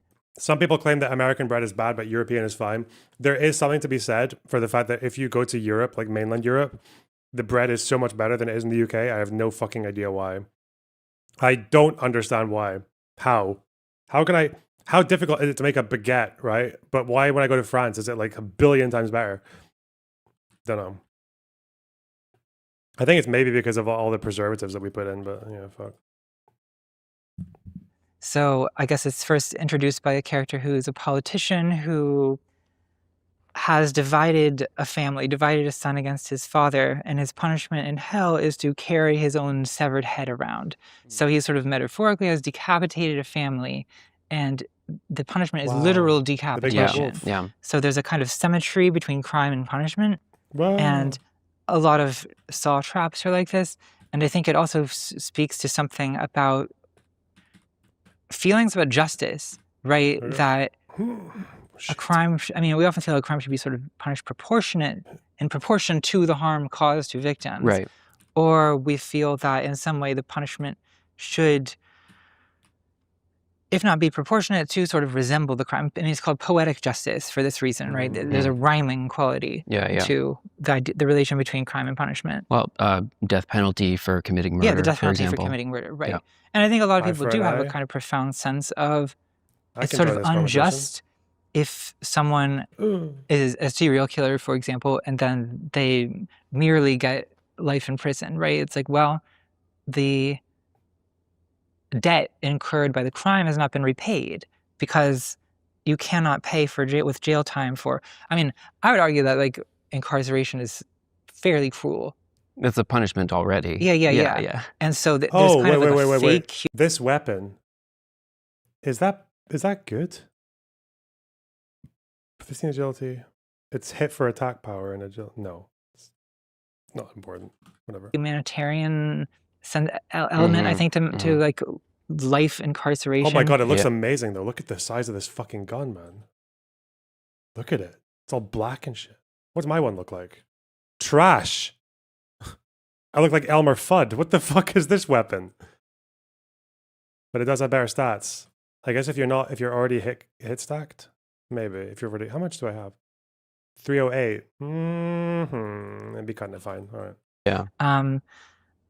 And sort of a lot is frustrating both to the humanitarians and to the people who want symmetrical retribution, right? Because I think to the humanitarians, if no one else wants it, yeah. Incarceration is like sort of a bloodless punishment. Sure. That it's non-violent. Is non-violent, sort of, in the sense that like, but I think it also like has a lot more to do with. She's read too much theory to call incarceration, non-violent.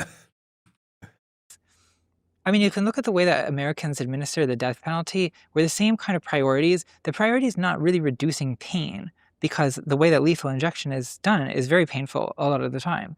Or things like the electric chair, like deeply painful ways to kind of torture someone to death. Yeah. But it's actually, I mean, it's worse than the guillotine, except for maybe the psychology of the guillotine, which is, I think, intimidating to the idea of being beheaded. No, they want to see the person suffer, right? Right. But I think that like the humanitarian, like liberal humanist, whatever word I'm using for this, you know what I mean? Yeah, Sensibility is like, well, there's something barbaric or inhumane about public execution, and especially about execution involving blood.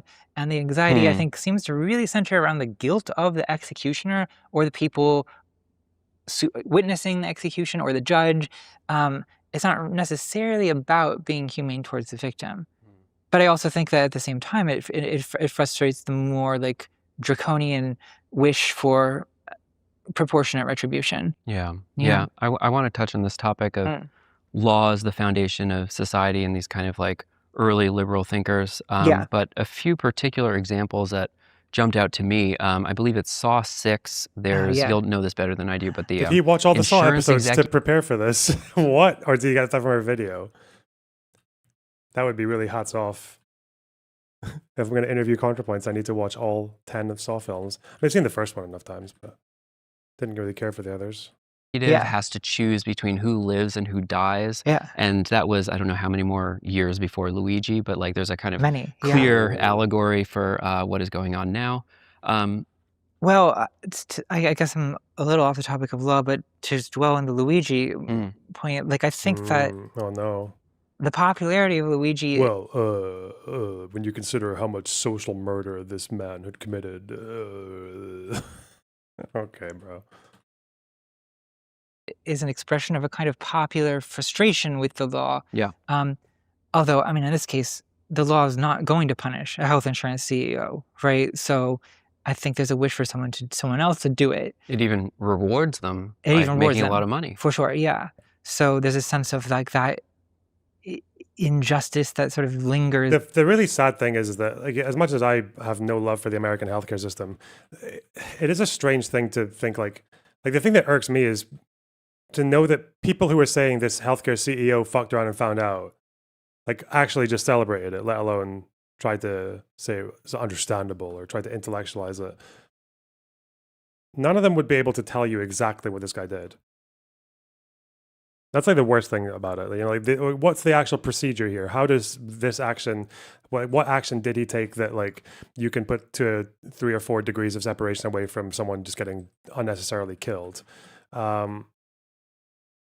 Yeah, that's just a very, like, maybe he did, but I just don't know who I would trust to explain why. Definitely not those people. Is over us all every day in society. That's the appeal of the vigilante, is that the vigilante like reclaims the ability to punish from a legal system that has a monopoly on violent punishment. Yeah. And I think in some ways it also comes from the lack of things like public executions where there's popular sort of participation, at least as spectators, in this kind of people come together to attack a guilty person. I think it also social media kind of works this way too. Like, I mean, way too much has been said about cancel mobs or whatever on Twitter, but I do think that it's a similar. It's an execution in the public square. Well, it's kind of a public execution. The digital public square. It's a digital execution. And drawn and quartered on social media. I think sometimes you could categorize this as justice. Sometimes it's almost closer to like human sacrifice, which is a French philosopher, René Girard, who talks about scapegoating, and as this like very central like facet of religious life, for like most major religions in the ancient world practiced either animal or human sacrifice.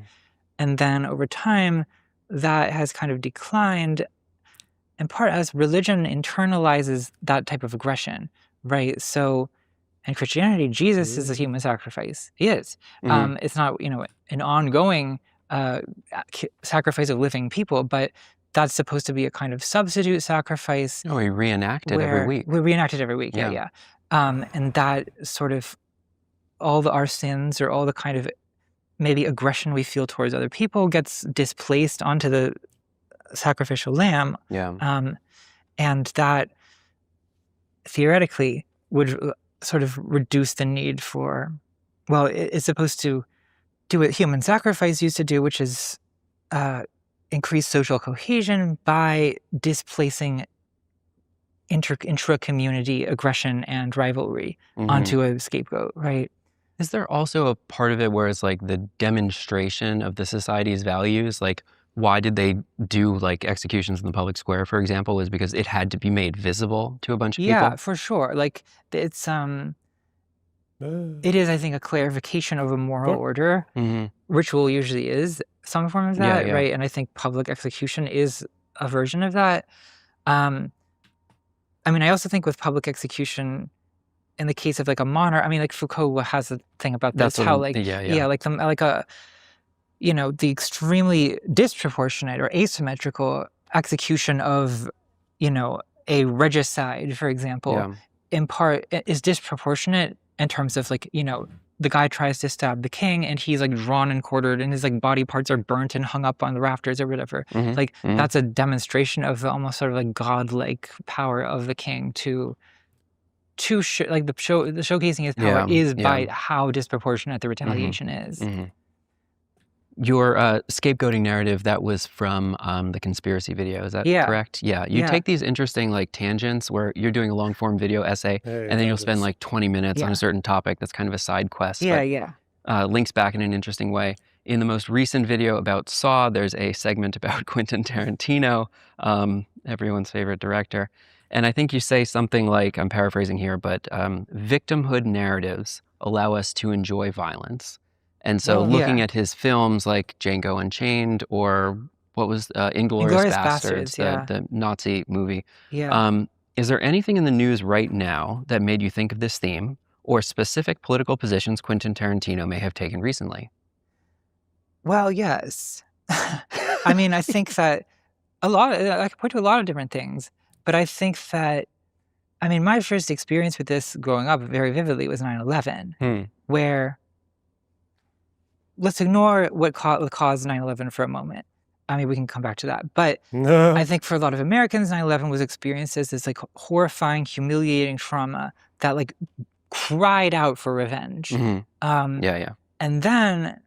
so like I think the war in Afghanistan was sort of inevitable as a result of that. But it turned out to be that the administration was not good at tracking down Osama bin Laden. And even just tracking him down felt not adequate to the scope of damage that was being avenged. So I think that in a lot of ways, the popular support for the war in Iraq was basically a displaced revenge for 9/11. People forget how fucking popular that shit was. That's right. Yeah. It's an impressive level of amnesia, actually. That like, you know, you had like Michael Moore being booed in Hollywood for his opposition to the war. It's hard to imagine like today that like liberals were basically also down with this. I got bullied in high school. Now that I have this repressed, I got bullied in high school for being against the war. In Scotland, I don't think this was a thing. I feel like I just never saw it. Everyone fucking opposed it, at least in school, and that just would imply that their parents did because we were all just fucking teenagers. But yeah, I guess Well, I don't know. Maybe it did. I'm just misremembering. I know I wasn't for it. Fuck. But that's because of my Arabian dad. I wasn't patriotic enough. I did too. Yeah. You fuck these people. We were right the whole time. Do you hate the troops? Like, I mean, that's what they would say. Yeah. Like if you were against the war, you hated the troops, and they couldn't conceive of a reason to be against the war that wasn't just like you have contempt for American soldiers, right? So that was like kind of my political awakening. Now, I mean, I think the same thing happened. Well, I wouldn't say the same thing because there's obviously a lot of, you know, we go into specific differences.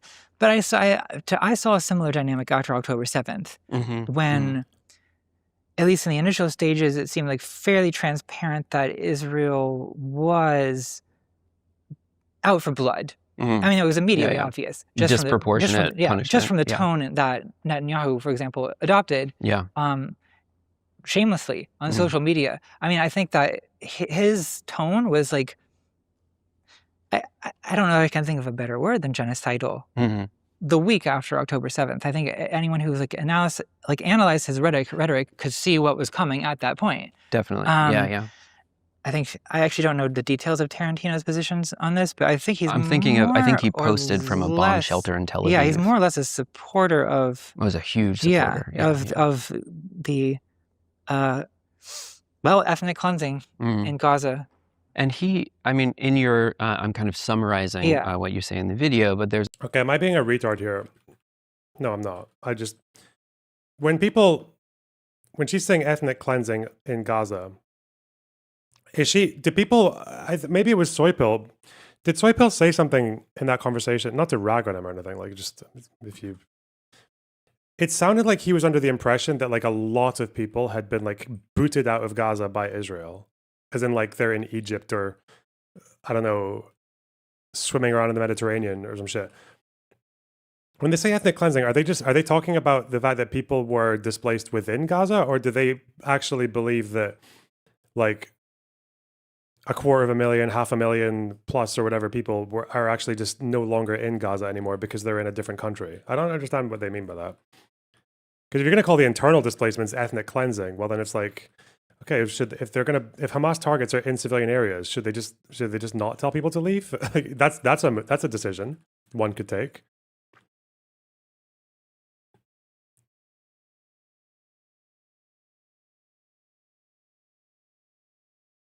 This is why I want to know like I want to know what their kind of beginning to end impression is of this thing. Like if they want to I just want to know like as many facts as they possibly have to give and just put them in front of me, so I can see like where they're getting that impression from.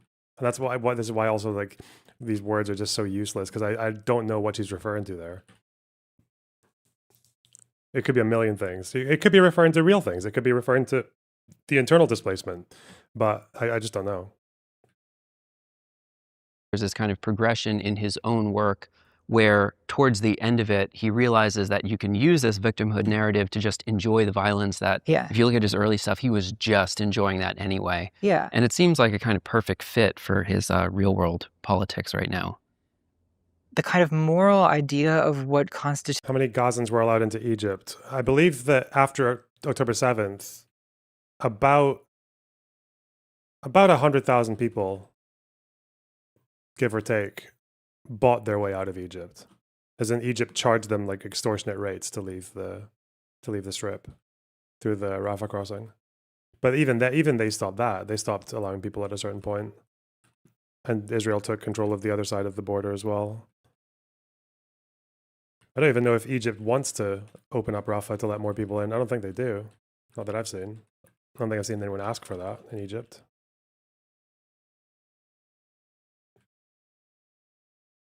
Justified violence has shifted over time. And I think... how much time? Like, are we talking World War II to like now, or like 100, 90s? like 100 years. 100 years, yeah. okay. But good question. I should be specific.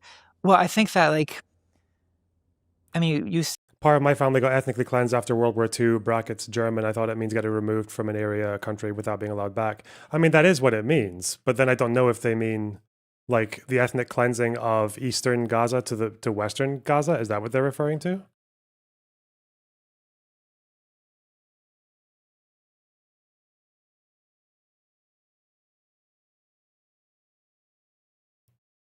Don't know.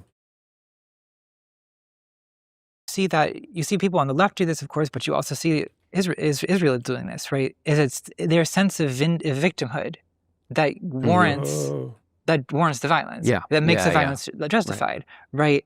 And I think that, I mean, it's really not just the left. It really is like the far right also does this, like this kind of constant sense of we are the besieged, aggrieved victims, and we are fighting back against some kind of oppressive thing, right? And that's what makes violence good.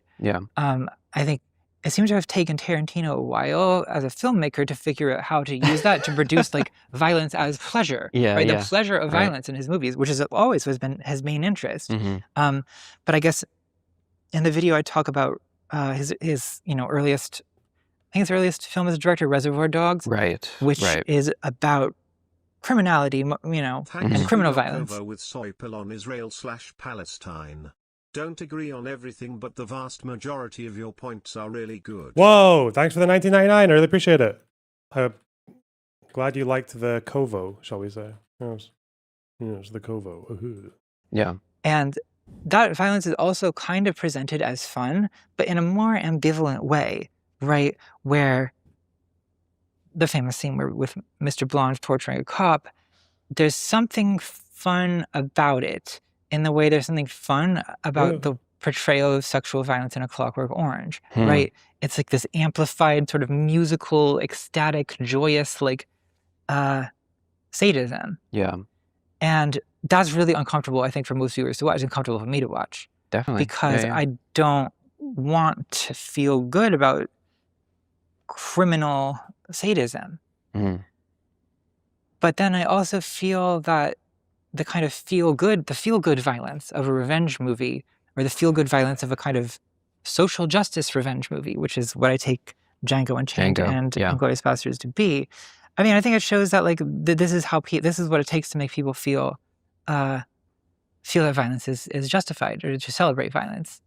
So I think that's certainly like an important part of the mindset of the IDF and of Kahanism, or or what do you want to call it in general. Yeah. The idea of like, look, Jews have been victimized for 2,000 years. We will always be victimized. We'll always be besieged. We'll always be hated. And the only way for us to survive is to fight back. That's how they think. Hey, that's what I said. That's why all of this seems justified. That's how I phrased that. That's great. Wow.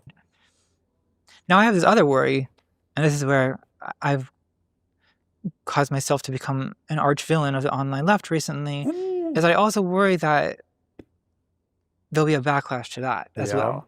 A backlash to what? Well, a backlash to the visible spectacle of Israel's ethnic cleansing, which kind of, I think, has led many people to have an almost obsessive fixation on Israel and Zionism as like the great Satan, right? Who else says that? Which maybe I'm overactive in my anxiety about it, but maybe I'm not. I mean, I think that fucking weird ass problem, bro. some people are going to want to retaliate for the hundreds of videos they've seen of children being blown up. They already have. Shit. That sort of worries me, not just for the victims of the retaliation, but for the continued like escalation of violence that it implies. I don't have an answer. I don't know what to do about it. It's just a thing I'm watching like a train wreck. In the same way that I think on October 7th, when that news came in, of course I was horrified by the attack itself and the victims of the attack, but also was overwhelmed by fear of what Israel was going to do next, which would likely be worse. Is how I felt at the time. And it has been. Yeah. Likely. Likely. My problem with doing this show is that the topics that interest me are all of the most thorny topics that the online left gets extremely aggravated by. That ring so will never that drop, is kind bro. of the only thing that I want to talk about. And in Well, that I'm happy to do post it. that you're talking I'm about, happy I to think it go was an Instagram story or whatever. Why doesn't she say genocide? She said it earlier. She's just also saying ethnic cleansing. Again, like I don't think people are really caring that much about which word is the most fucking accurate as per.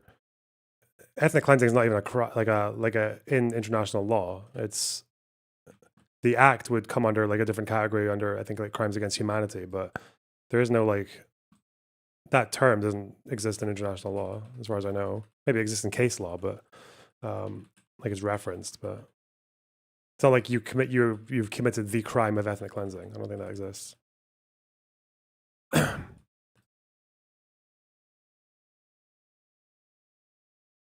Some people really care about the word used, but they don't care about it for the reason of like accuracy. They care about it because it's just like it's just a shorthand. It's just it's like a heuristic. That's why they use it.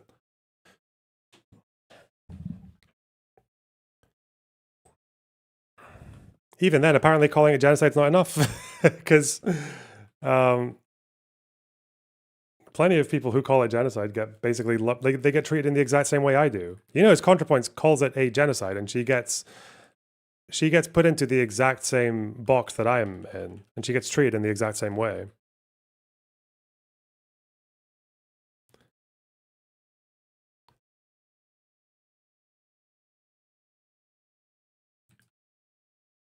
why does the ICJ talk about it then? The ICJ is talking about it because South Africa, which supports Hamas, their government like is friendly with Hamas, took a case to them, which was quite dog shit, but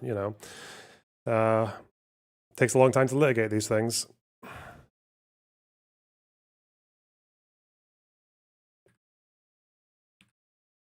For this thing that circulated on Reddit and other sites, you talk about the left embracing hopeless causes, and maybe we'll talk about this behind the paywall because I think this is actually an incredibly important insight.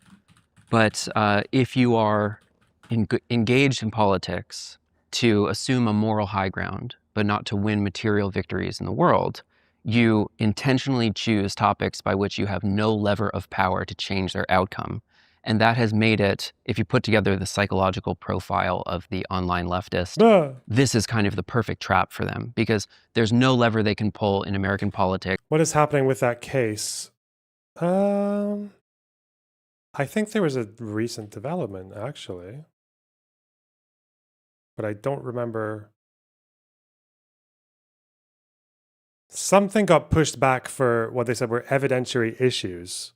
I don't know if that's an indictment on either side, or if it's like just a technical issue, but something was pushed back, but I don't know. Actually, are they going to...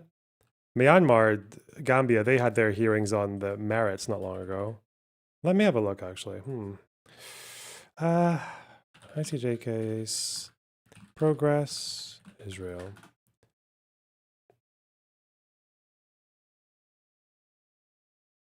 Well, the final ruling on merits is expected in 2028. Hang in there. Hang in there. Jesus. It's kind of a flawed system, isn't it? If the purpose of it is to stop the act.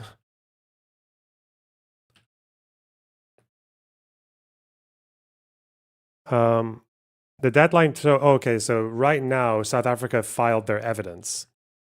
They filed it at the end of 2024.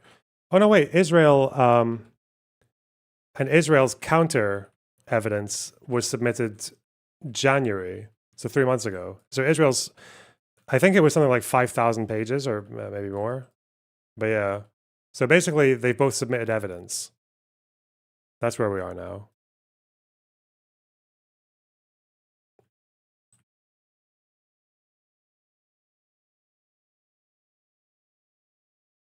Either through strike, either through democratic inputs, like they don't have a hand in it. The most they could do is like lay in front of the tanks. Yes. I don't see a lot of people doing that. And people aren't doing that. Some are, but not a lot of people. Occasionally, yeah. But what is the thing that draws this online left audience to embrace causes that they cannot have a say in its outcome?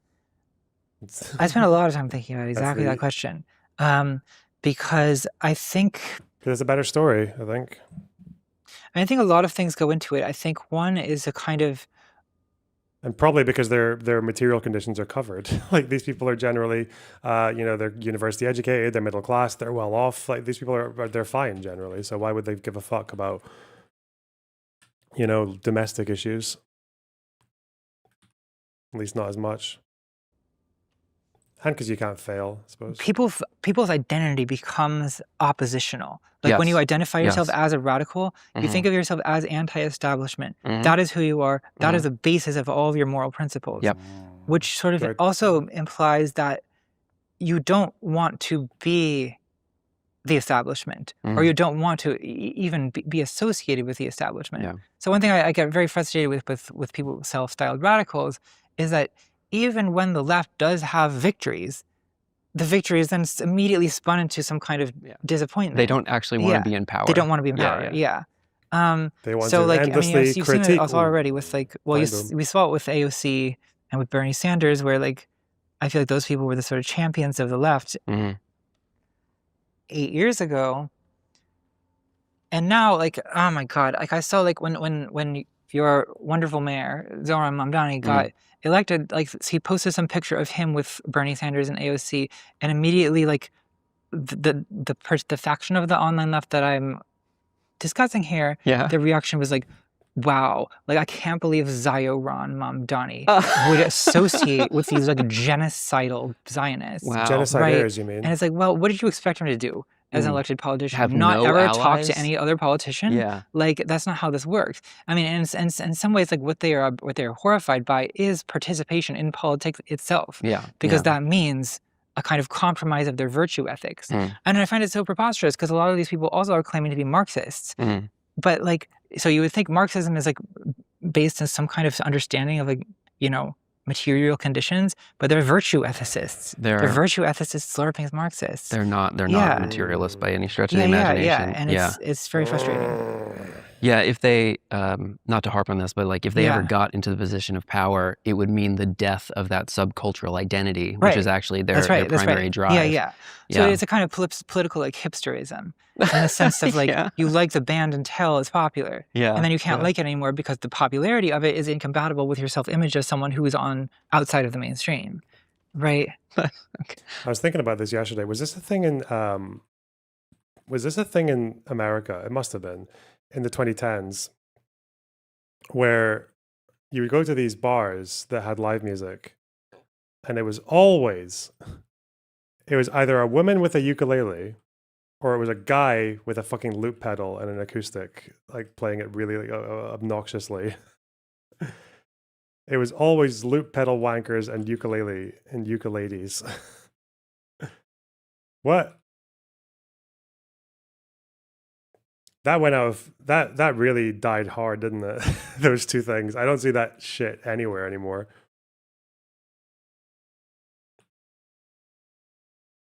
I like that quite a bit.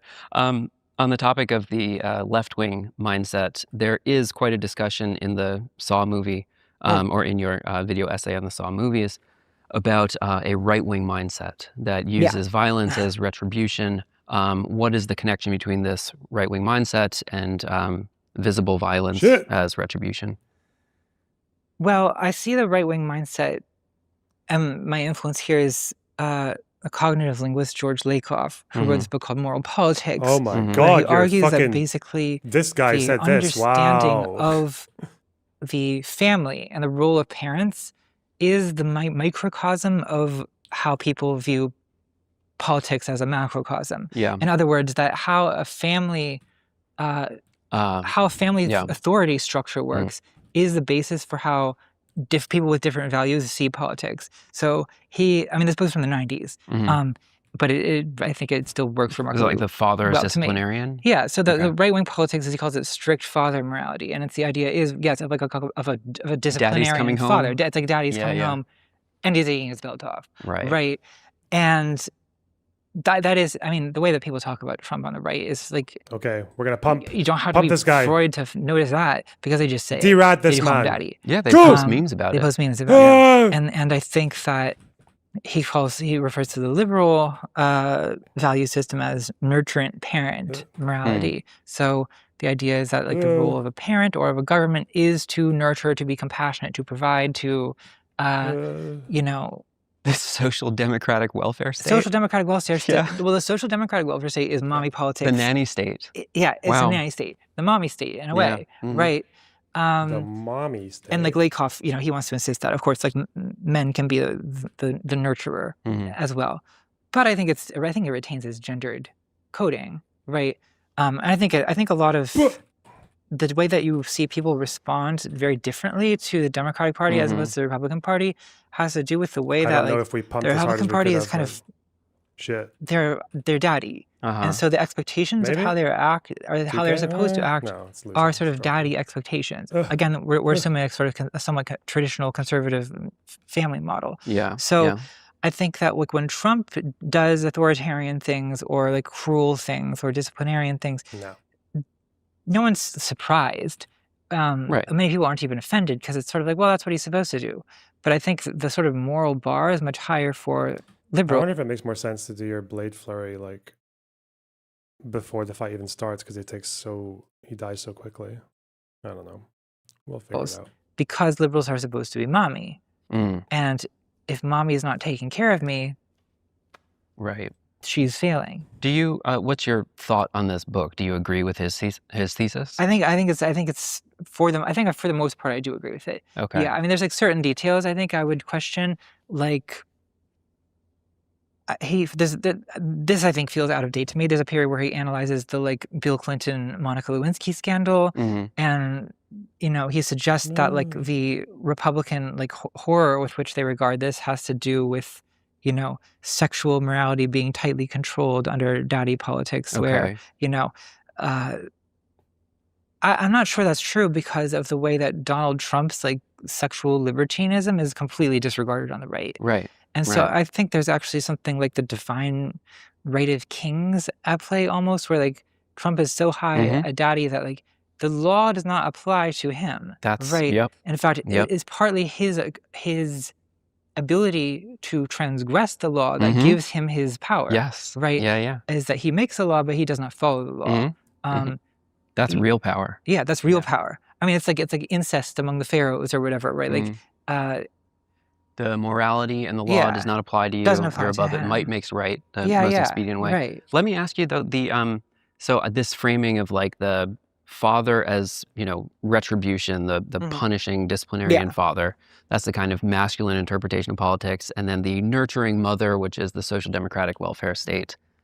This is my own hobby horse, but I cannot get past the idea that at the heyday of social democracy, like men were, predominant in the labor force. We had these masculine jobs where people worked in, things that were heavy. You had to sell your muscle power. Yeah. So how do we square this like philosophical interpretation that social democracy is feminine if like the back of labor upon which it was built was like guys lifting heavy stuff on an assembly line? Yes.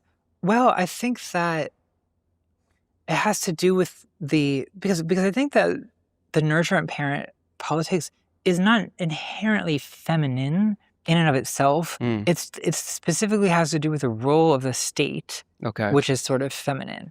I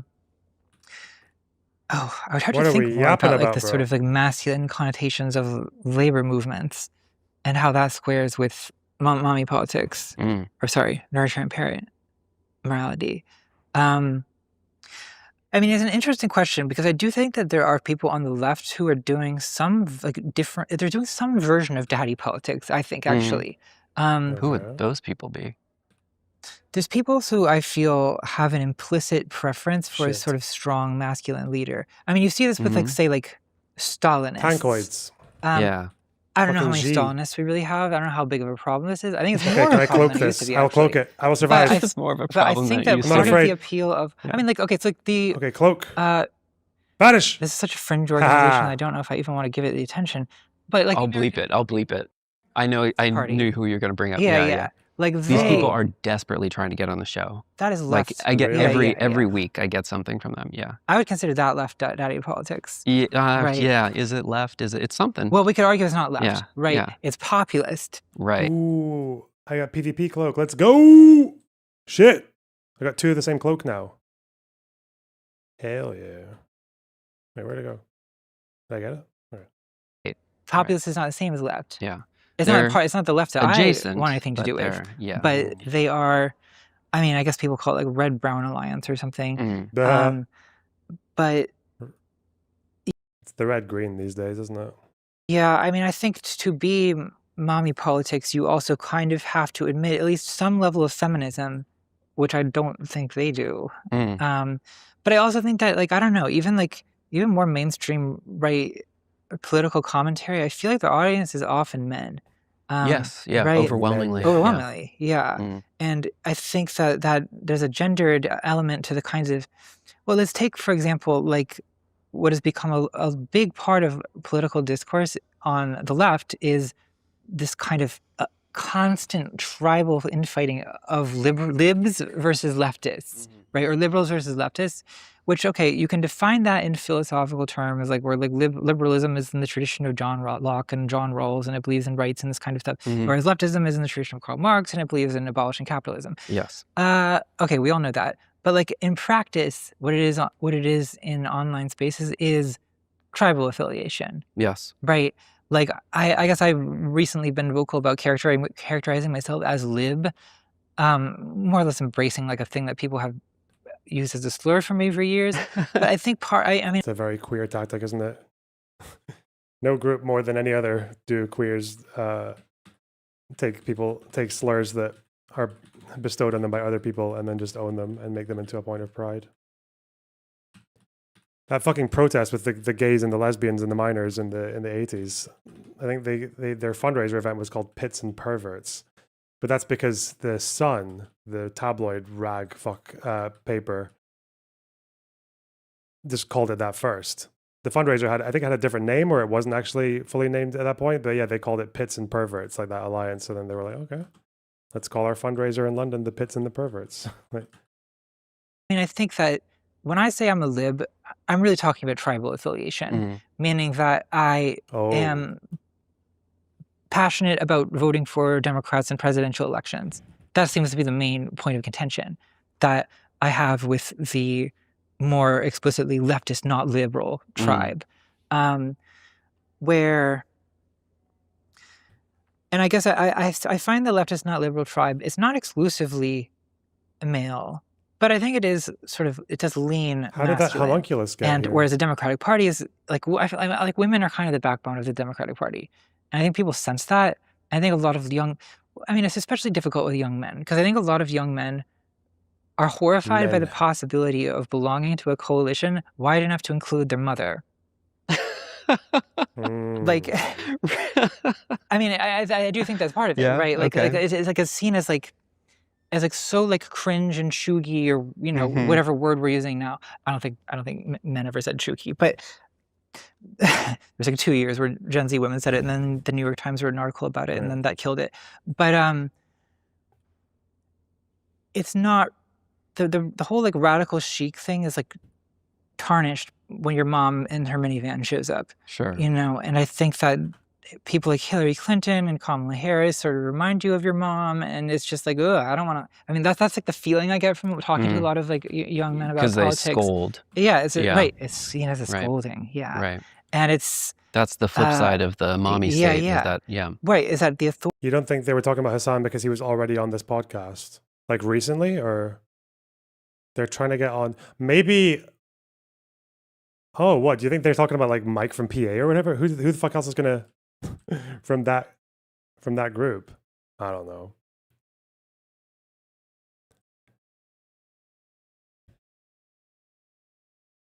The authoritarian woman, or the authoritative woman, not even authoritarian. Woman in authority is seen as maternal and therefore threatening to men who have not resolved that conflict with the sort of looming figure of their mother.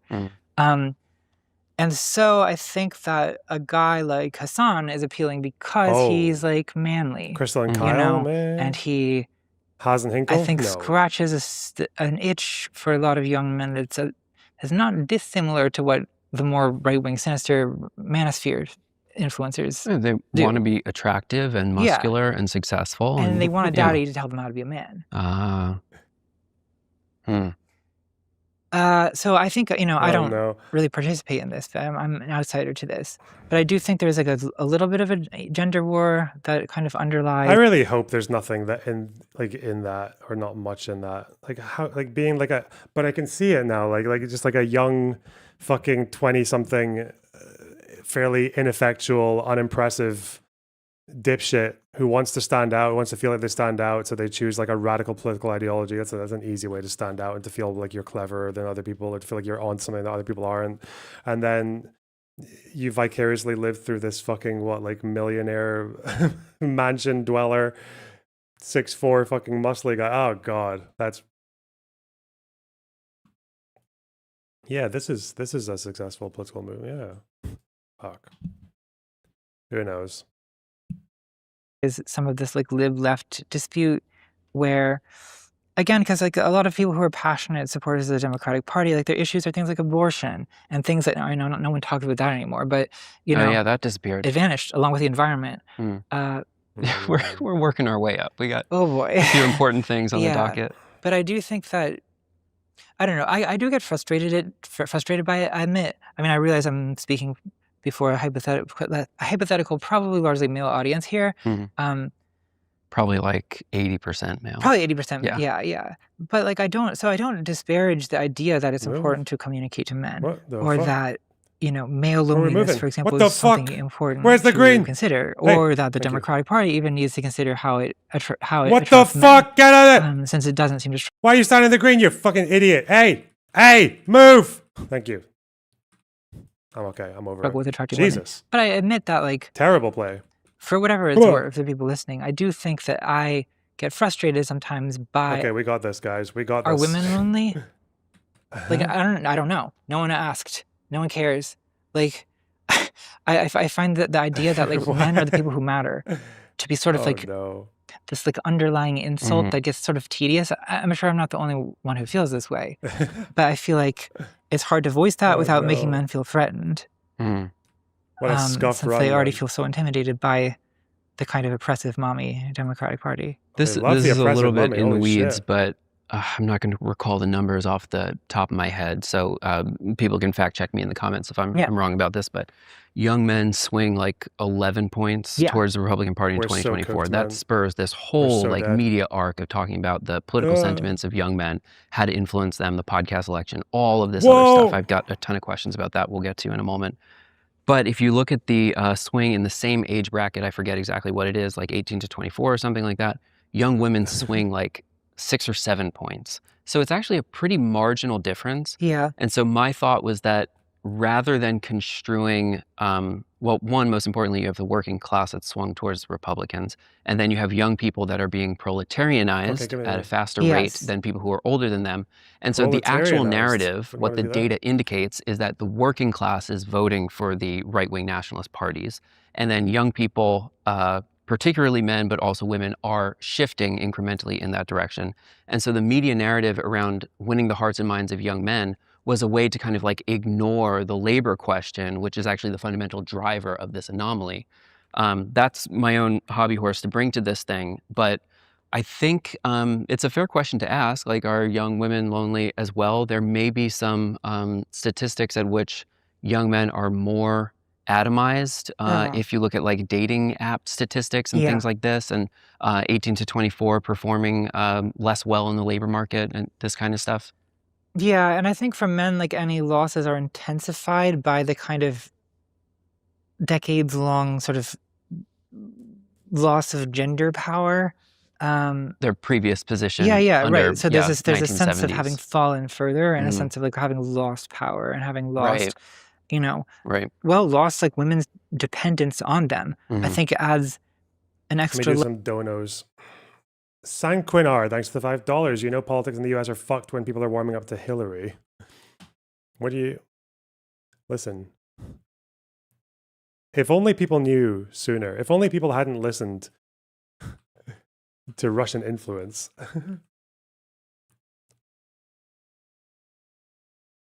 Hellrunner, thanks for the $10. And Dwayne for the 5. In the battlefields of verbal combat, you must be immovable like the pickle jar lid. Good one. From Bongo, thanks for the $20. Meme for the $4.99. Have you seen Dylan Burns' Track Ukraine program? He started this month. It's supposed to be similar to Track APAC, but seems a lot more reasonable. Okay, I haven't seen that, but I should look at it. Sounds good. Sounds like a useful tool.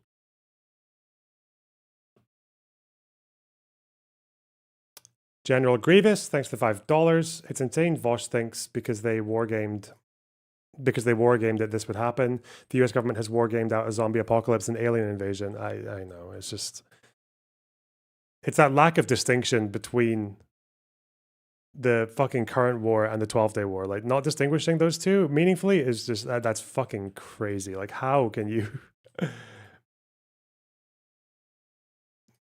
be so willfully blind? Feel like that's the £2 for the blue hair goal. You're going to need a bit more than that for a blue hair goal, buddy. Chomsky, thanks for that Canadian.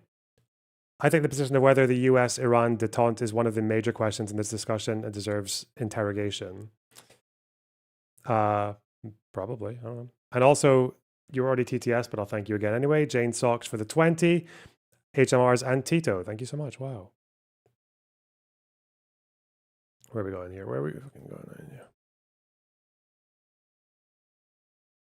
level of like sting, I think, to the kind of lowered economic status. Yeah. Um, Let me take us down this path. I want to ask a few questions as we wrap up this discussion about your recent video. These are thematically related, but the rise of Trump, this kind of end. Man, this is what I mean by this fucking game. This little chess event is so easy if you know once you know what to do, which is not much. It's take the front pieces and take the back pieces and not the front ones. It's so easy, but it's so rewarding. It's such a shit game, but I'm just like, this is so much fun. And my little horsey kicking these poor little grunts. I'm gonna kick that guy now. Kick him. Kick that guy. I need to face him to kick him. Wow, kick him. Oh, he's dead. Go kick the other guy. I'm getting in there. Kick him. Last boss. He can't do shit. Hey, and that's it. Done. It's so stupid. Okay. Of a broad arc of social progressivism, this right-wing mindset that you talk about in the video. One of the things that has come up on this show, conversations with different people, is generally what percentage of society has this right-wing mindset. Kyle Kalinske will tell me that 30% of society is fascist. Wow. What is your estimation? How many people in our society have this right-wing 30% is probably whatever MAGA is. MAGA like 25% of America. Whatever MAGA is, yeah, that probably is the amount of people in America who are, at the very least, like, okay with fascism. Well, I think that on the edges, there's a little bit of a kind of gradient. Mm-hmm. I would agree with 30% as like really maybe 25% are like dyed in the wool, like unreachable levels of right-wing mindset. I'm like 10 to 15. Okay. But okay, I've heard people say 50. Yeah. I mean, I think there's a wider, there's maybe like 20 or 30% of people who kind of are swayable in one direction or the other. Because I mean, so if we use my oversimplification of mommy politics and daddy politics, oh my God. well, most people I think do believe in both to some extent, right? I mean, even in right-wing daddy politics, it's not that there's no room for a parent to be nurturing. Is she like workshopping a new video, mommy and daddy politics, and we're gonna psychoanalyze the radical left and right through a Freudian lens and remind them of their mommy issues? You don't want to be a liberal because that would include your mother.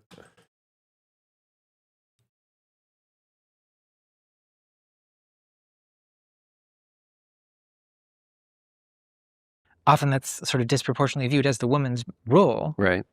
Wait, do I need those? Whereas the father's role might be more disciplining and protecting. And then it's not that left, and it's not that like mommy politics doesn't think that protecting and disciplining have their place as well. So I think that to suggest that this is a complete binary, that people either believe one or the other, that's wrong, right? But I think that the further right you go, the more you go into the idea of like the main thing that they want out of a government is to project strength and power and discipline and tough love, right? Let's say, as opposed to no participation trophies. Yeah, no participation trophies. Whereas, like, I think the issues that people tend to go to the left or to the Democratic Party for are things like healthcare was Obama's big issue, for example, which is kind of a mommy issue in terms of it being like about nurturing and sort of a soft type of protecting. This is such an autistic response, but that may be a political mistake. It should be about cost savings and government efficiency rather than nurturing. I think that may have been an error on their part. But okay, let me ask you this. So let's say like 30% of society is right wing, 30% is left wing. There's 30% in the middle, right? Roughly thirds, right? Yeah. And what that kind of means is that the people in that block, like say the MAGA fanatics, for example, or the internet communists, they are unpersuadable. Like they can't be reached by messaging. And so what we're fighting over is this like 1/3 in the middle. I feel like debating the margins on that, the question underneath, there's a risk of naturalizing the political leanings and affiliations of people now, whereas compared to the heyday of social democracy in the 1970s, should we also assume that 30% of people were fascist? Because there is like an arc of historical progression and development here, right? There was a kind of rule-based order at one point in global history. The end of history, the kind of prevailing of liberal democracy, at which people would be accountable to this international system of rules. The subtext of what we're talking about and Trump's divine right of kings, like all of this stuff is like, we are now in this period where might makes right. Like Israel's the most pronounced example of this. There is nothing that holds people accountable. Right. And so retribution and kind of the underlying theme of this video, I think, is also like Locke and all the people you mentioned before, like their philosophy is kind of unraveling under just like the brutal, like a kind of like Hobbesian application of strength and military might, like rule by the sword, right? He has some kind of quote of like, society can only administer these rules such that it can enforce by the sword. And that's what we're seeing. Like there are basically no more rules that govern this stuff. It is just, might makes right.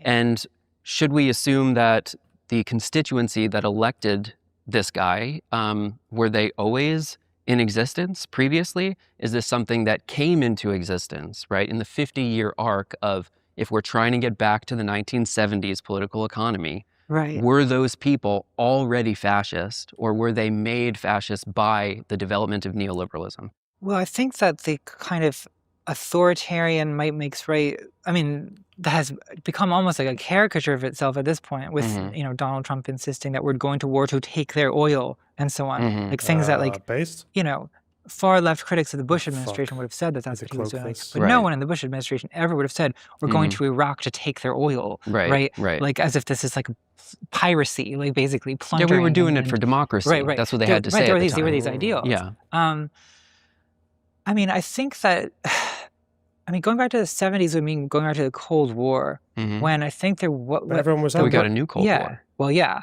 But like the right at the time, I think did sort of have this kind of macho stance about the Soviet Union. But domestically, they were still more, they were much less authoritarian domestically, right? Or there was still a sense of like... Well, like with a McCarthyism, I don't even... I think Lakoff even suggests that during the Cold War, you often got like, there's this period where you had further right presidents and further left Congress, as if like almost like the executive was daddy and the legislative was mommy. Okay. And I just think that that tendency of the need to like project constant like strength and power and discipline and menace, I feel that used to have a more specific target that was outside the country. I mean, it was, in Vietnam or in Russia or in, so like that is not necessarily new, right? Is China a sufficient enemy to have now that coalition could come back into existence? China is certainly an enemy now, but I do think that one... Oh shit, guys, there's a poll.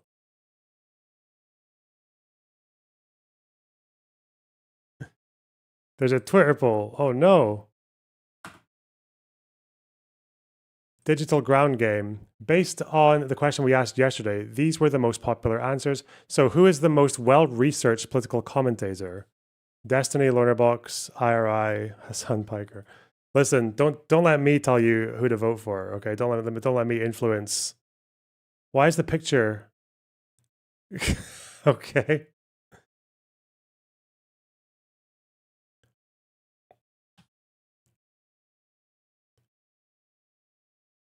Oh, let's roll 99 on that, just in case. I just want it for the look.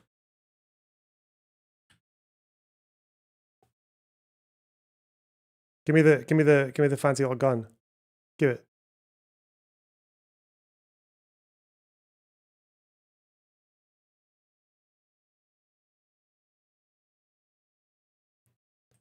Reason for I do think that one reason for the extent of like enemy within kind of fascist scapegoating and punishing, I think that probably is in some part the result of like the average person's experience of sort of economic loss. Yeah. Wow, look at this gun. Who needs daddy politics? Who needs an authoritarian strongman when you have this? Wow. Is it like a shotgun? But what, what the fuck? With a bayonet, and it fires off like what, 1, 2, 3. That's incredible. A revolver shotgun with a scope and a bayonet. Or there's a strong sense of this being like sort of a zero sum, and like my wealth has been taken from me by immigrants, or for example, is like is a kind of suggestion that is being put forward to justify rounding up immigrants and putting them in alligator Alcatraz. Right. Like, so I do think that that aspect may well be the result of like Reagan, and because I think Reagan started the tendency that has metastasized into what it's become. Yeah, that was the coup that transformed the world. I mean, in some ways that was also, like, in some ways you could say that was a backlash to like 60s counterculture, the moral majority, right? And sort of anxiety also about the collapse of order and the decay of social norms, I think led a lot of, I mean, to a religious right revival, for example, in the late 70s and in the 80s. That I think is the kind of... Do you win something on the Twitter poll? No. You get bragging rights for about 7 seconds, and then you walk away. Predecessor to this, like, the question is, how has it become like so obscene and transgressive? Yeah. That's the new part for Trump, I think. Are online politics and real politics becoming the same thing? Yes. I mean, to a large extent. I mean, I've thought that for a long time. I've thought that since the 2010s. I mean, I think there's like some limits to it in that there does remain like sections of online politics that are very online. Yeah. As we say, like, I think that unfortunately a lot of leftist politics doesn't seem to translate into like ballot behavior. I know I'm always harping on this, but like I do think it matters. And if leftist politics becomes basically like a niche subculture of the internet, then I kind of do question the utility of that. Yeah. Unless it's so like entertaining or you know, intellectually rewarding in its own right that it justifies itself, which maybe it sometimes does. But if you think that you're doing politics, I think it should translate into political action, right? But I do think that it's pretty hard to deny at this point that political commentary that happens online needs to be taken extremely seriously, right? I mean, this does seem to be the main way people get information. It's a big deal. It's not maybe to not just even, run like the kind of counter argument on the political hipsterdom of the left. Yeah. Speaking of hipsters, I was thinking about MGMT, for example, of like a band that basically got Business Time, thanks for $5. I'm with her. ZJM, thanks for $5. I'm with Business Time. Wow, clever. through in this early period of social media that was like hipster culture, but now it's in like car commercials. I hear it in the grocery store. Is there some type of, just to check our work here, is there some type of left-wing subculture that could be, you know, birthed in the gutter of the internet that actually does have a scalable narrative that could reach the 77 million people we need to convince in a national election? I think so. I think probably. It's possible. Yeah, I mean, I think the people who were there in the original scene would, of course, reject what it became, but so what? Right. Like, if it we don't works, need them we anymore. don't need them anymore. We got everybody else. Correct. Right. And I mean, I think that is what success would look like. Yeah. MGMT is millennial catnip. Yeah.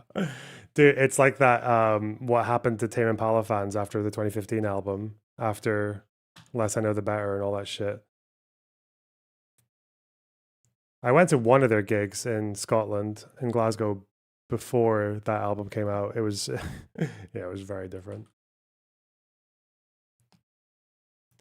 Lots of crust. Lots of crusties. Yeah. I think the people who have the hipster mindset are allergic to success. They don't want it. But in spite of that, they could still be useful. Yeah. Right. If they're able to generate ideas and discourses that are infectious in that way. If people actually want them. Yeah. On the topic of gaming that we touched on before, Gaming? were you involved in like internet spaces? I think of the casual racism in World of Warcraft, where like people would say offensive things in Baron's chat, for example. Yeah. Did you This guy knows? see those things growing up? Were you familiar with those cultures, and what set off the alarm bells versus what was like a dismissible part of the attention dynamics in a message board thread, for example? Yeah, I mean, I was never like a huge so all of this stuff I kind of experienced in a very like peripheral way. My brothers were big, World of Warcraft players, so I saw it from that.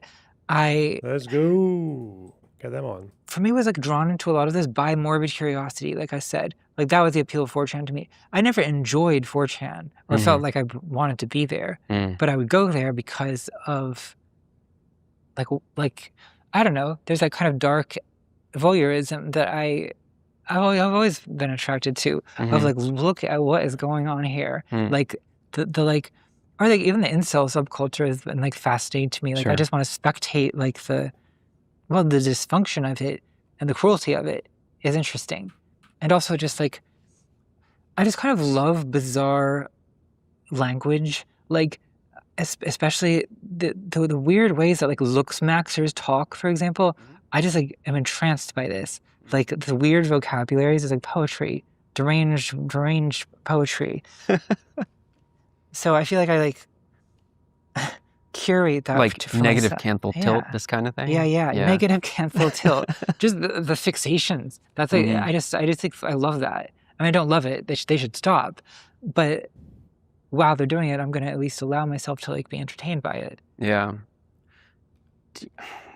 This is like, I don't know if this is like a personality flaw, but like my instinct with this stuff, like the looks maxing stuff, is obviously like in the media in the last few weeks and months. But the posture that I think is important to take on this stuff is like it's trending for a reason. Yeah. Trending for a reason because most people like it. So I feel like it's a failure on our part about messaging if we take this oppositional stance. Yeah. And so I'm kind of tempted to credit to the Horseshoe Theory podcast. They did an episode about the black pill and looks maxing. But this guy, Henry, who was their intern, who gave an incredible performance on this episode. I played a lot of WoW, but I don't recall particularly racist stuff. Maybe I was oblivious. I learned English through WoW, but it didn't seem anything like a COD lobby. I don't think it was, to me, it was never like a COD lobby, but some people, like there were people who were, it depends on when you played. 2004, 5, 6, it was pretty toxic. Like, if it wasn't the racism, it was like homophobia, or it was just like, just being bad, like people doing bad things, people doing very bad things. Because we had like server forums, you had IRC, but then before that there was the server forum. So if you were part of a server, you would just go servername.com, and that would be like a bunch of forum threads, and people who were Alliance and Horde could talk to each other, type shit. There were, and the more you posted, your rank would change on the forums. And there was this one dude who had his own rank because he posted so much more often than everyone else. And he was called the forum troll whelp. And he was just one of those guys, like there was just this group of people that were just like, the more arrogant and the more fucking horrible you are, like the cooler you were. And that was like a really strange standard. Like there was this one guy who was only really playing a lot of WoW because he had been diagnosed with cancer, it turned out. And he had to take his time off work and he had to rest, and he was just like playing fucking WoW while he was resting. And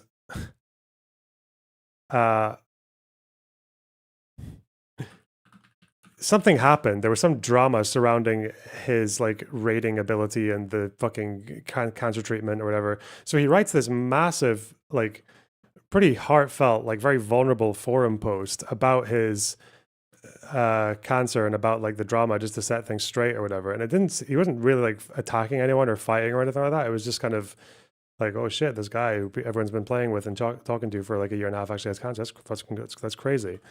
And the fucking first reply, 60 seconds after the post goes up, is the forum troll whelp, like fucking all caps, lol cancer, and talking about how funny he thinks it is. Like, I'm laughing. This is the hardest I've ever laughed. I'm like, dude, there was a lot of that kind of shit, just like people being quite horrible. But as for like the racism, like N-word, like there were definitely racist people, but like the N-word kind of thing, like that was more of a COD lobbyist thing. I didn't see as much of that. People did do it though, just not as frequently as they did in COD.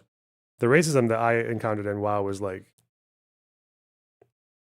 people who like a small group of like 3 or 4 people, or maybe 5 plus, just talking about like race science and how like the bell curve is actually totally fucking groundbreaking. Like, yeah, that was definitely a thing that I encountered. The funeral raid. Oh yeah. there was the guy who died, and so they held a funeral in game for his character, and then the people from the other side raided the funeral and killed everyone. Oh god. But then I'm like, but I think my position on that is the same. I think that probably exists somewhere, doesn't it? The WoW funeral raid. Lol cancer, yeah, right. That's probably the one that stuck in my head the most. There was other crazy shit as well, but funeral raid. The actual person died, so they held an in-game funeral. The fucking video is called WoW Funeral Ponage.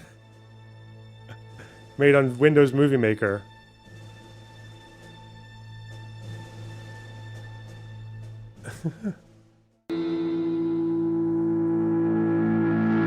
Was it a Horde funeral or an Alliance funeral? I can't remember. Okay.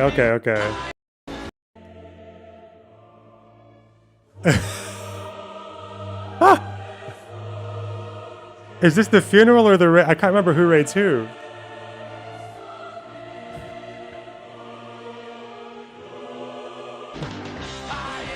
Oh yeah, it's these guys. Yeah, it's the Alliance guys raiding the funeral.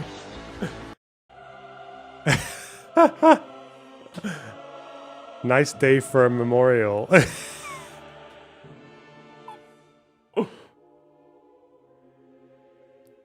I guess you could say that.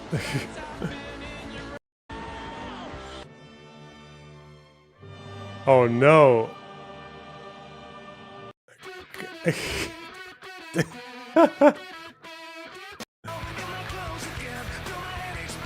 Yeah.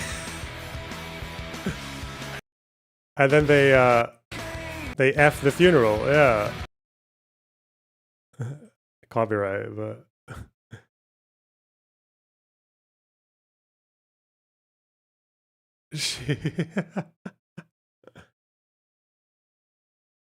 she loves fishing and snow and PvP. But my position on that is kind of the same as it was back then. Like, why are you holding a funeral on a PvP server? Dude. You're cooked. That's a fuck around and find out. That's what I'm calling it. Was saying that this black pill looks maxing, hyperfixation on like the degree of your canthal tilt and this kind of shit in your jaw and your masseter muscles and everything else, was men realizing what it's like to be a woman for the first time, that they become hyper conscious of their own appearance. Did Blizzard give a statement? No, Blizzard weren't. This was pre-woke Blizzard. They did not give a statement. I don't actually know. Did they? Did they ban people already? I don't think they. I mean, how? It's just they're just playing the game. And I felt like that's actually a better posture than to be like, well, men shouldn't try to be attractive. They shouldn't try to exercise. Like, you should be ugly and out of shape. Yeah. And actually, that's the left-wing progressive position. Right.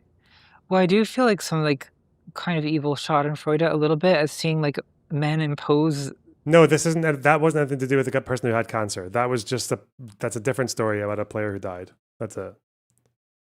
Nothing to do with the cancer story. As far as I know, the cancer guy lived. I think he lived.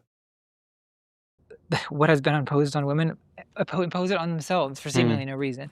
I don't think it's for no reason. I mean, I think it's the product of technology. But I mean, I think everyone's looks maxing. A woman would never come up with the term looks maxing, but like that is what women have done for centuries, right? Because it's sort of what's expected of women socially. It has not been what's expected of men. But I think the fact that we all carry around phones with a camera in them, and that digital culture is so visual and it's so based on image and avatar. Like, I think that how many times in a year is like a 22-year-old photographed these days compared to 20 years ago? I mean, it has to be orders of magnitude. Like, I think that there's kind of an unprecedented ability to create images of yourself.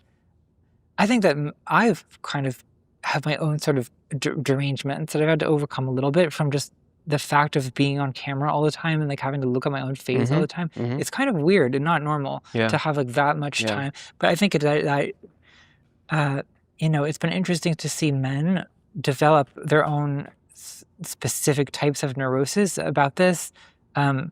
Sometimes, and it's gotten to the extreme point of like what is hard to believe is not parody in the case of like clavicular and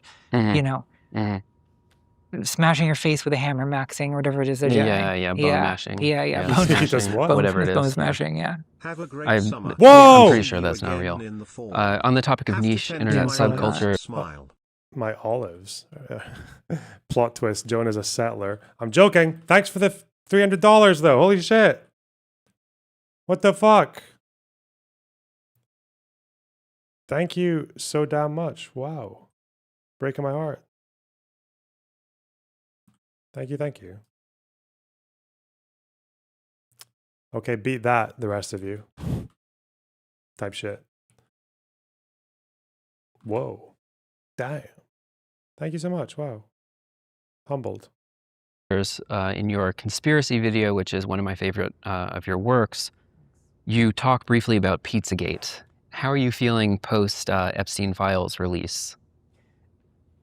A lot of people ask me that. I can almost buy RAM. I mean, obviously a lot of people have confronted me with the suggestion that like my conspiracy video has been completely proven wrong by the release of the Epstein Files. Okay. I really don't agree with that at all. Mm. I think that, well, first of all, a lot of Epstein Files were already released and before I made that video. So, but I think that the fact that people see the Epstein Files as a vindication of Pizzagate is like, I feel that it illustrates things I was talking about in that video. So just the fact that like a real conspiracy or real scandals will be continuously and forever overlooked by conspiracy theorists because what drives them is the urge to discover the unknown or the hidden or the secret. That's why the fixation on secret societies. So, okay, what is it, the Epstein? Thanks for the $29.99 business time. Really appreciate it. Spider. Twitter.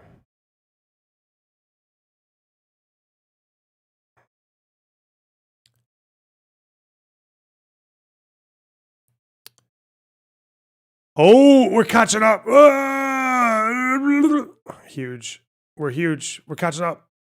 40.8. Files reveal. It reveals that a lot of very powerful men do in fact conspire with each other to participate in a kind of sex trafficking, right? Sometimes involving minors. That doesn't surprise me at all. Actually, I mean that's not even slightly surprising to me. I'll say I'm a little surprised maybe by how coordinated it is. Like the fact that that so many men from so many different, like, I don't know if I want to go into specifics, but like even like someone who was like, I used to be involved in like atheist and skeptic communities. Many of the most high profile men, which feminists in those communities have been complaining about for well over a decade, turn out to have had personal correspondences with Jeffrey Epstein, where they're asking for advice on how to manage these accusations of public sexual misconduct, which is like, it is like a Jeffrey Epstein being a main character to a greater extent than I expected. I agree. I am somewhat surprised by like how omnipresent Jeffrey Epstein is in seemingly everyone's emails. But I also think that Pizzagate is wrong, right? All of their central claims are wrong, right? Pizzagate is not the claim that some powerful people somewhere are having sex with minors. There's no basement. There's no basement. Yeah. Okay. There's no. Oh, we made big gains today. Apart from that one guy, we made a few. These were all Oh, I didn't realize they did 98 on the fucking Opera Hall. What the fuck? I wasn't even trying that hard on that one. 95. Okay, good. These two were both purple before. Now they're orange. Hey, this basically means that I'm in like the 95th percentile or 98th percentile of like performance, whatever, for these fucking bosses. This one, I don't know why I keep fucking this one up. It must be when I'm doing my flurry timing. And this one, I don't think this one was my fault. This was just he died too slow. Yeah, whatever. That we know as far as I can tell, there's no rituals even. There's no JF had a connection to Epstein. That's true. He did, didn't he? If you look at, and he said it's good because I just took money away from Epstein. Like, yeah, you took money away from the child rapist and to the potential murderer, the guy who just lost his wife.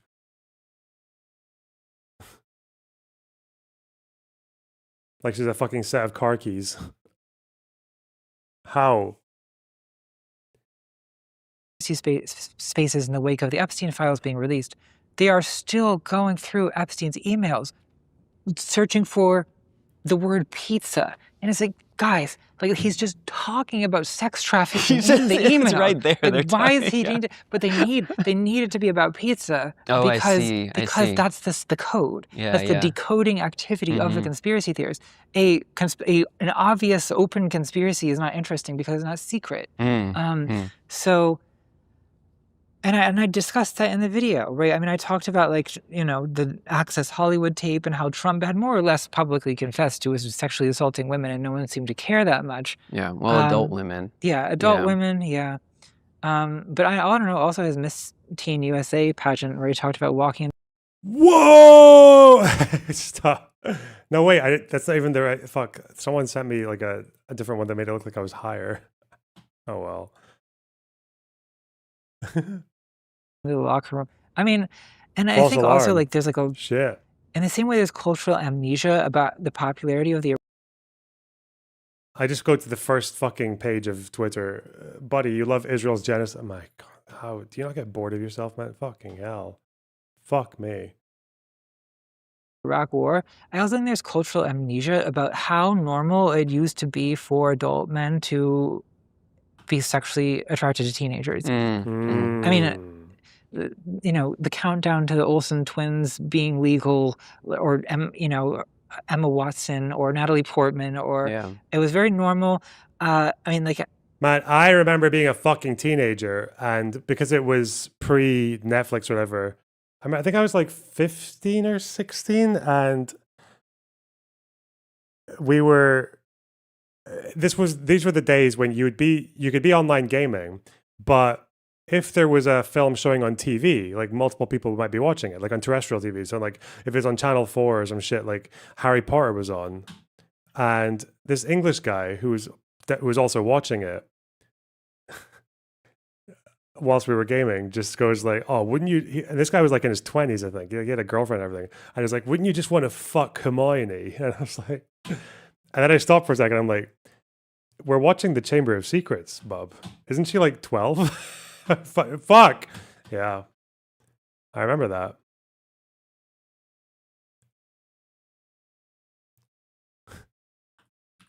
It's like, damn, dude, our main tank is he's on some shit.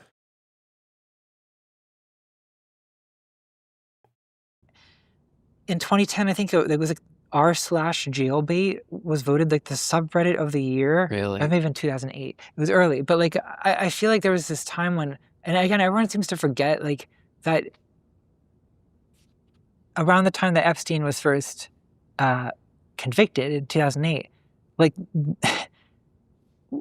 adult men dating underage women was kind of considered like.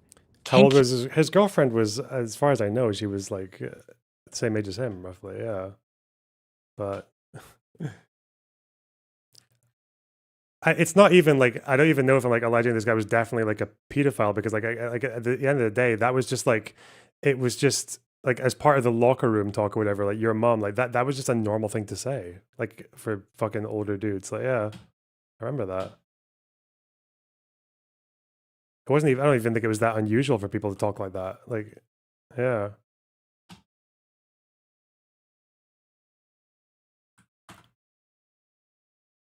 But yeah, I remember that was like probably the first time or like the strongest memory I've got of like hearing someone talk like that and just being like double take, like, what the fuck did you just say? Like, yeah. Google searching. Wait, isn't Hermione like 12 years old in the Chamber of Secrets? Yeah. Or whatever, but it was not seen like with the level of abhorrence that it is now, where it's seen as monstrous. It was, I think people it was career upward mobility to date a powerful older man. But I mean, that was adult women for like, you know. Yeah, but even like you know, Jerry Seinfeld dated a 17-year-old, and like, oh yeah, you know, Kid Rock wrote songs about how he liked to do statutory rape. Ted Nugent wrote a song about being attracted to a 13-year-old. Like, Bukowski, he wrote a few poems about being attracted to like fucking high school girls. Yeah.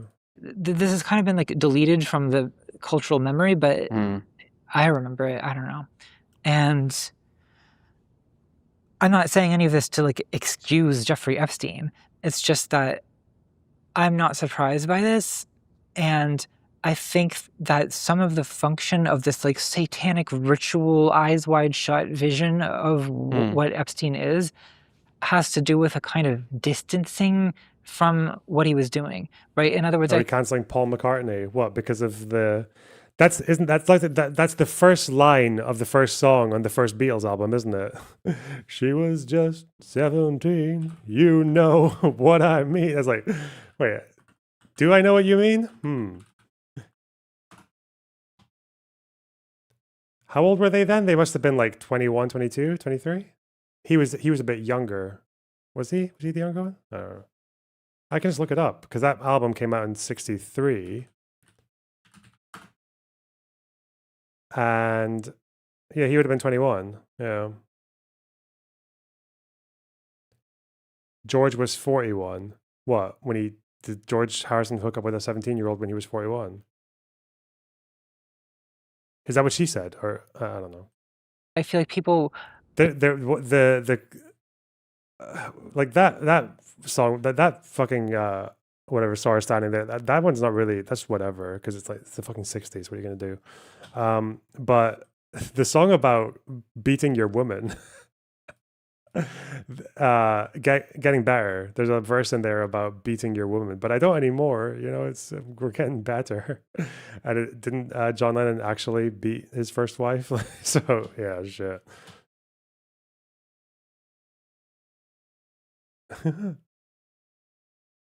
The trafficking? Well, the trafficking. Oh, Run for Your Life. Yeah, that song's fucking mental. I'd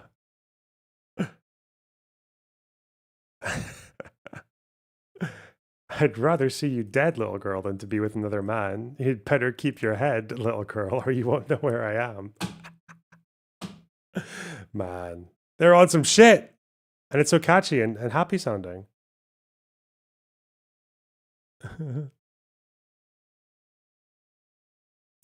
Let this be a sermon. I mean, everything I've said. Baby, I'm determined. I'd rather see you dead. Dude, they were so much more fucking metal than people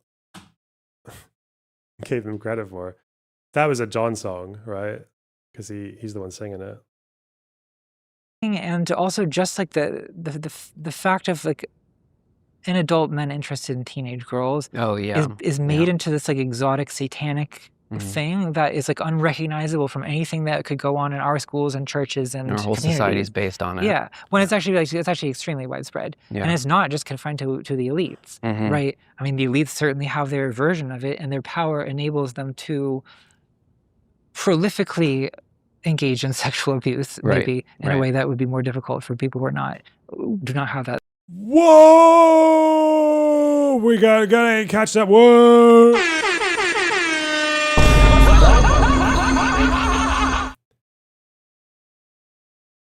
Level of power. Well done, guys. Ability to like escape to islands and so on, right? Right. But and I think Epstein is probably fairly close to the top of the list of prolific sex abusers, right? Like in terms of the scope of what he was doing, and the number of other people involved. Maybe like second to Caligula. Or second shit. to Caligula. Yeah, it's. I mean, it's like historic, right? But he's on the ladder for. Yeah. This a little bit of a tangent, but Do you remember in the... I can't with this fucking guy, man. This guy is so fucking retarded. This guy asked me once, by the way, this guy asked me, like, when we were talking about fucking Hezbollah bombing the north of Israel, he was like, he thought that northern Israel was, like, occupied, as in, like, not the redefining whatever occupied means. He thought that, like, the people who lived in northern Israel were actually, like, settlers in part of Lebanon. He didn't know that Lebanon and Israel's border has been decided by the UN for, like, 25 years. He didn't know. Like, this guy is so fucking stupid. He's so unbelievably out of his depth. Like, why? But it's his identity. Threefold. He's got 3 watermelons. And he doesn't know fucking anything.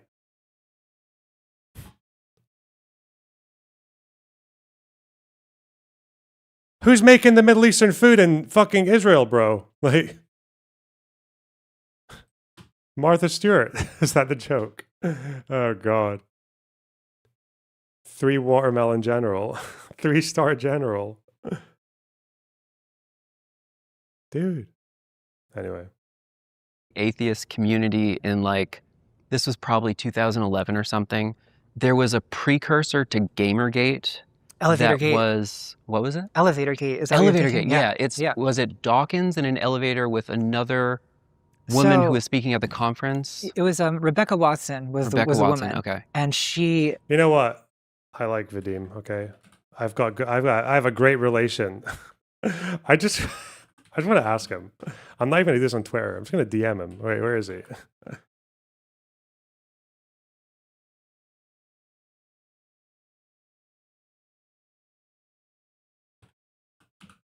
I want to ask him, where did that tweet go? Oh, it's I want to ask him, when Iraqis sell amba, are they stealing it from Jews?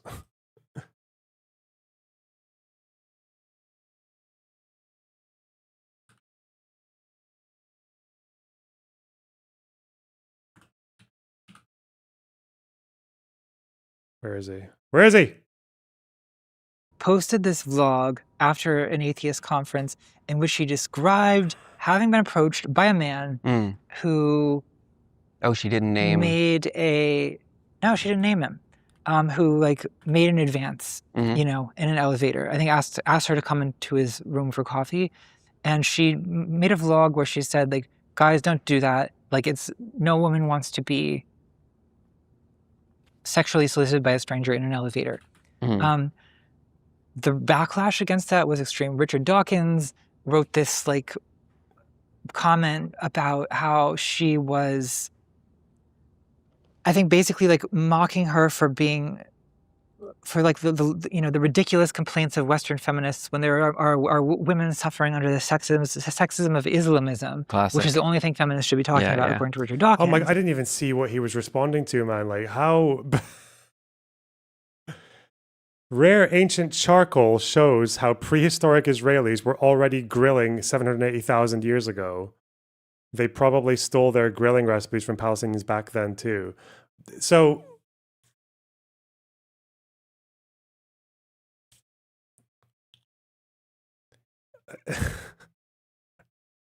there's so much.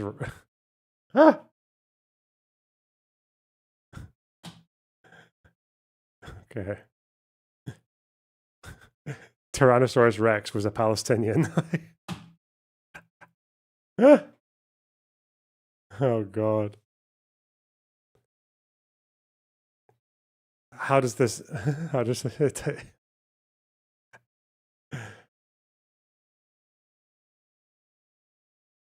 okay.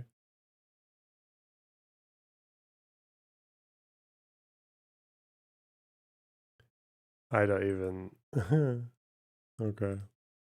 Right.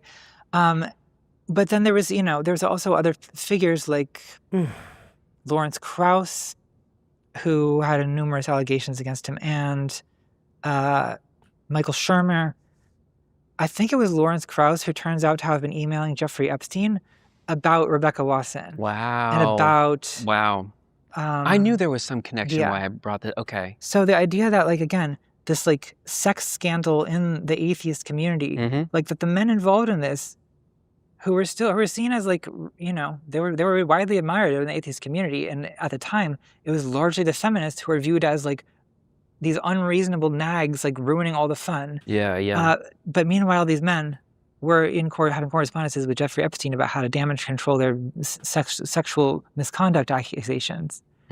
That's the closest thing to like patriarchy being a conspiracy I've ever seen, right? Because in general, I discourage the conspiratorial view of these things. Like patriarchy is Were there even humans in that area? I don't think so. Humans are like a third of a million years, right? That's how long we've been around. But like what, Homo erectus? I didn't actually know that Homo erectus, that's what they were, right? Those guys. I didn't know they were cooking with fire.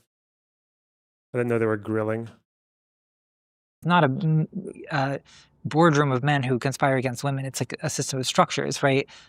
But there's also a little bit of minor conspiracy. I mean, you've probably got an email thread of men coordinating against women. In this case. So there's a little bit of there's a little bit of conspiring Davos going on like as well. there's Right. There's not zero conspiring. Like, to be clear.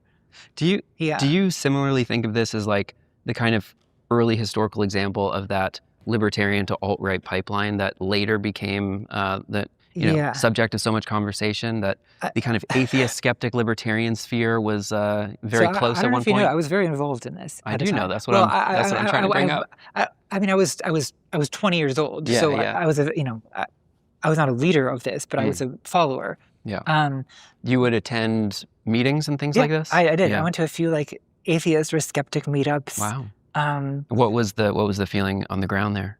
It was mixed. Like there was always these kind of underlying tensions where, I mean, there were people who were attracted to atheism for a lot of reasons. Like I think it retroactively got stereotyped as like fedora wearing Reddit incels or something. And there was that. But it was a more diverse community than people remember. There were women there. There were people who were ex-Muslim apostates who. Kyle Kulinski was part of it. He's very left. Yeah. Right. I mean, it was.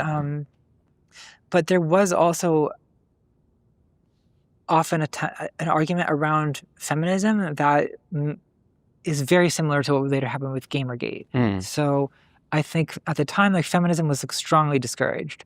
And it kind of boiled over around 2011, I guess, is when Elevator Gate happened. Yeah.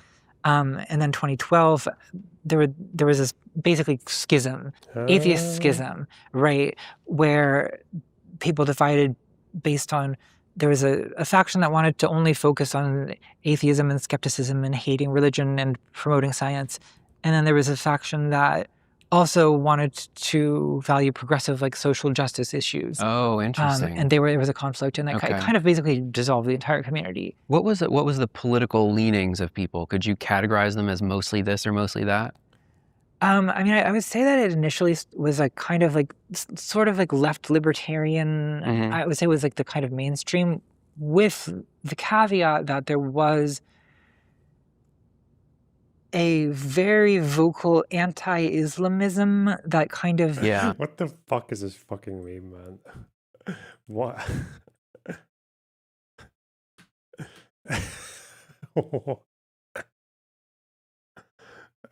Okay. I don't... All right. Shaded into and sometimes fully tipped into outright Islamophobia. But more so anonymous than Ron Paul at that time. Ron Paul? Yeah. And so, I mean, I would say that it was to the left of Ron Paul. But then I think that the division around... I mean, it basically ran parallel to Gamergate in terms of... I mean, one of the leading atheist YouTubers that I once followed, by 2015, he was making... Most of his videos were about Anita Sarkeesian, the games critic, feminist games critic who... Just racking up those views. Was so... well, the target of so much obsessive vitriol during Gamergate, right? So I think that... And then this is where like Bannon and Milo Yiannopoulos came in. Yeah. And they realized this is a politically useful energy. Yeah. I'm not going to get us in the Christopher Poole. We'll never get out of that rabbit hole. Okay, so... Oh, this might be interesting. The Israeli and Lebanon negotiators are talking in Washington today. I believe it's today.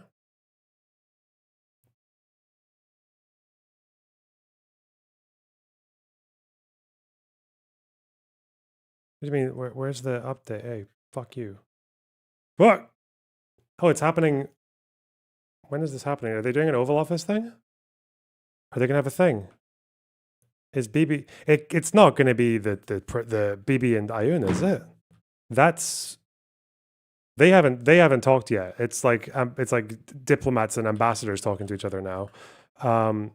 That would be big. Because remember, Lebanon does not recognize Israel. Israel and Lebanon are enemies. Okay, they're mortal enemies. They've never been normalized, right? It's illegal to talk to an Israeli if you're Lebanese. So yeah, the fact that so if it goes up to the actual prime minister of Israel talking to the president of Lebanon or even the prime minister of Lebanon, that would be that's massive. But Bibi's in Israel. Yeah, I think it would be the same people, right? The ambassadors. Well, let's see. This is Trump at the Oval Office right now. Doing it for other people. Breaking news. He's got ethnics around him. Maybe this is them. Actually, they're not ethnics, are they? They're all. It's just. Never mind. I'm sorry. To announce. I'm like, who's that guy with the beard?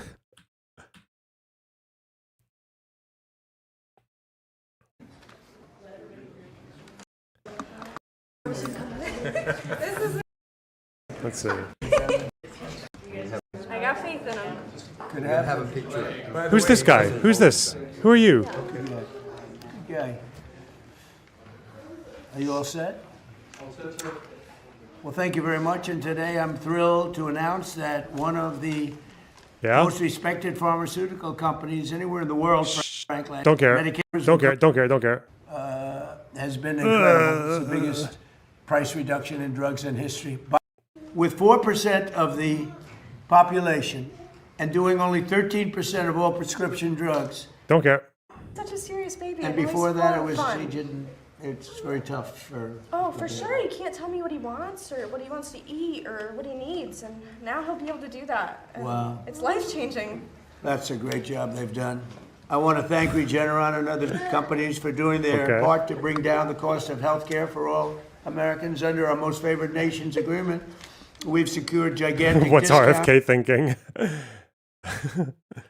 How much Tylenol have they inserted into that poor child? That's with price. They're going to $199 and go to the drugstore. Stop talking about drugs. 25 years and billions of dollars, not millions. All those who are listening. And I appreciate it. And a man who's doing an excellent job is Howard Lutnick. Is in a little different sphere. It's not in the none. They were all making these products in other countries. Okay, he's just talking about drugs. Not just China, but a lot of other countries. I see. And, Pharma. I think by the time I leave office, they'll be mostly operating. They have an incentive to do them quickly. 20 minutes left in the goal, guys. 20 minutes left in the goal. 3 more to go. Don't fuck around. Big incentive, like the tariffs go up if they don't. And remember, if they do them here, they don't have any tariffs to pay. It's an incredible incentive. And if they don't do them here, they have a very substantial tariff. So they get penalized. And it's bringing countries, not only drug companies, but car companies. AI is a different thing altogether, but even there. But the AI is, we're leading China in AI. We're leading everybody in AI. And we're leading now in car companies. They're coming from Canada. They're coming Shit! What's happening, guys? What's going on? What is this bullshit? We're getting overtaken. This is troublesome. This is fucked. Fuck the goal, guys. Just go find some people on the streets and pay them. From Mexico, Germany, Japan. They're pouring into our country. I'm not walking with some fucking second place participation trophy bullshit, okay? Very smart. Should have been done long ago by other presidents. We were the car capital of the world 50 or 60 years ago, and then they... I bet someone posted in DGG.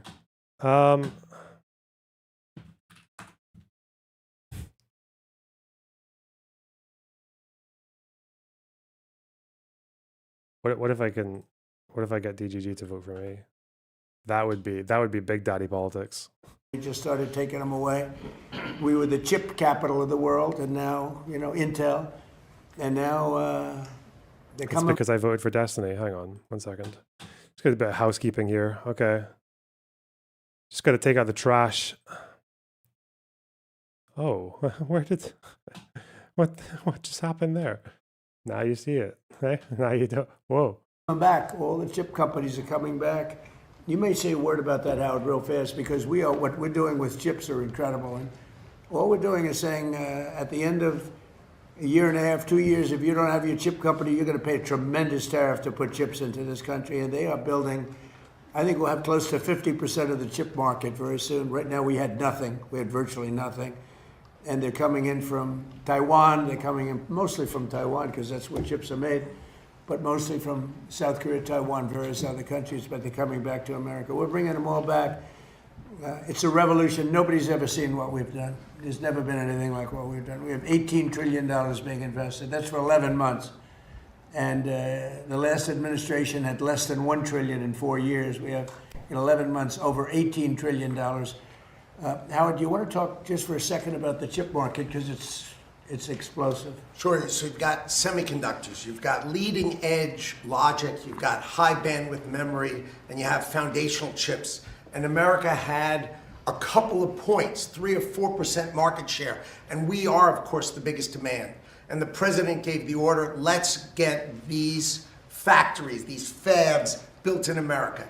And our expectation is we will have $1 trillion of these fabs. These are factories. This is not the hyperscalers buying chips. This is literally the making of the chips, right? Does this orange clown take credit for the CHIPS Act? Trump has been taking credit for the CHIPS Act for, I think, since he came back into office. Yeah, this is what happens. Biden gets bipartisan legislation passed through Congress by being a diplomatic, reach across the aisle, likable kind of guy, by being tactical. And then these policies, some of which will last beyond his term, will continue under Trump, and then Trump takes credit for it. Yeah, that's exactly what happens. Yeah. We had Micron, $200 billion, TSMC, $165 billion. The list goes on and on. He negotiated a great deal with Taiwan, $500 billion coming to America. We'll have $1 trillion of semiconductors. That's part of his $18 trillion, but it's foundational for us to take care of ourselves. Thank you very much. By the way, the Israel-Lebanon ceasefire is in its 8th day now, so... is Rubio going to be involved, or what does it say here? It's not going to be Aoun and Netanyahu, though.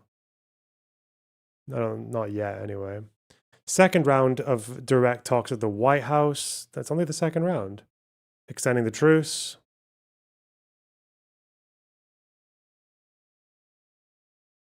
The U.S. will be represented by Rubio, State Department Counselor Michael Needham, Ambassador Mike Huckabee. Oh, lovely. Ambassador to Lebanon, Michael Issa. Is it Michelle Issa? Huckabee was not in the first round. Huckabee is the guy who just believes like the full-on biblical Judea, Samaria, like one greater Israel from the rivers of the sea kind of shit. Lebanon's President Joseph Aoun said Wednesday that Hamadeh will put forward an extension of the 10-day ceasefire that last went into effect on Friday. She will also ask for an end to Israeli home demolitions in villages and towns occupied by Israel after the latest war broke out on March 2nd. Aoun said in comments released by his office, it's the same Lebanese and Israeli representatives. It's the Lebanese ambassador Nada Hamadeh Mawad and Yishel Leiter. Yeah, these were the same people from last time. They took a photo together with the flags and all that shit. Okay. I'll go off subject for a minute, but I think it's very interesting, and I hope you go over and take a look because it's happening right now as we speak. But first, if you look outside, so we had flooring outside, we had slate, and it was coming to pieces. It's been there since the early 1940s, and it's a path to the Oval Office. It's a path to the West Wing, and it was terrible. This is why Wordle is a shit game. Like, what are you supposed to do about this? Is it shore? It's obviously shore. Snore! This is why Wordle is just trash. It's for idiots. It's for people who want a game that like is just RNG if you win it.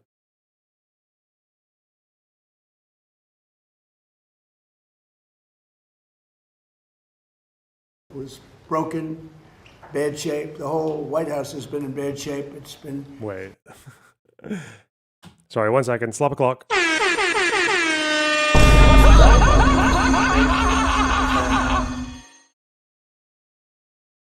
Right, give it to me. There's no way Fox News. Fox News? Judgment, and I was glad to see many Democrats going on. This is just atrocious judgment, and I was glad to see many Democrats going online saying, we don't want this guy as the symbol of our party. The other thing is just, I'm sorry, I look at this guy and it's like the thing that, you know, sort of made him percolate up outside of his own entity was the fact that he was abusing his dog on an internet stream. I get this. I get that. Yeah, he was shock collar. Yeah, and the dog. I get the sense you're not a fan. We got it, Sandra. To speak any moment now at the White House. We are told that will be about health care. This after a major That's so funny. rules on marijuana. We're loves going that. to have that for you next. That's so funny. They Yeah. had to cut it off. They had to cut it. That is, for the record, this right here is quite literally the this right here is the straight news coverage. Okay? This is the second time today. Expect primetime host to follow suit later today. Yeah. You got so much motion. They were doing the Kaya shock slop on Fox fucking News. I know. Shock slop. Just don't shock your dog, retard. And don't lie about it in the most obvious fucking way afterwards.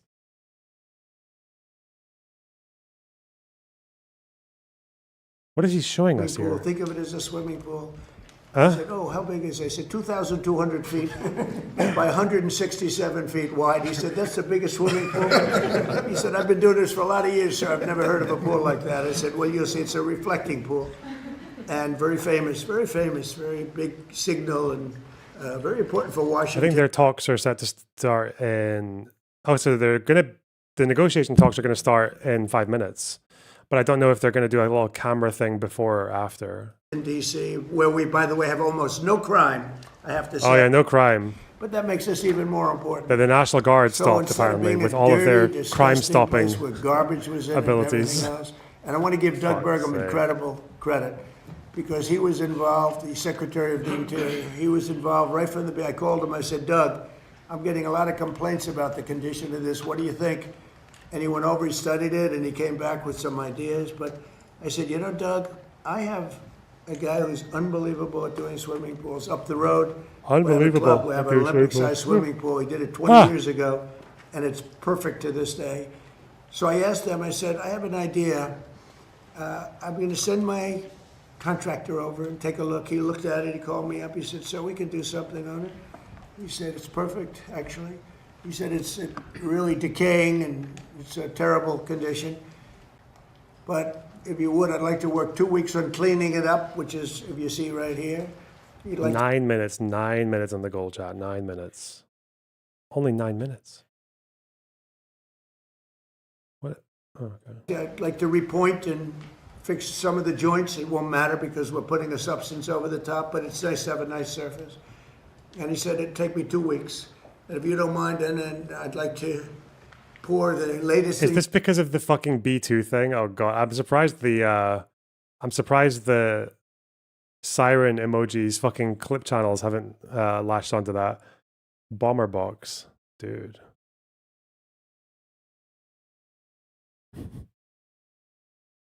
Fucking B2 enthusiast.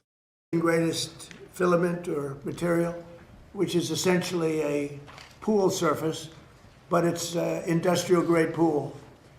And he said, what color would you like, sir? I said, well, what about turquoise, like in the Bahamas? He said, well, this is Washington, sir. We can give you turquoise, but why don't you try, like, we have a color. It's called American flag blue. I said, that's the color I like. Okay. I'm actually kind of disappointed, Zimstar man. I'm kind of disappointed that Fox News did not show my evidence that the shock collar is in fact a shock collar and not a vibrate collar, because we kind of solved that one, didn't we? LSF knew. They understood. They need to be prepared. What if someone hits them? And Fox News are idiots. They're really dumb people. So what if they get hit with the Taylor Lorenz? Actually, it's actually a vibration collar. There's no way that he just clipped the prongs off and put tape over it, even though it's really obvious that he did. You couldn't take those prongs off. They're tiny pieces of metal. No, that'd be like impossible. Oh, dude. The difference is this is Stolen valor. He's got scrapers and all sorts of equipment to make the stone as good as Churro Bandit and Lana, thanks for the tier 1 subs. Thank you so much. possible without removing it. So we're using the existing surface, so we don't have to spend millions of dollars in demolition. And he said, much better to leave the stone than it is what's underneath. They're afraid to look. And so you see, it's beautiful, clean. It's ready to be taken care of. Here's a sign that we put. And so Doug Burgum and myself are involved in that. But when you take a look at the surface, we have it in good shape. And they just started today putting down the material. It's a machine. It lays it very evenly, beautiful. It goes from one side to the other. It'll take about 3 days. And you're going to end up with a beautiful, beautiful reflecting pool, the way it's supposed to be. Much better than it ever was, actually. It'll stay clean. We even have robots that go in it, and they ride around the bottom and they clean it like a swimming pool, but these are a much higher level. This is industrial grade, and it's really beautiful. So you're gonna have a beautiful pool, and you'll have it for July 4th, long before July 4th. Instead of taking 3.5 years, we're taking a week. And instead of spending $301 million, we're spending less than $2 million. And I think it's a great business story, because there are many things like that I see. I mean, not maybe to that extent, but there are many things like that I see. I often talk about the pen. This pen's better than the one that they used to give away for $2,000. I won't go on a long story about that, because a couple of people said, he kept talking about the pen. No, I gave you the whole history of it. Actually, many people found it interesting, and some people thought I was doing too much of a weave. But actually, it was a good story. But this pen, for $3, $5, $2, whatever the hell it costs, is better than the one for $1,000 to $2,000 that you used to hand away. So that's the short version of it. I like the short version better. But the long version is this one. So this is an amazing thing that's happening, and this is a big, big beautification. In addition to that, the sidewalk areas around it, which were done in granite, similar granite to that.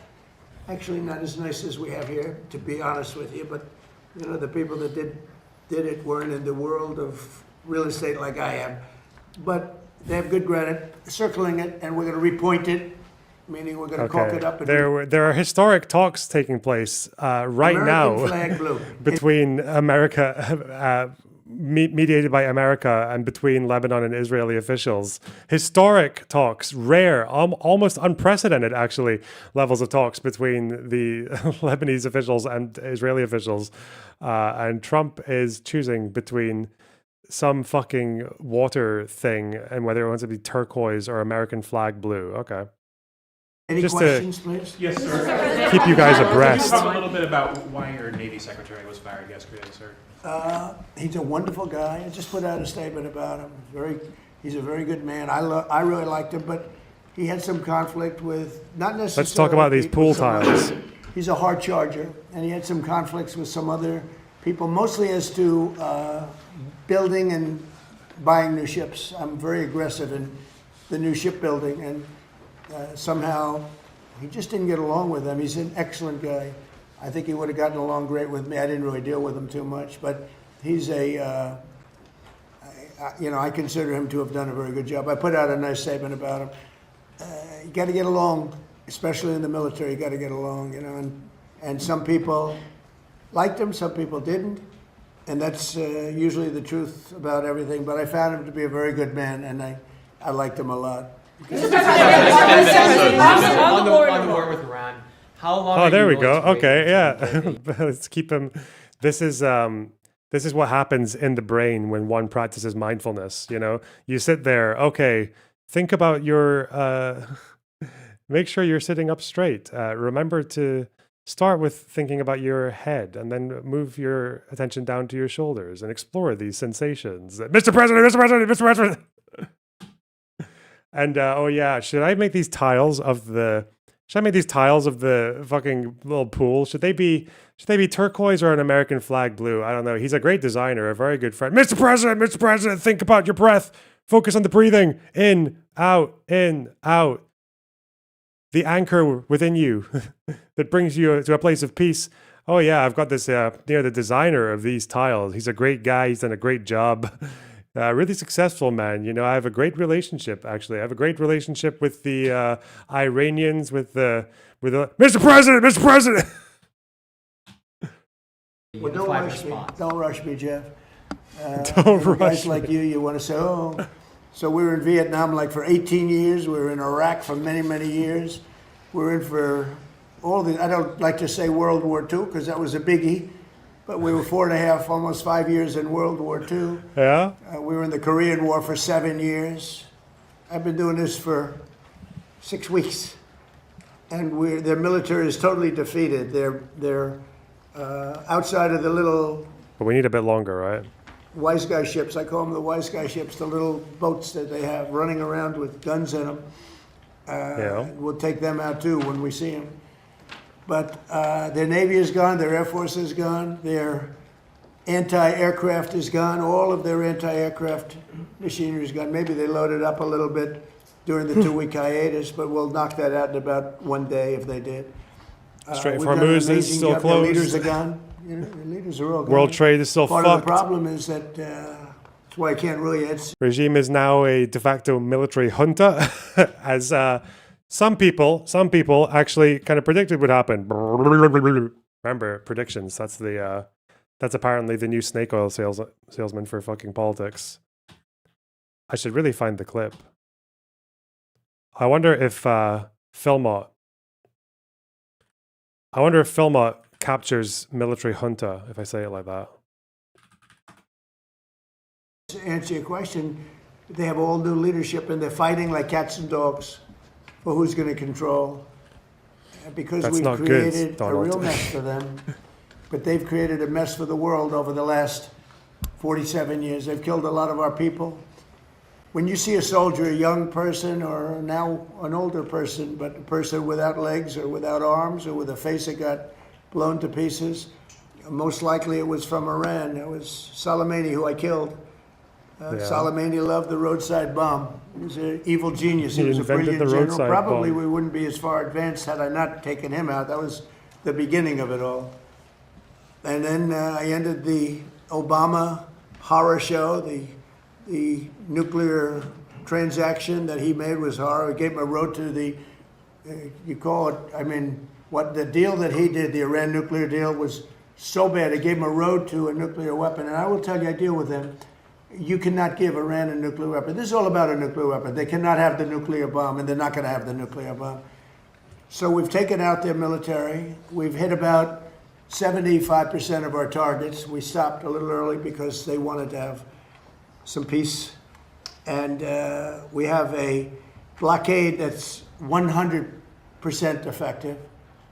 And they're getting no business. And as you know, they're not doing well economically, financially. They're not doing any business because of the blockade. They want to make a deal. We have been speaking to them, but they don't even know who's leading the country. They're in turmoil. They're in turmoil. So we thought we'd give them a little chance to get some of their turmoil resolved. But, you know, and I hope the fake news, people like you, I hope the fake news are going to be able to write about it accurately, because when you say, oh, they're fighting very well, they're not fighting well. They've been obliterated, Jeff. Yeah. Obliterated. Jeff. 159 Mr. ships President, are my in name the is Navy. Michael. You know how many ships are at the bottom of the sea, Jeff? 159.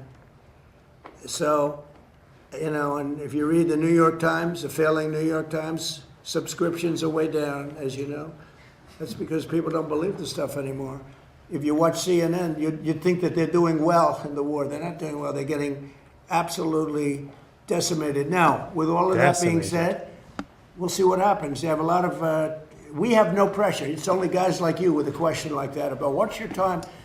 We've been doing it for 5.5 weeks. But sir, is your administration been 8 weeks that the U.S. now has been involved with Iran? You had initially said it would be 4 to 6 weeks. Well, I hope that, but I also took a little break. I gave them a break. And remember this, I want to make the best deal. I could make a deal right now. Do you know that if I left right now, we had a tremendous success. It would take them 20 years to rebuild, but I don't want to do that.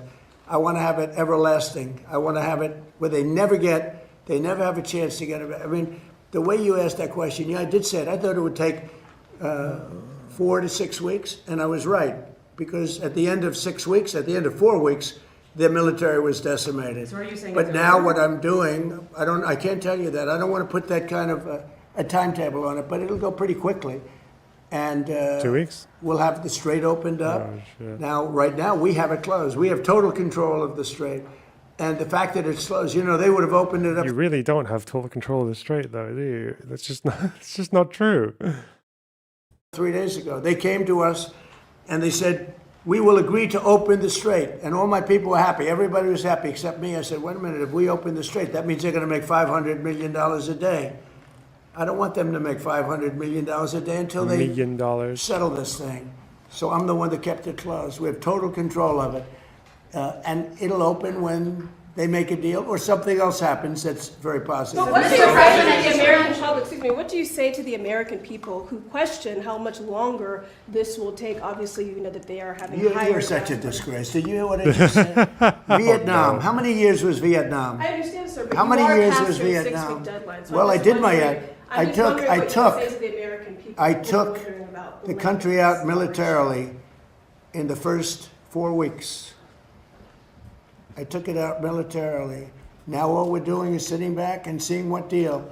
And if they don't want to make a deal, then I'll finish it up militarily with the other 25% of the targets. We've hit 78% of the targets that we've wanted to hit. We've knocked out their manufacturing. We've knocked out their missile... 78%. So what about the bridges? Are the rest of them just bridges and power plants and fucking desalination plants? Production. We've knocked out their drone production. We've knocked out... Also, everything. I will say, it is so fucking dumb. Is it not quite dumb for... Maybe not, but like... I can think of, just off the top of my head, quite a few reasons why you wouldn't want to say to the public what percentage of targets you've struck already, because the enemy can use that to make and look at how much they have left and make inferences as to what targets they have left and what to move around or what to... That's a really dumb thing to say, isn't it? Is that normal to say what percentage of targets you've hit? I don't think I ever hear the IDF saying that or any other... Maybe I just don't notice it. Huh. In some cases, when I say knocked it out, 70... The lion does not care about OPSEC. Yeah, it must be. There must be like a... There must be an OPSEC protocol now where they have to give Trump fake numbers. Nice. Jiu-Jitsu, thanks for the $4.99. Trump is so leathery, he looks like he could be confused for a couch. Keep Vance away from him. 80, 90%. You're doing a great job. It's amazing what we've done. Hey, Bank Manager, thanks for the 5 gifties. Wow. And Bad Luna, thanks for the $4.99. You voted for the lesser evil. Wow. So I've done that within that period of time that I mentioned, but I don't want to rush myself, you know, because every story says, oh, Trump is under time pressure. I'm not. No. You know who's under time pressure? No, they are. Not me. Because if they don't get their oil moving, their whole oil infrastructure is going to explode. You know what that means? Because they have no place to store it. And because they have no place to store it, if they have to stop it, something happens that only Len can explain. Something happens underground that essentially renders it in very poor shape, and you never recover fully. You can recover 50, 60%, but you can never have it like it is right now. And they have a matter of days before that event takes place. So I'm not under any pressure whatsoever. We've never had so much ammunition. Our ships are loaded. I call them locked and loaded. They're locked and loaded. They're ready to go. We have much higher quality equipment than we did when we first started the war. and or the military operation, whatever you want to call it. And they're coming to us. The problem they have is they are very really want to deal, disorganized right now. Well, now yesterday, and I was very pleased with this, 8 young women were going to be executed yesterday afternoon at 6 o'clock. Mm-hmm. And I asked them, call it a favor or call it just a moral request? Hey, AIG, thanks for the 11 Never liked euros. football really, but a goal is a goal. Hey, nice one. Lads. Oh, God, it's World Cup this year, isn't it? In like a few months. Scotland's playing. Shit! That's exciting. Okay, new goal. Let's go.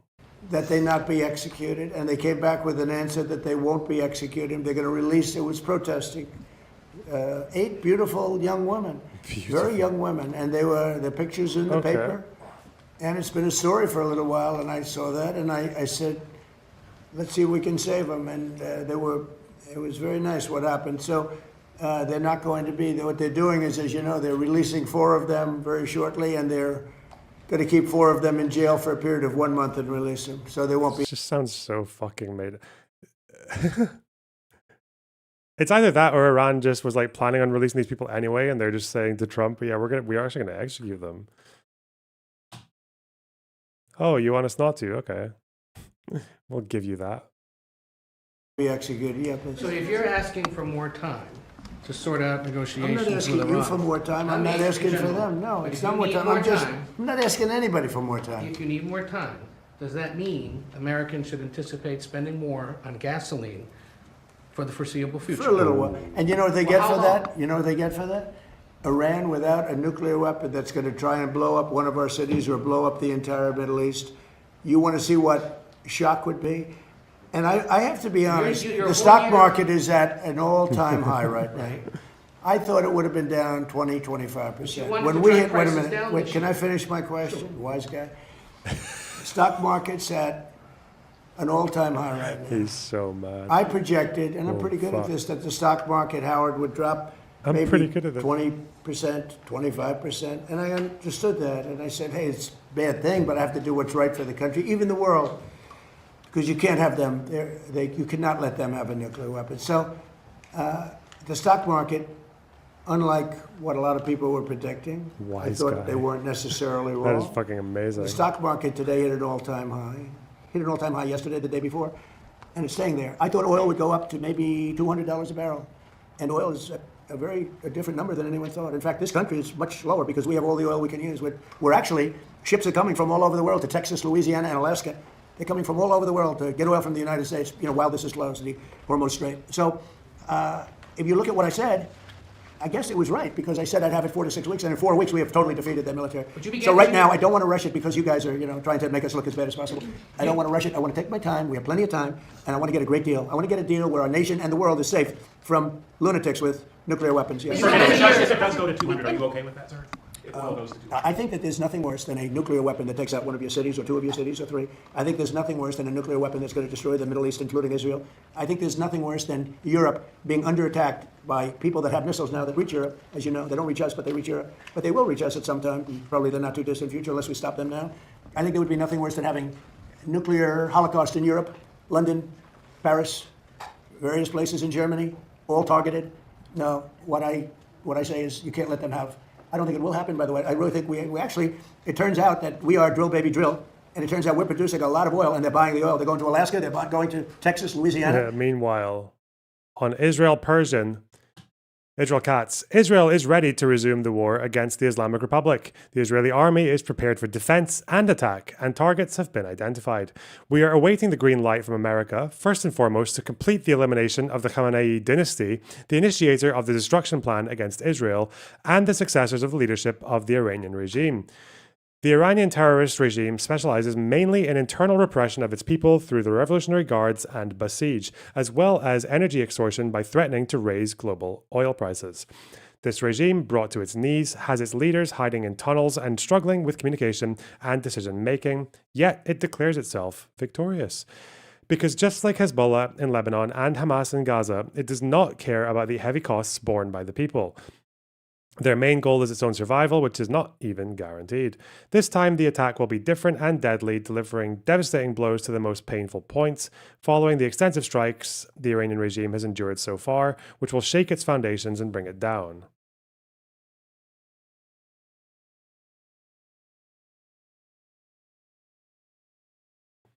Marginal Besser, thanks for the €5. Mr. Wise Guy just assumed the opposite of what Trump says. Their politics solved. Whoa, got him. And our guys have done a fantastic job. We're putting out right now more oil and gas than we ever have in the history of our country. And one other thing, there are more people employed today in the United States than ever in the history of our country. Okay. I have a question, sir. Is it true that your administration is considering sending 1,100 Afghans to the Democratic Republic of Congo? And if so, do you have a response to I don't know. I'd have to check. I would have to look into that one. Breitbart News' Matt Boyle just I'd have to look into that mass transfer of Afghan. Okay, to fucking Congo. Interesting. Famously safe country. Prime Minister Mitsotakis, in which the Prime Minister said that he's rooting for you to succeed in getting a deal with Iran. He also said he looks forward to hosting you in Greece later this year. Do you have any response? Nice. No, it's really nice. I mean, Greece has been very supportive, actually. Greece has been terrific. He's a terrific guy because he understands the importance of it. You know, oil goes up a little bit. I hate it. You know, I was the one that had it down to $60 a barrel. And I looked at guys like Howard Lutnick. Howard, you remember it well. I said, well, we just hit an all-time high in the history of the market. Think of this. When we hit 50,000, I was told, everybody was told, when I won the election, November 5th, they said, well, during the 4-year period, it'll be impossible for the Dow to ever reach 50,000. It'll be impossible for the S&P to ever hit 7,000. Impossible.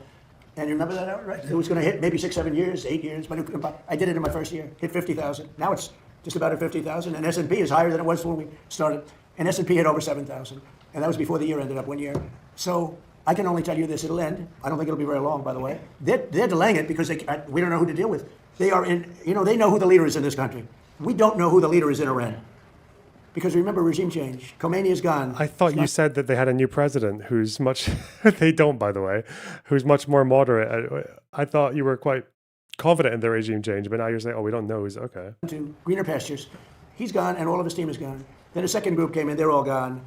And now you have the third group, and they're a little concerned about being gone too. Sir, would you use a nuclear weapon against Iran? You posted on Truth Social a few weeks ago. We don't need That's it. not Why do I need it? Why would a stupid question like that be asked? Why would I use a nuclear weapon when we've totally, in a very conventional way, decimated them without it? No, I wouldn't use it. A nuclear weapon should never I just be said allowed I'd end the civilization, but yeah, that's just rhetoric. Don't worry about that. to be used by anybody. Obama's given a timeline of when they could give you a We're proposal. all very much looking forward to. Prince Harry today has said that he would like to see you do more to end the war in Ukraine. Do you think it's appropriate for a royal to make those comments ahead of the visit on Monday? Prince Harry? Yes, sir. How's he doing? How's his wife? Please give him my regards, okay? No, I don't know. I know one thing. Prince Harry is not speaking for the UK, that's for sure. I think I'm speaking for the UK more than Prince Harry. But I appreciate his advice very much. Would you Great advice. to the dinner at the state visit? Well, I look forward to the dinner. We're having King Charles come. He's a friend of mine. We're really looking forward to it. We've spoken, and we're going to have a great time. I tell you, if I had that ballroom built, it would be full. I wish we had more seats. You know, they've wanted a new ballroom for 150 years. Now they're getting the best in the world. We're going to have the best in the world. But, you know, we have a room that's not big enough to handle what would be a big crowd. But we're going to have very great people that love the UK. I love the UK. I think they made a big mistake on energy. You should open up the North Sea in Aberdeen. You should open it up. And the other thing is they made a big mistake. Open up what? That's Scotland. It would be full. I wish we had more seats. You know, they've wanted a new ballroom for 150 years. Now they're getting the best in the world. We're going to have the best in the world. But, you know, we have a room that's not big enough to handle what would be a big crowd. But we're going to have very great people that love the UK. I love the UK. I think they made a big mistake on energy. You should open up the North Sea in Aberdeen. You should open it up. And the other thing is they've made a big mistake on immigration. Okay. Sir, on Trump, what do you hope to learn from Jeanine Pirro's investigation into the fence renovation that you did not? What do you hope to learn from the Jeanine Pirro's investigation into the Federal Reservation that you did not learn when you visited the site yourself? Well, look, you know, the Federal Reserve building is a small building. They're going to be in there by the time it opens, in my opinion, for $4 billion. I built a hotel down the road for $201 million that I believe is bigger than the Federal Reserve building. $201 million. The ballroom, I'm going to have the ballroom from $300 to $400 million, depending on finishes, like marbles, the quality and the quality finishes. We'll go top of the line, but that's a much bigger project. When you look at the fact that they've taken this beautiful building and destroyed it, they've taken down the beautiful ceilings with eagles. They've taken down the walls that are 1.5 feet thick. He's right about the North Sea stuff. That's not. That's a difficult fucking. That's really difficult because on the one hand, like the North Sea, like oil drilling still happens, okay, and it is the policy is a lot more fluid than someone like Trump would make it out to be. It's just that we've got this balance between energy costs and economic growth on the one hand, and then the other hand, you've got the future of the fucking planet. I don't know. It's a difficult fucking position to be in, especially for politicians who have 5-year terms, right? Come on. Masonry. You couldn't hear from office to office. They ripped it all down. They ripped down, because Kevin Warsh, who's terrific, said, the saddest thing is they ripped down the nicest building in Washington for boardrooms and all. Did you know about that building? They ripped it down. It was beautiful. The boardroom building, it was beautiful. Speaking of, we can always, Russia brings oil, China brings solar energy, the US brings starvation and darkness. Oh God, talking about Havana, yeah. Russian oil is saving lives in hospitals. She's such an asset, man. But how is she not getting caught? Does she just do it for free? They ripped it down, and probably because it cost so much to fix it. So I would have done that job for $25 million, had money left over. It's going to cost more than, in my opinion, it's not going to open for a long time. You know, Kevin may not be able to have an office. I'm going to have to get him an office. Can you give him an office? Yes, space. Bobby, do you have some space over there, please? Yeah, we have a lot of space. But he has more than you think. But we're going to have Kevin sitting right next to you, Bobby. But it may not open for a long time. I looked at it the other day. It's a see-through. See-through. You know, that means the wall's already been up yet. This is after years and years of construction. And somehow, you have to find out what went wrong. That a small building, I could have done it for $25 million and had money left over. It would have been beautiful. Million. That a small building can cost $4 billion. It may never open. It may never open. And we have to get to that. On top of that, he's been terrible in interest rates because he should have lowered interest rates. That's why I call him Jerome Too Late. Too Late is his nickname. Jerome Too Late, pal. He likes me a lot. Thank you very much. So we didn't even get to hear much about Lebanon. I think their talks have begun right now. So maybe in an hour or 2 hours or however long the talks take. Oh well, we'll find out tomorrow how they went. But damn, Lebanese and Israeli officials in the White House with fucking Rubio sitting in the middle, being useful. Apparently, that's exciting. I'm looking forward to that tomorrow.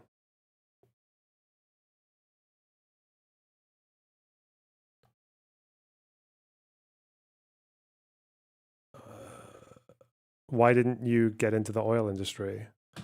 Because I didn't know a guy who knows a guy. And I didn't really want to.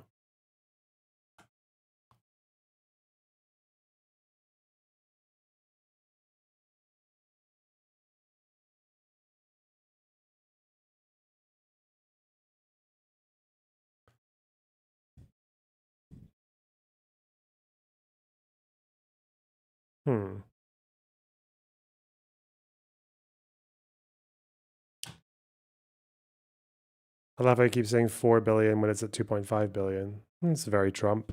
Very, very Trump. What we got here? Oh. Okay, I think I'm maybe fucking off now. Oh no. Look, the thing with the online left needs to understand is, okay, words the online politics sphere is incapable of using properly. Populism, tanky, Marxist-Leninist, Maoist, big tent. How can you use big tent improperly? Is there like a theoretical or like an official understanding of what big tent means, or liberal democracy? Okay. It's got so many replies. What the fuck? Well, let's see those replies. What is a tanky? I mean, this is true as well, though, right? Like, obviously,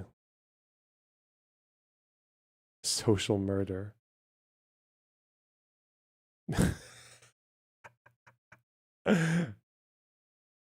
I like this person. I'm with this person. I think this person wins this thread. What about Zionist? Ooh, got him. Audio engineering. What is tanky?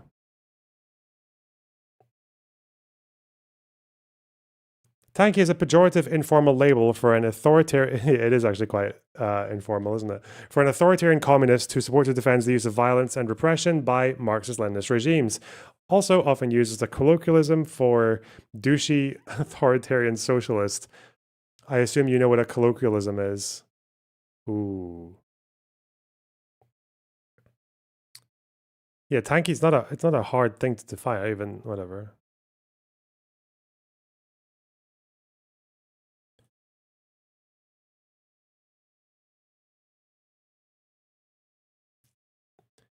Anyway,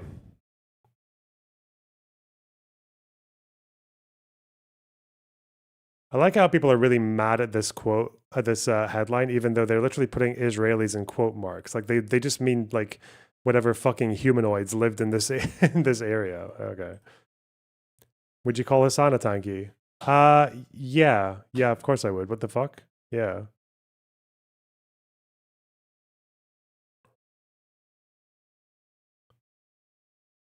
Boy fucking loves those shitty authoritarian regimes.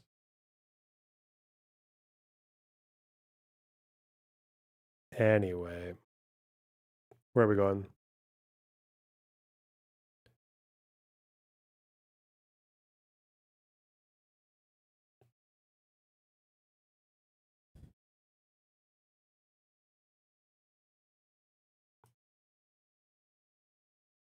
He said the USSR falling was a tragedy. No, but what he really meant was just that, you know, there was some economic fucking fallout. Yeah, anyone can see that.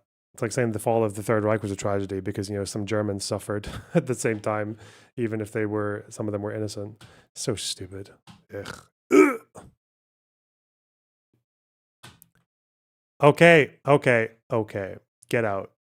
We will talk about Lebanon tomorrow, hopefully, depending how the talks go. All right. Bye-bye.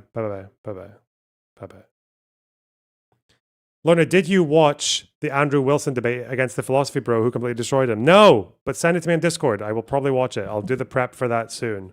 I'll prepare for months. I'll be a fucking samurai. Send it to me on Discord. You can DM it, okay? You have the rights. You're ahead in a poll. No way. Whoa, are we going to close out? No way. It's neck and neck, guys. Holy shit. Holy 40.9. Man. Don't take these things too seriously. Don't take them seriously at all. But also, you know, my entire self-worth for the next 10 minutes, it does depend. I'm not telling you guys what to do, though. I'd never tell you guys what to do. Don't mind that link I just posted in the chat. That's nothing. The picture. So fucking I